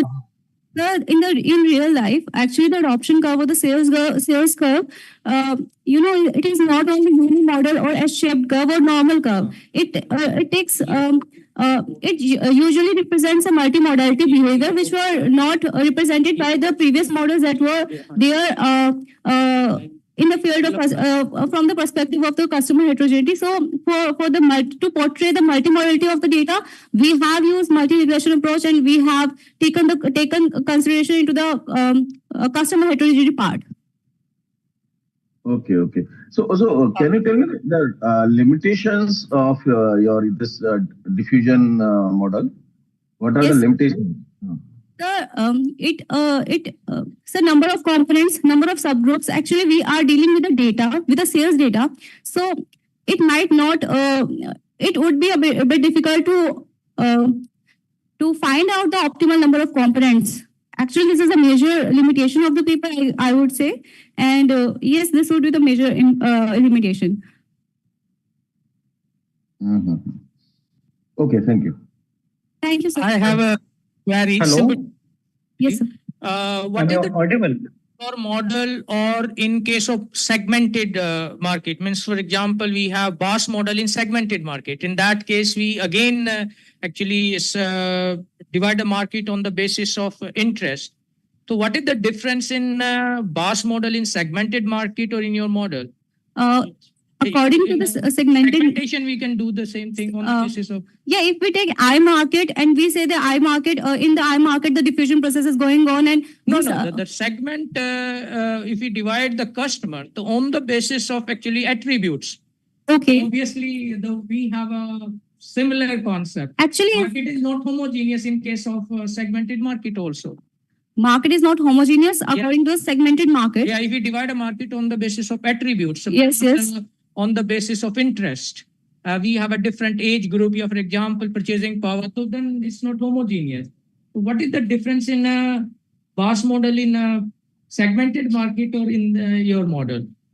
If we take BAS model in segmented market, then we have different markets and a diffusion process in those markets are going on, and then we can sum up those markets and find out the whole diffusion phenomena for all the population, not only the segmented market. Actually, doing that is similar to what we are doing. We are proposing the hazard-based approach here, where we are taking the different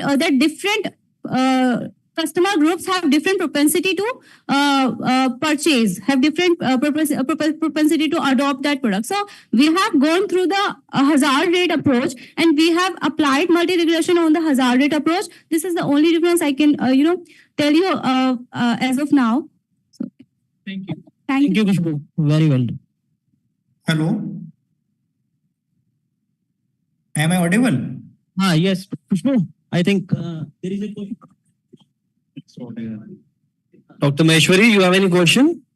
Yes, I have one question. Khushbu? Yeah. Yes, sir. It was a nice presentation. Thank my you, sir. question is, how does your approach handle dynamic changes in customer behavior over the time? Okay. Actually, the model, the BAS model, I have taken the data, historical data. Okay. If we talk about the individual based model, it is not an individual based model, where we take individual. It is an aggregate model. So in aggregate model, we cannot specifically deal with the individual based dynamics, right? So this could be done through, I guess, we can propose an individual based model for that, where we can find out the dynamic behavior or dynamic behavior of the customer. We can we can take into that into consideration. So I guess I hope I have answered your query. And I have one more question. And what implication does it have for marketing strategies? marketing strategies if we go through the homogeneous market, like where we take homogeneous market and we try to plan a new product, we try to introduce a new product into market, and then marketers should take should take this thing into consider that there are different number of different customers, right? And they could take this into consideration, take our model into consideration, and build the forecasting part or their planning part into according to our model. So this would be the implication. Okay, okay. All the best, Khushbu, and it was a nice presentation. Thank you so much, sir. Thank you. Thank you, Dr. Maheshwari. Can we proceed and request the MCs for the next presentation, please?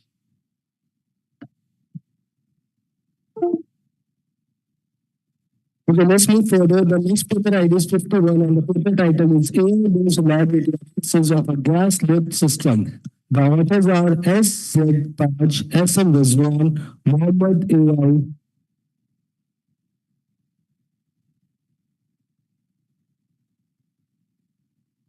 Yeah, very good afternoon, everyone. Thank you, Chair. So I'll quickly just share my presentation. Just give me. Where is it gone?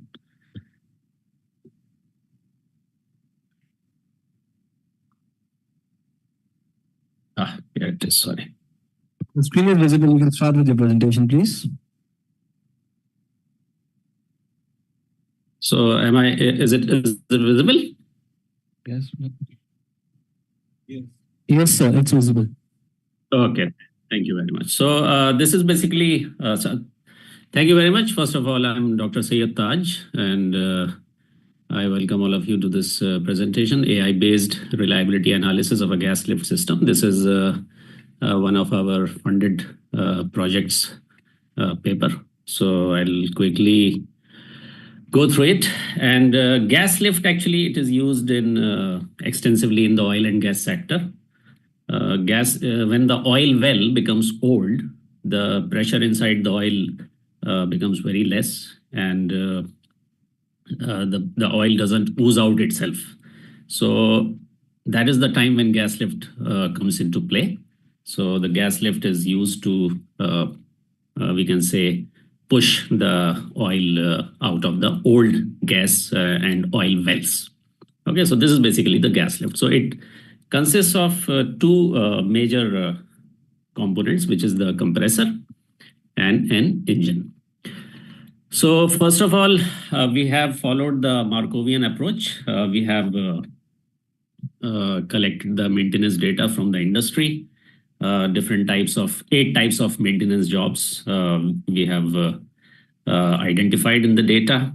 There are 4 repair types and 2 overhaulings and 2 compressors, services, sorry. Then some data fitting we have done, and we found that the data has followed exponential distribution. So we have worked with exponential distribution, that is why. Okay.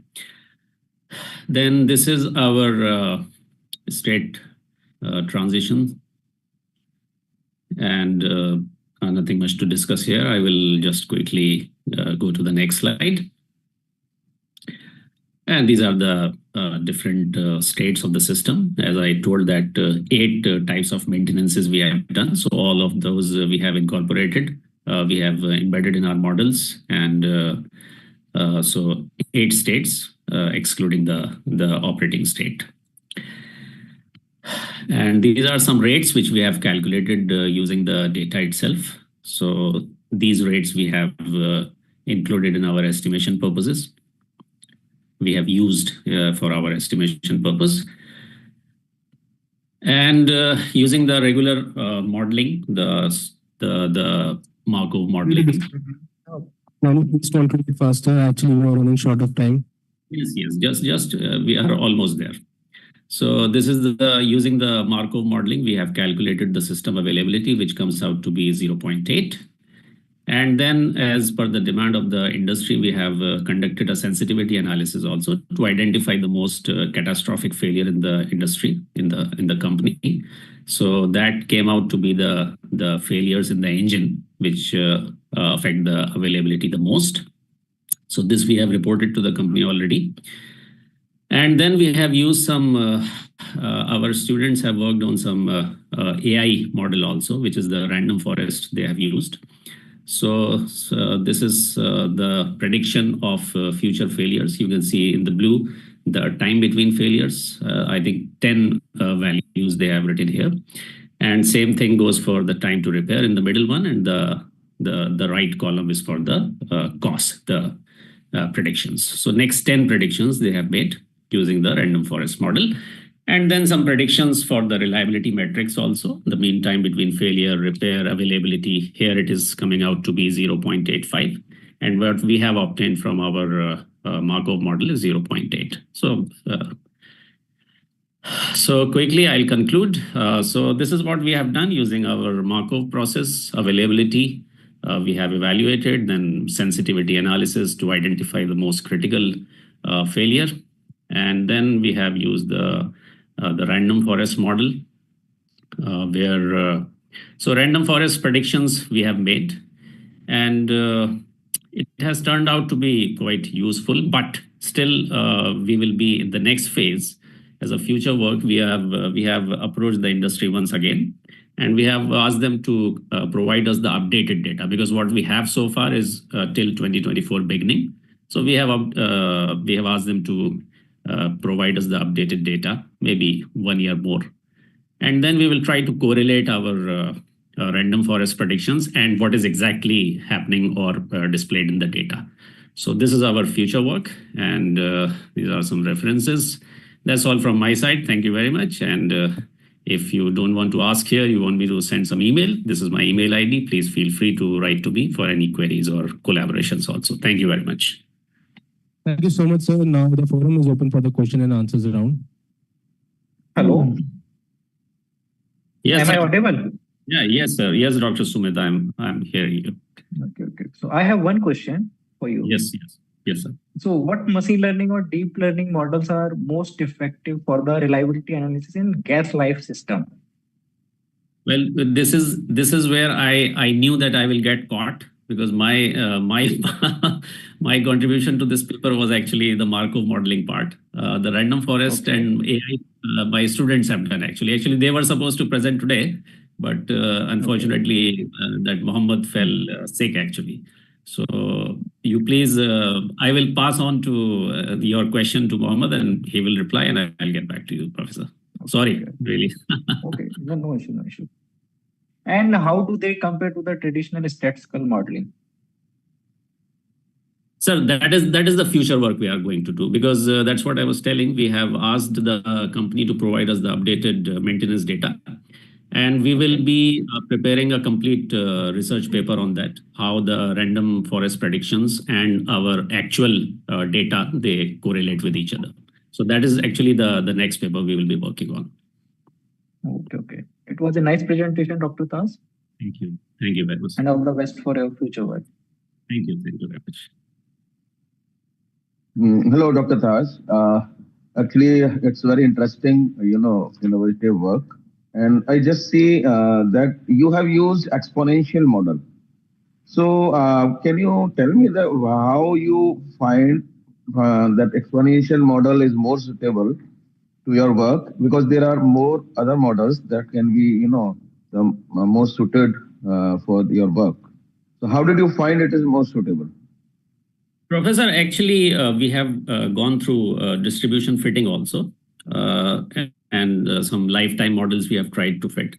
Actually, as usual, as always, the number one best fitted was Weibull only. Yeah, but because this is a student's work actually, so we started with the number 2, that is the exponential, because it is little convenient for the students. So if I am the PI of this project, I will be working with Weibull. But because of my students only, we have started with the exponential. But hopefully that is the plan actually. In future, we will take them to the level of they can work comfortably with Weibull also. Gamma as well. Yes. If I Gamma. Yes. Thank you. All the best. Thank you very much, Professor.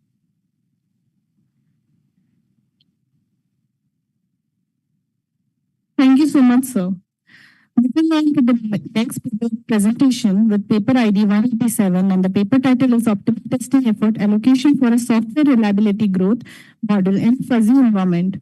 The authors are Deepika Gaur, Kuldeep Chaudhary, Vijay Kumar, P.K. Kapoor, and Shivani Bali.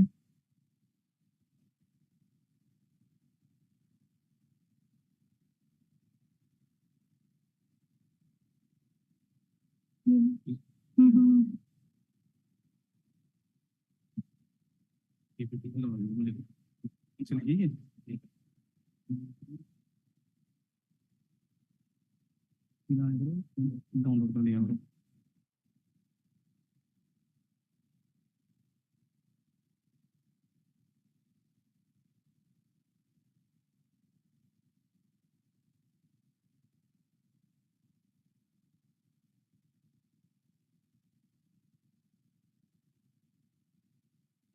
तो हो जाएगा।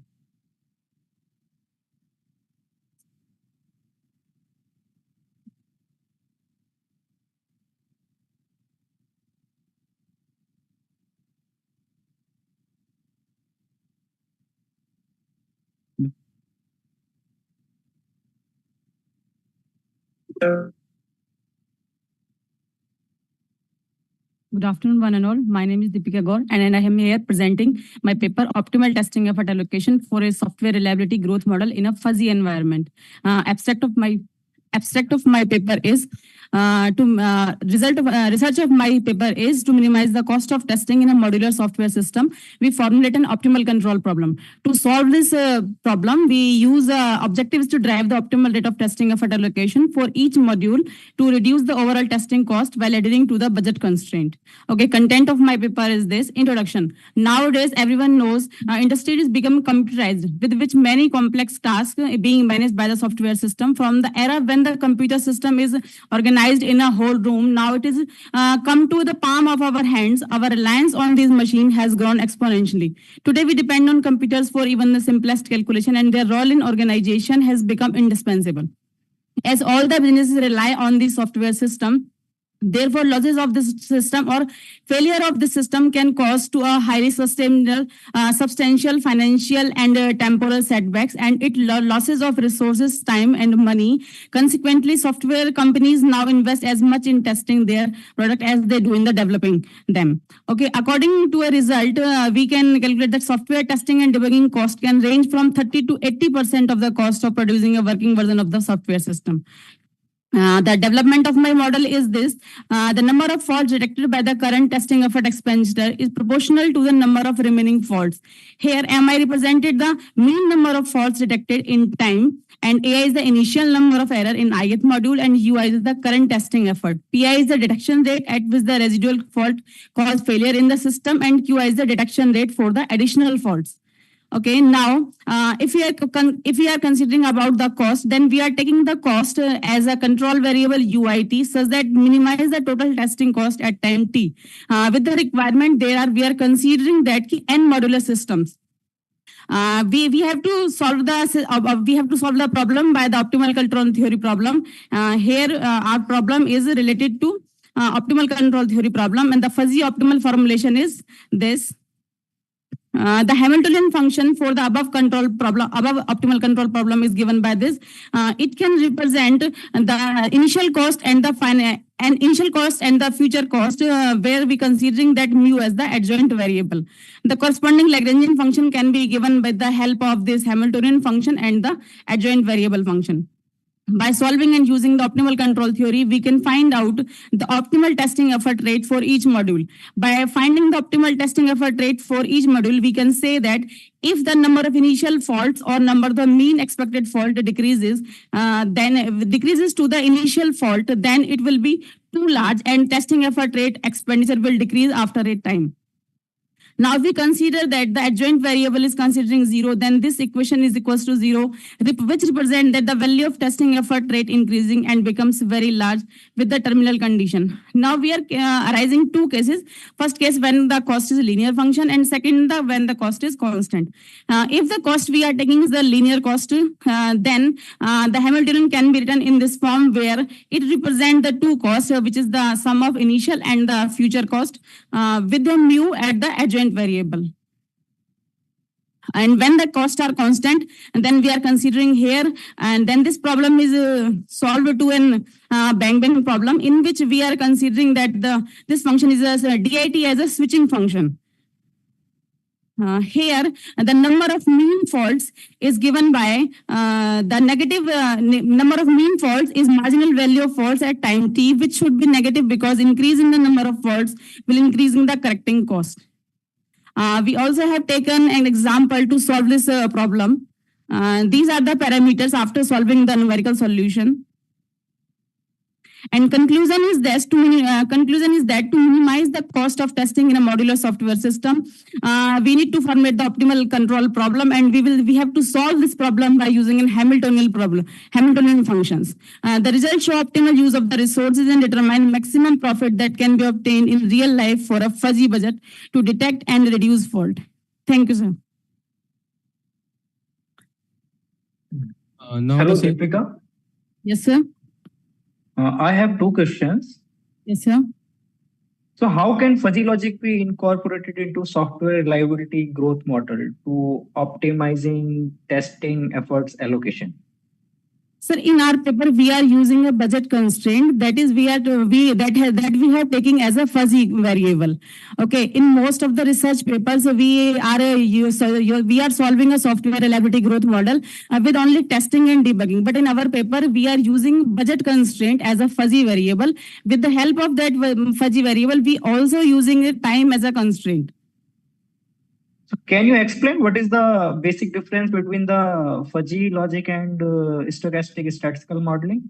Yes, sir. We are not considering budget as a fixed variable. Here we are considering budget as a fuzzy variable. In fixed variable, we have total expenditure according to which we have to promotional or advertise or using our cost system. But here we are using as a fuzzy variable. Therefore, we can define as a budget as a fuzzy variable so that we can find imprecise budget by taking the system. So why are you not considering this stochastic statistical modeling for this model? This is a stochastic, sir. This is for uncertainty, sir. No, uncertainty is basically, it may be fuzzified or stochastic. Yes, sir. So both the models are different. Yes, sir. Yes, sir. So what are the key advantages to using a fuzzy environment? Sorry, sir. Fuzzy. What are the key advantages of using a fuzzy environment over the traditional stochastic modeling? By using this fuzzy environment, the budget can be vary. Okay, if we take a fixed budget, then it may be losses losses as a cost consuming. It as a testing and debugging can making a lot of cost. That's why we are using an imprecise budget. But Deepika, I am not happy with your answers. Okay, sir. So please improve your mathematical modeling and consider different aspects of the stochastic modeling. Okay, sir. It will definitely improve your research paper, and you may find some suitable journals to publish in SCI or ABDC category. Yes, sir. Mr. Sumit, I will answer this question because I am one of the authors of this paper. Okay. Actually, or in this paper, because the stochastic is different one from the fuzzy. So stochastic modeling, actually, we are working on, and here we have actually possibility.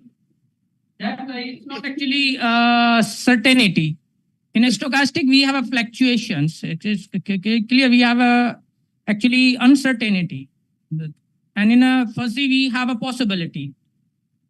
So there are concept we are not. It's not a precise actually. We are saying that not actually certain, but with not uncertainty. We are saying that there's a possibility we have a fixed testing budget. That's why we are actually writing. Second thing, actually, it's not a stochastic, it's optimal control theory. We is a fuzzy control theory, and we converting in a crisp optimal control theory, and then we are solving it. So it's actually totally mathematical modeling. It's an optimization model actually. It's an optimal control theory optimization. It's not it's an optimization model, right? Hello. Yes, sir. Yes. So you are using the optimization model. Yes, because it's an objective. We want to minimize the cost and subject it to the constraint. Constraint actually is a detection process. In a detection process, we are using testing effort. And then we have in a fuzzy actually form. This is the method. So can you tell me what optimization technique you have used in this model? The optimal control theory is a dynamic optimization maximum principle we are using to obtain the optimal testing effort strategy. Okay, so can you use the genetical algorithm for this model? No, actually it's a optimal control theory. Actually, there are two parts in a dynamic optimization. One is a calculus of variation and second is optimal control theory when control variable exists. So in that case, assuming actually testing effort is a control variable, we can control it. So that's why we are using actually optimum control theory by using maximum principle. So initially in a previous paper, one of the students is already described is a necessary condition to have a optimal actually strategy, satisfy some certain conditions, necessary condition. So here we drive the actually policies with the help of the maximum principle. But what is the difference in this model? Initially we have fuzzy and then we are converting in a crisp problem, crisp optimum control problem, and then we are using maximum principle here. Okay.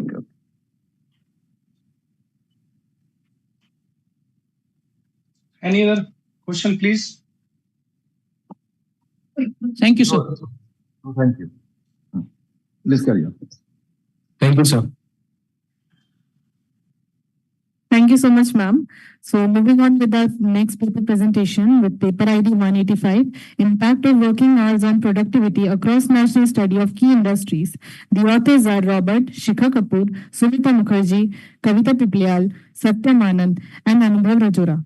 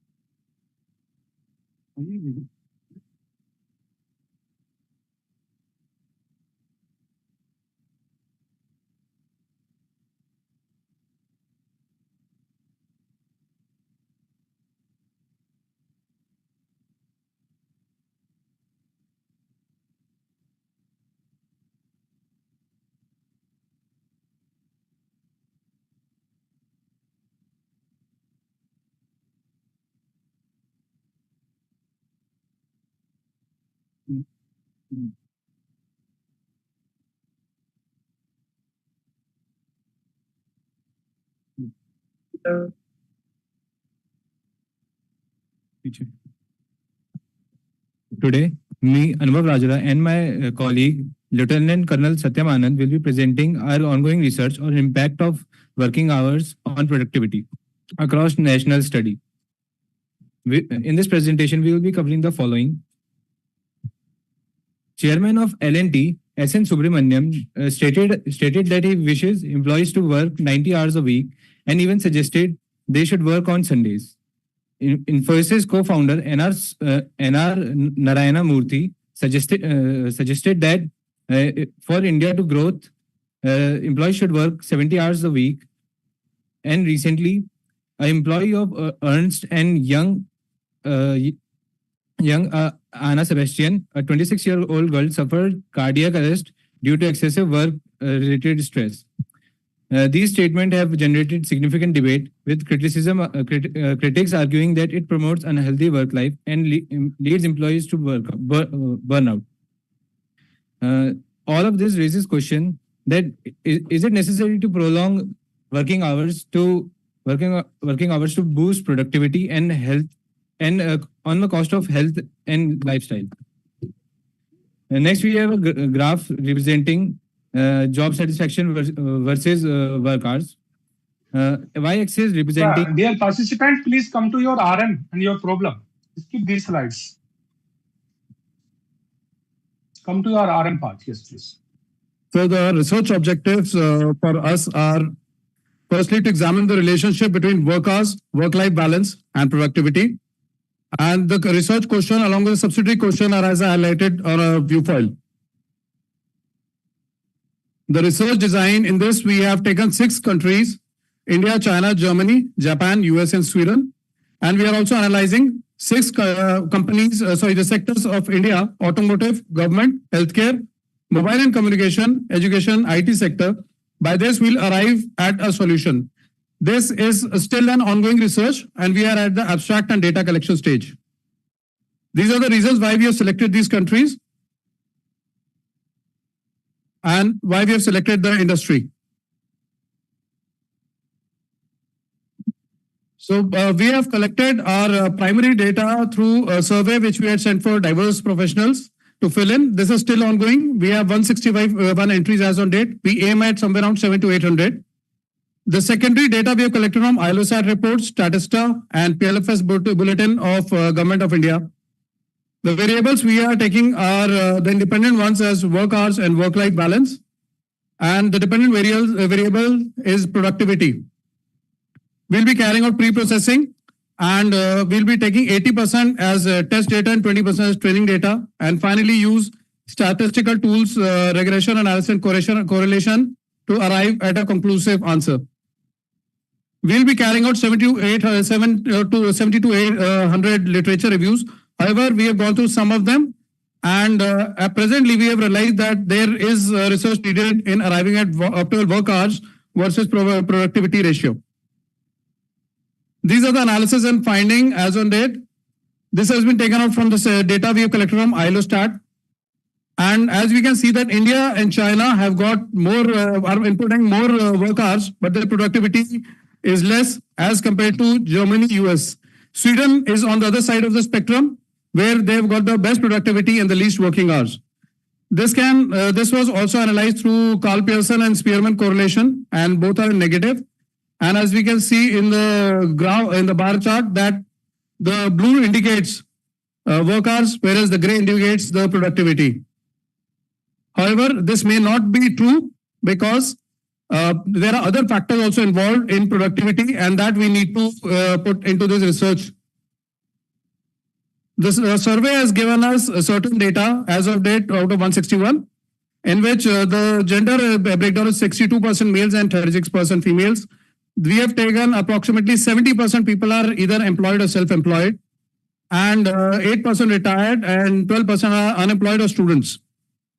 The distribution of data is slightly biased, and therefore we need more sampling. It is mainly biased towards the government sector as on date. The key findings are that Indians are working longer hours, and due to which their work-life balance is getting affected. We've also found out that as and when the autonomy is given to the employees, their productivity is increasing.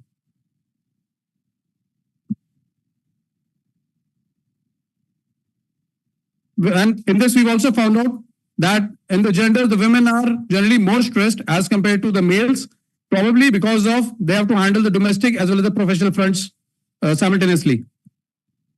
Finally, when we asked in the survey that what would be the optimal hours for their productivity, approximately 55% have said that 40 hours per week, that is 8 hours for 5 days, is the best time for their productivity. These are the final analysis that the longer hours need not necessarily come on to the higher productivity levels.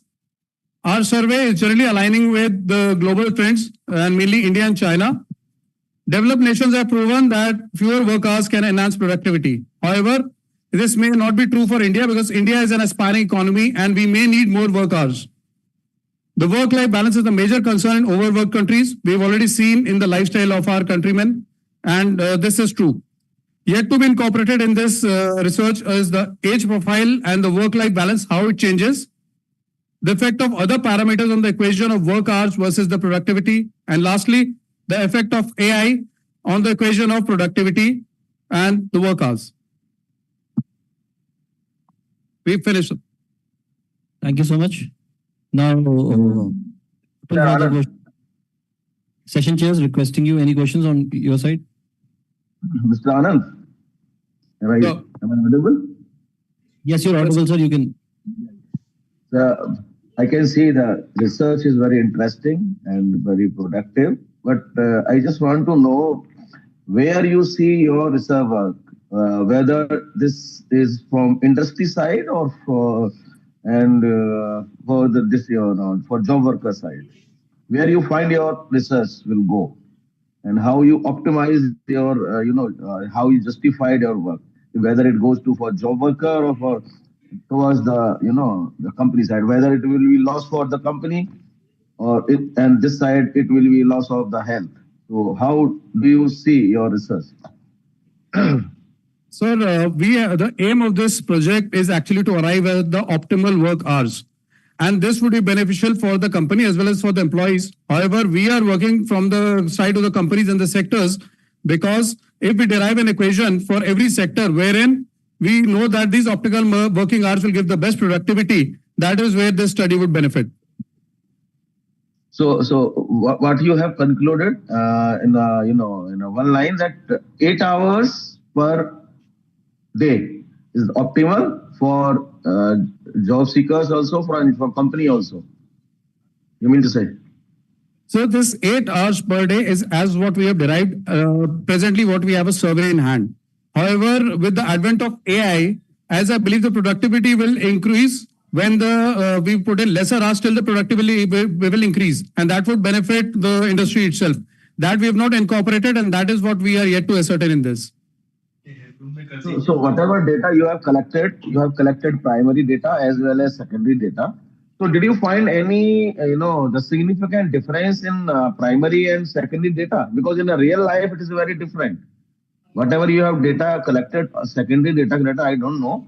But in the real life, it will be, it will be varying. So did you find any kind of significant difference between two data? Yes, sir. I did find a lot of difference, and those anomalies have yet to be detected.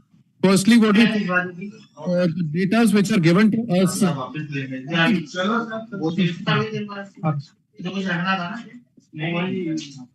Sir, what we found out that the data which we got through the secondary data, that is the official work hours, whereas the work hours still carry on at home in a lot of sectors like IT and telecommunication. That has not been incorporated. The second thing what we have realized in this study is that the data given by the employees is based on a bias, and the age perspective has not been taken into account, wherein a younger person is ready to put in more work hours and earn more pay, whereas a person who's slightly grown senior is more concentrating on work-life balance. That has not been incorporated. That's good. I see a lot of scope in your research, and all the best for good results. Thank you. Thank you, sir. So, Mr. Anand, I have one query. That you have used, primary data and obviously have used one questionnaire, and that is a structured questionnaire, or you have developed a new one? Sir, your voice was not clear. Can you please repeat? For the purpose of collection of the primary data, have you used the new questionnaire, or you have developed the new one, or you have used is already structured or established questionnaire in the literature? Sir, we have developed a questionnaire through discussion amongst the panelists. It's a new questionnaire we have developed. You have developed. Okay. Thank you. Thank you so much. Thank you, sir. Can we please proceed to the next presentation, please? Thank you so much, sir, for your presentation. Now, moving on with our next paper presentation with paper ID 188, and the paper title is Considering Multiplicative Noise in a Software Reliability Growth Model with Fault Introduction. The authors are Kuldeep Chaudhary, P.K. Kapoor, Vivek Kumar, and Vijay Kumar.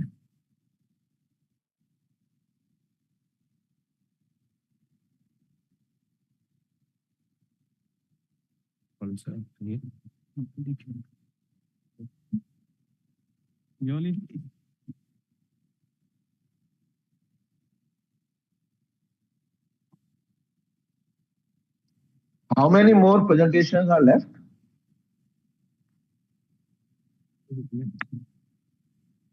MCs, can you respond?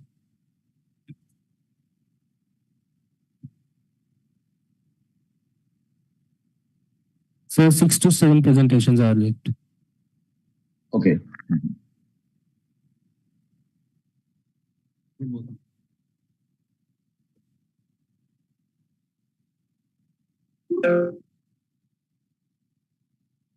afternoon, sir. Myself, Dr. Kuldeep Chaudhary. Yes. And my paper title is Considering Multiplicative Noise in Software Reliability Growth Model with Fault Introduction. I will not take time, actually. I will come to the direct model. What is the first research gap? In all the previous existing model based on stochastic differential equation, considering actually noise either in a fault detection rate or fault introduction rate. Recently, we have seen that there is only 3 or 4 actually research article when they will consider noise in a fault introduction rate, and then they write a mathematical model by using stochastic differential equation and then use the parameter estimation. In this research article, we use the concept of multiplicative noise, and we are including both the actually possibilities. Maybe there is a noise in a fault introduction rate, or maybe we have a noise in a fault detection rate. So we are using multiplicative noise in this actually mathematical model. So now from the equation one, we can clearly observe that this is the fault detection process where AT denotes the fault introduction rate and BT is fault detection rate. And we have a multiplicative noise here. And noise actually is a one-dimensional. We are considering here white noise. And then by using actually Ito stochastic differential equation, the reference is Oxendel, we convert this differential equation in a Ito stochastic differential equation. By using Ito formula, we can solve the equation general format when AT means the fault introduction rate is time dependent and fault detection rate is also time dependent. We actually right now in this presentation, we have only 2 actually SRGMs, but we have developed 4 SRGM on the basis of the particular cases. What is the fault detection rate in this present scenario? We are taking fault detection rate. First is a constant, second one is a logistic, and then we are using only one case when fault introduction rate actually is timed, means we have a multiplicative by the fault by detected by time t. So in the first case, we are assuming the fault detection rate in this case is logistic, described by the logistic function, and then initially fault introduction rate is constant, means that is we have a perfect actually perfect debugging. No, we are not considering imperfect debugging. Again, we are using Ito formula and solve the equation 5 in this particular case, and we obtain the fault detection by time t, but we have a noise here, and then sigma denotes the magnitude of the noise, and by use expected value of this, we can obtain what is the actually expected value of fault detected by time t. And then in second model, we are assuming imperfect debugging. In that case, we are writing fault detection rate, we are assuming constant, but in this case, we have AT, fault introduction rate is A plus alpha MT. And again, this process is actually imperfect debugging. We are taking a fault introduction actually rate here. And again, we transform a problem in a stochastic differential equation and solving, and then we obtain a expected value of number of fault detected by time t. In that case, in this presentation, we are using only one data set, but in my research article, we have 3 data set and we have 4 models. For the presentation point of view, we are taking only one data set. And finally, we obtain values of the parameters, estimated values of the parameter, and we are using SPSS software. And we can clearly observe that here I'm using only 2 actually comparison criteria to validate our model R square NSC. But in our paper, we have other criteria like variance, bias, and AIC also. And we clearly observe that our model is comparatively better. In some cases, if we taking data, so then we have maybe R square is equal like 0.994 something. We can clearly observe that in a proposed model, R square is comparatively better. And it is a real scenario when there's a noise in a system. Now, this is the goodness of fit curve. And then we have 5 realization. We write a code in a MATLAB, and there is a possible 5 realization on the estimated values of the parameter. It's a graph of the 5 realization simulation we have run for the actually estimated values of the parameter. And first we address the gap. Actually, this is the first one paper actually in 2009 by Form, use the multiplicative noise concept, that actually is the theoretical concept. But here we attempt actually this concept in a multiplicative noise in a stochastic differential equation. And this is actually more generalized actually concept. Second, we have actually validated our model on a real data set, and we have better result if we compare with the existing model in a case of stochastic differential equation based model in a software reliability growth model. Thank you. Any questions? Thank you so much for that wonderful presentation, sir.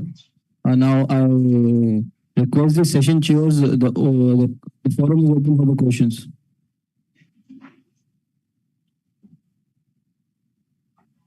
Dr. Jagwinder, Dr. Yes, please. Manoj, Yeah, Dr. Kuldeep, really nice presentation to see, especially on stochastic differential equation.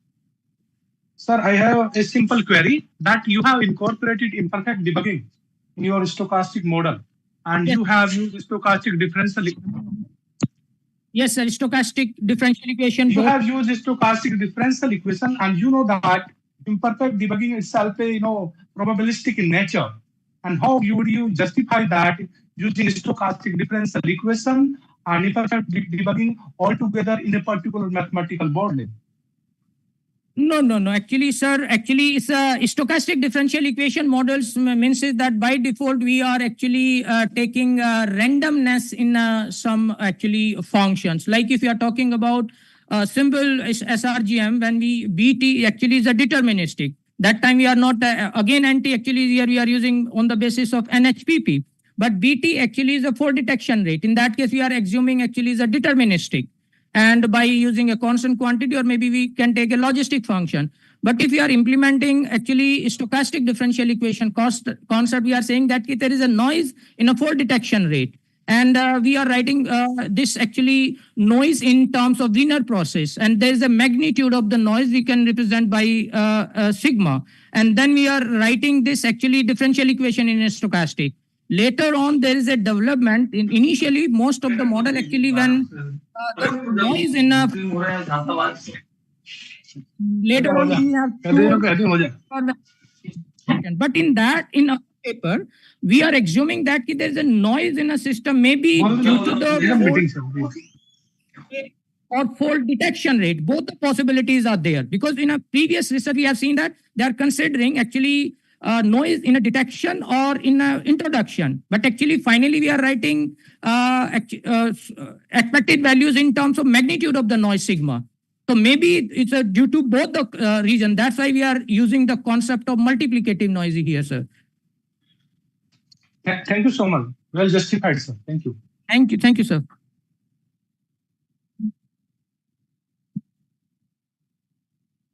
Thank you, sir. Thank you so much, sir, for your wonderful presentation. Now moving on with our next paper presentation with paper ID 103, and the paper title is Enhanced Software Reliability Prediction Using the Fuzzy Paradigm for Modeling Latent Diversity. The authors are Shivani Kushwaha and Ajay Kumar.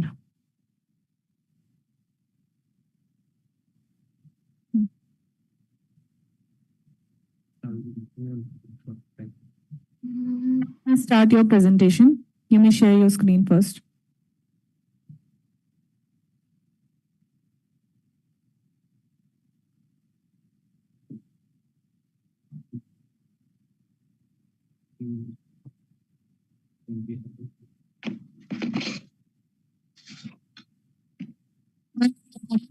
To present your presentation.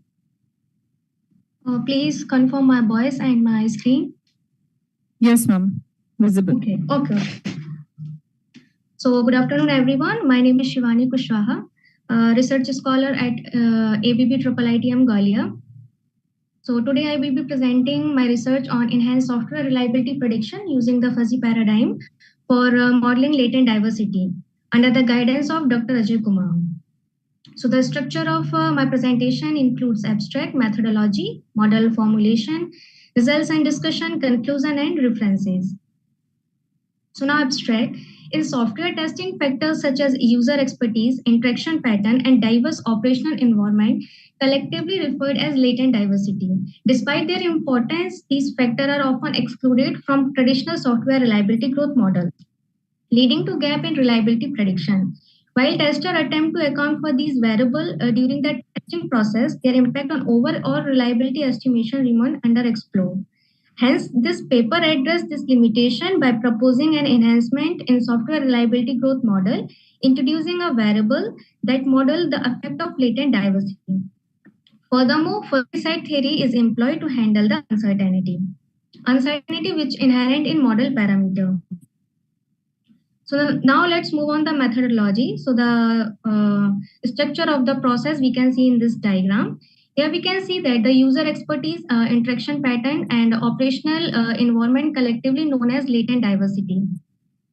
So we formulate the latent diversity via random variable, and then we solve the model. After the analytical solution, we estimate the model parameter using least square estimation method. So when we got the estimated parameter, we choose a spread, for example, 10% uncertainty or 15% uncertainty. So after choosing a spread, we fuzzify the model parameter using a trapezoidal fuzzy number, then apply operation on fuzzy number. So as a researcher take a decision in binary form, implement the decision in binary form. So we should convert the fuzzy output in a crisp value. So we defuzzify the results and we check the required reliability. If yes, then we stop the process. If not, then we choose the spread and repeat the process of fuzzification. So now model with latent diversity. To mathematically represent latent diversity in software reliability, we define it as a variable D, which is a random variable. So D represent the different dimension of user expertise, interaction pattern, and operational environment. So incorporating latent diversity, we can see the software reliability growth model in this equation 1. We solve this equation with initial condition and the solution of mean value function is expressed as in equation 2. Yeah. So after estimating the parameter using LFC method, we fuzzify the model parameter. Now let's analyze the results. So the defuzzified reliability value for different testing weeks show consistent improvement over time. At week 7, the reliability increased from 0.8460 to 0.8547. Can you please conclude it faster? Yes. So this improvement continued for week 14 and 21, demonstrating better reliability estimation with our approach. And also we compare our model with existing software reliability growth model using Go-Locomotive model, delay S-shaped model, testing coverage model, and fault removal efficiency model based on performance metrics, MSC, MA, PRR, R-square, and AIC. So we can see that our model has least value. This confirms that the proposed model provides a more accurate reliability estimation than traditional approaches. Also in this figure, we can see that a membership value approaching 1 signify a higher value of involvement, while a value nearing 0 indicate a lesser level of involvement in that set. Okay, so to summarize, this study introduces an enhanced software reliability growth model that incorporate latent diversity, fuzzy set theory, superior performance. So the result indicate that considering latent diversity significantly improves software reliability growth model, making this approach beneficial for real-world software testing scenarios. So these are the references. Thank you. Thank you so much, ma'am. The forum is now open for question and answers.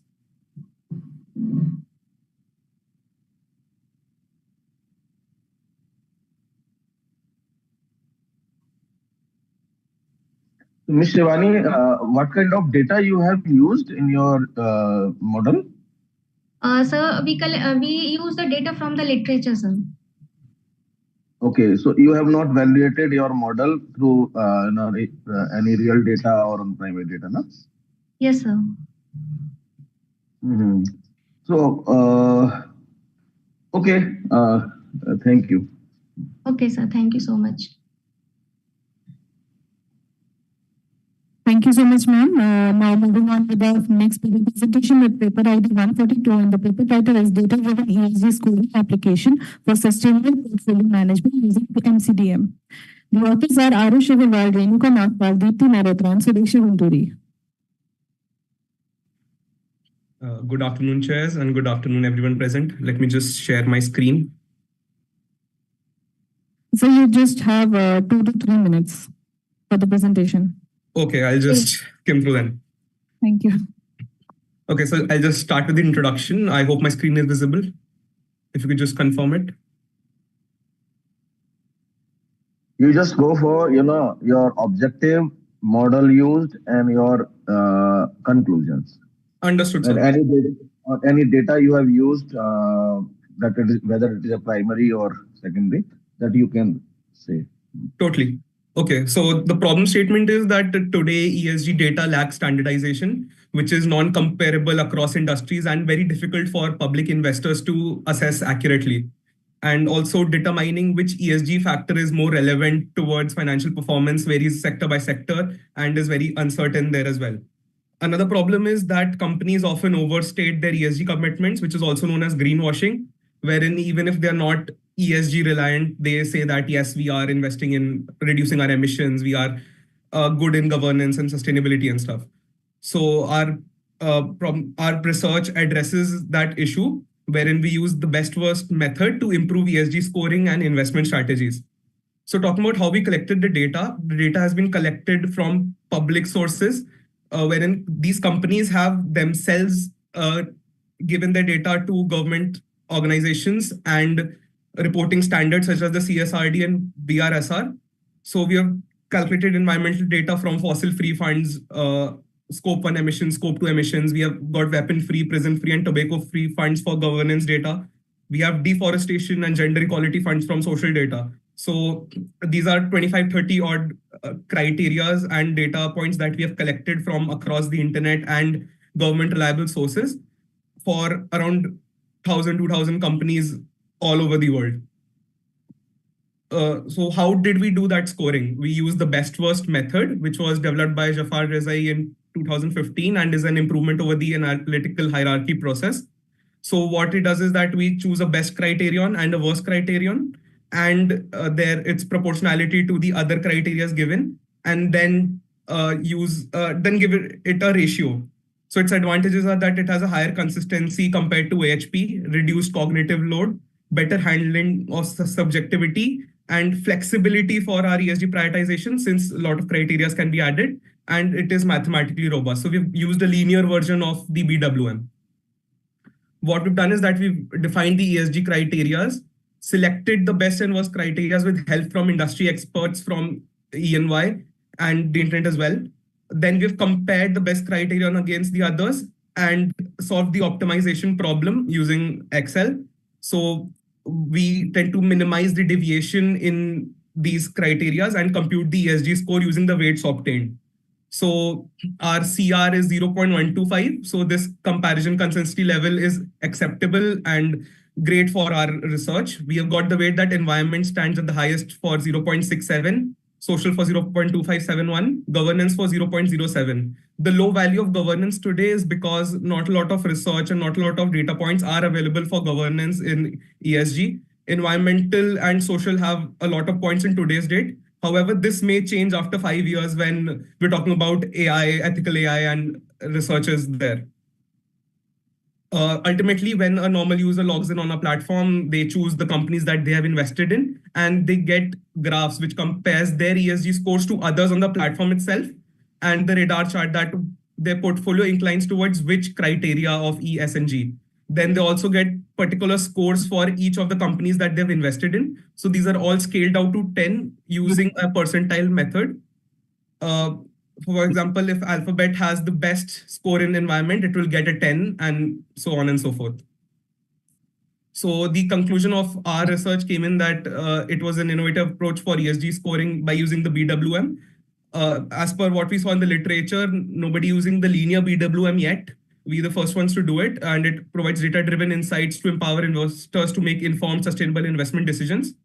Now, unlike traditional scoring methods, which every company have their own, BWM minimizes subjectivity and provides more consistent and flexible results. So thank you. You can try out the preview using this QR code. You can just log in on a platform, sign up and log in on the platform, add your companies, and you'll get a preview on how all of this works. Thank you so much. Thank you so much. The forum is open for now. Session chairs. Any questions, session chairs?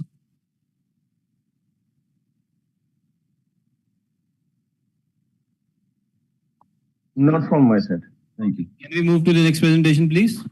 Okay, so the next presentation is the big data analytics dashboards for supply chain optimization, and the authors are Naik and Milind. Hello, good morning. Is my voice audible? Yes, sir. Your voice is audible, and you can start with your presentation. Yeah, I'll share my screen quickly. You'll be able to presentation. So is my screen visible?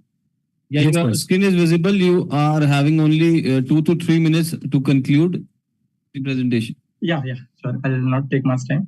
Okay, so myself, Vaibhav Naik, PG scholar from Goa College of Engineering, and under my guidance, Milind Sagar Dande, I'm presenting a paper PPT on big data analytics dashboard for supply chain optimization. So here are the we have the big data everywhere. So big data is a collection of data from the various sources. So there are three major ways, that is the volume, variety, and velocity, which defines the data. So nowadays the data is generated per minute on the internet is huge. For example, it is 2.5 million snaps shared every on Snapchat, then on WhatsApp, Instagram. There is lots of data. But are we just organizing it data, storing it data, visualizing it data correctly? So that is the main aim of my paper. So here are the analysis, descriptive analysis, diagnostic analysis, predictive analysis, and prescriptive analytics. So I will just skip this slide. Okay, so what are the challenges the data supply chain data analytics scientists face? So that is the data quality, data access, bad visualization, privacy and security, talent shortage, that is the skills, too many tools. Nowadays there are lots of tools, the cost, change technology, resistance to change, and goal settings. So here are the major three steps for the data analytics, that is the data extraction, data cleaning, categorizing and enriching, and reporting, analyzing with visualization. So here I have just in a pictorial form I have presented it. So first we have all the data in bulk, then it is sorted, then it is arranged, then presented visually and explained the story. So here are some of the data visualization tools which I have studied. So in this paper, I have studied 5 to 6 different data analysis tools, and I have came up with the best tool for the industrial procurement data analysis and visualization. So mostly it focuses on the procurement data from the for the industrial use. So I have just carried out the SWOT analysis of this various visualization tool. So that is the Microsoft Excel, Power BI. So mostly, yeah, I'll just go through this next. And also the Tableau, Qlik, and Python. So mostly these three tools which require the coding and scripting compared to these two tools. So this tool. Question you to conclude. Yeah. So this is the one-to-one Excel and Power BI comparison, and the highlighted ones are the major ones which we can consider. So for the reports, cross filters, Power BI is the mostly used. Then charts and visualizations and all. So what is exactly the Power BI? So it is a collection of the software which has to connect, transform, and visualize data with your insight. So basically there are desktop services and mobile. So here, according to the Gartner, we can see the magic quadrant for analytics and business intelligence platform. So basically Gartner is a research and consulting firm based in US. So they have done this quadrant, and you can see Microsoft is a leader here. Then comes the Tableau and Qlik. So why it is the leader? Because it is simple to use, automated solution, 80 plus possible connectors, advanced interactive connections, and cost. So cost is very cheap for this tool. So how we can create a Power BI? Collect connected data, transform data, visualize data, and present the data. So here is the slide. Can we please skip to the conclusion? Yeah. Okay, so working and the result. So this I have taken the data from the industry. I'm currently working in Siemens technology, and I have taken the data from the past 10 years. And like from the past, it's the 10-year data that it is a very huge data. So I've just summarized it in the one dashboard. So my aim of the paper is to study to simplify the industrial data, specifically procurement data like PIR, PO, invoice, so that it can be easily visualized for a meaningful insight, figuring out the main KPIs and analyzing the data compared to the previous year and the in future. Okay, so this is the dashboard and conclusion here. So for the conclusion for the study is to improve the performance and reporting of the case company and data-driven approach. The performance of the supply chain is directly and favorably impacted by the use of the digital procurement procedures by enabling organizations to enrich visibility, improve efficiency, and streamline decision making.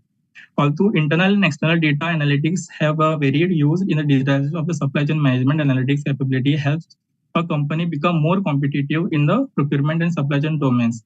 By integrating the predictive analytics and automation with well-structured BI platform, businesses can proactively address challenges, reduce cost, and optimize inventory management. The dashboard facilitates seamless collaboration across the stakeholders, ensuring agility and responsiveness in dynamic market environment. Big data analytics transform supply chain operations, drive data-driven decision-making, reduce risk, and increase overall profitability. So it also helps in real-time visibility, enhance forecast accuracy, and mitigate risk. So in conclusion, the big data powered BI dashboard is no longer just an option, but a necessary for a business aiming to thrive in an increasing complex and digital supply chain landscape. By harnessing the power of the data analytics, companies can streamline operations, enhancing efficiency, and create a more resilient and adaptive supply chain ecosystem. So these are my references. Thank you, Vaibhav. Thank you. The forum is now open for the question session. Cheers. Any questions?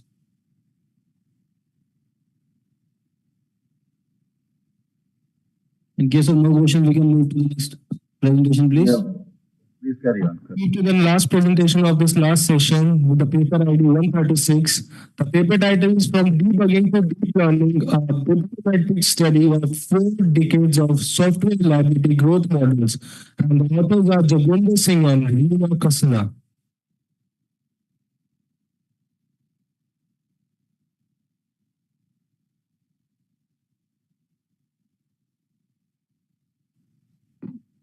Reena Kasana, are you there? Yes, I am here. Just a minute. I'll start sharing my screen.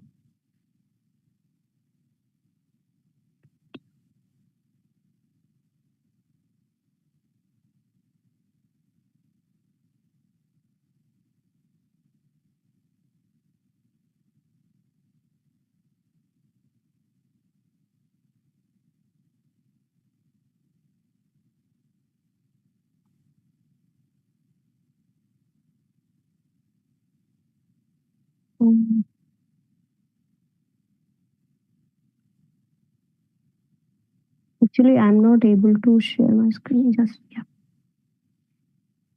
Ma'am, we are already delayed. Yeah. I'm so sorry. Expedite. Actually, my system is not allowing. Yes, you can email your presentation to us. Yeah, just can you give me your email ID?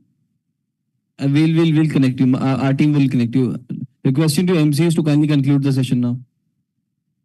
Okay, thank you for this session. It was a wonderful session. I would thank the session chairs for the participation and their time for making this session a wonderful session. Thank you so much.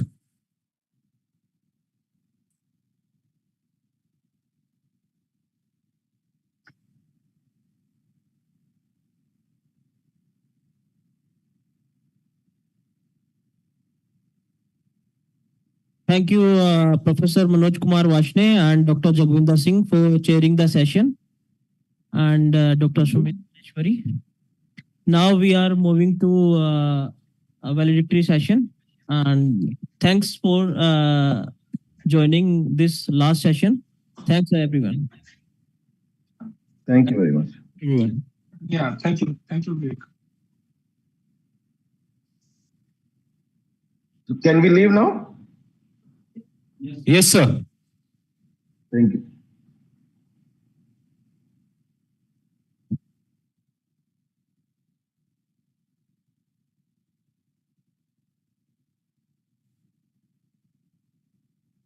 Just left send the presentation through email. Consider that. Thank you.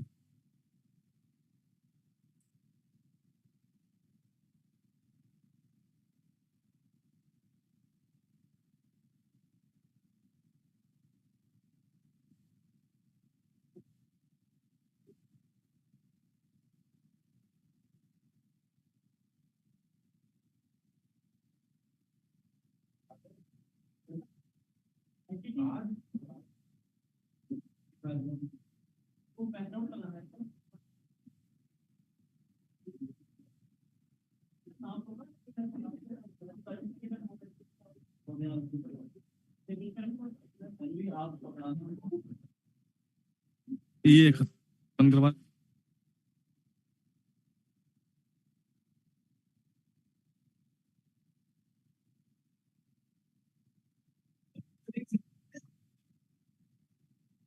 Hello, hello.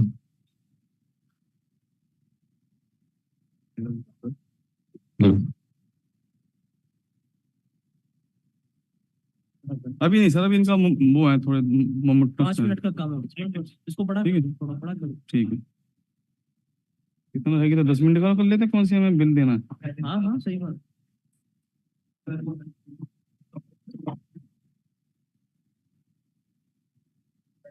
Low sir हो गया।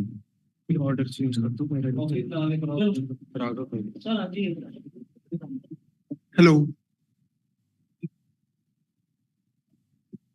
Thank you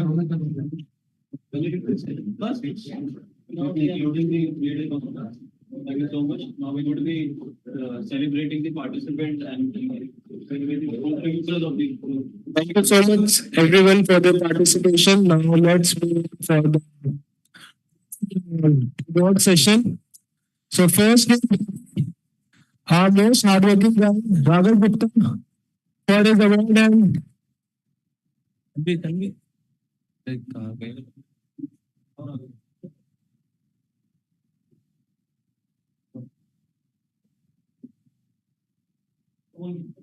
you so much, Raghav, for all your contribution and your time.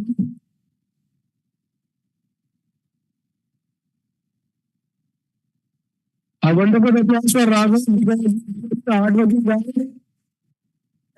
Next is Garima Chauhan.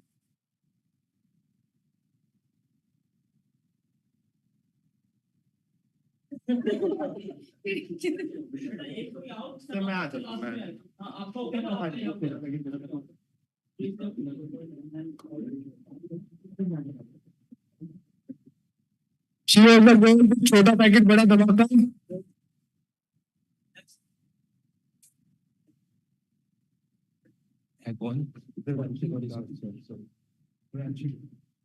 Next is Divyanshu Gupta.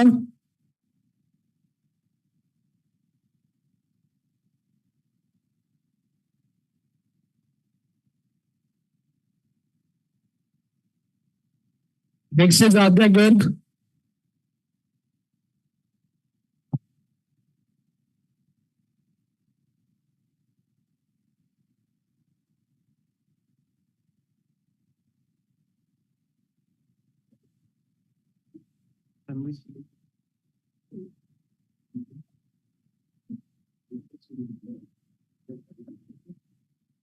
Next is Tanvi.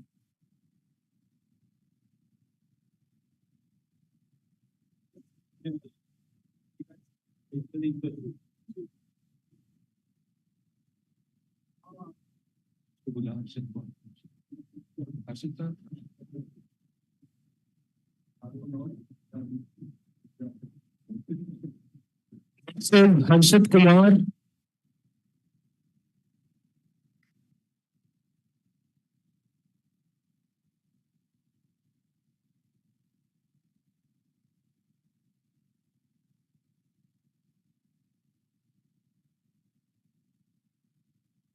Next is Anjali Singh.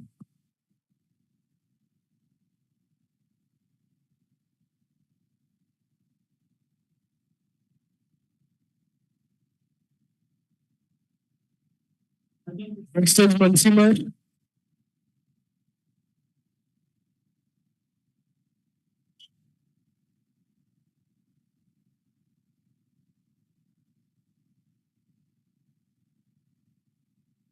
Next is Himansh.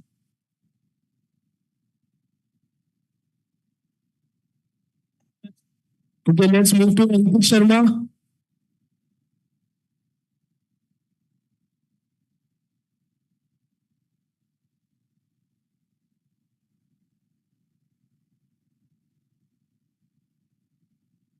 Next is Chetan Sharma.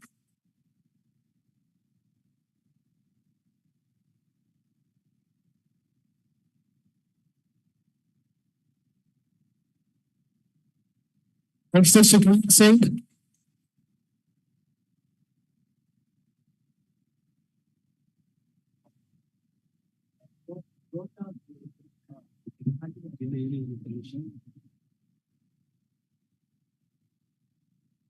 Next is Tanish.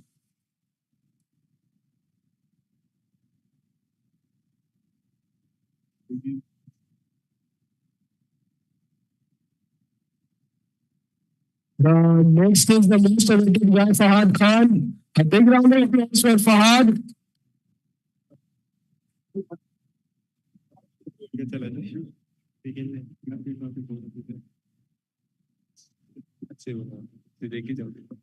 And the next one is the most talented guy, Krishna Joshi.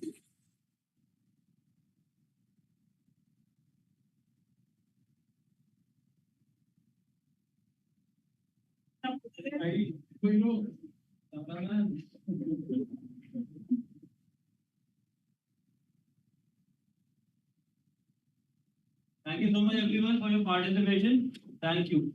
Thank you.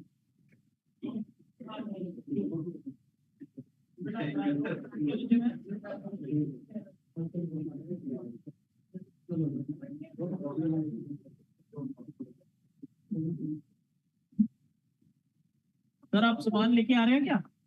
है sir, मैं चलूं क्या?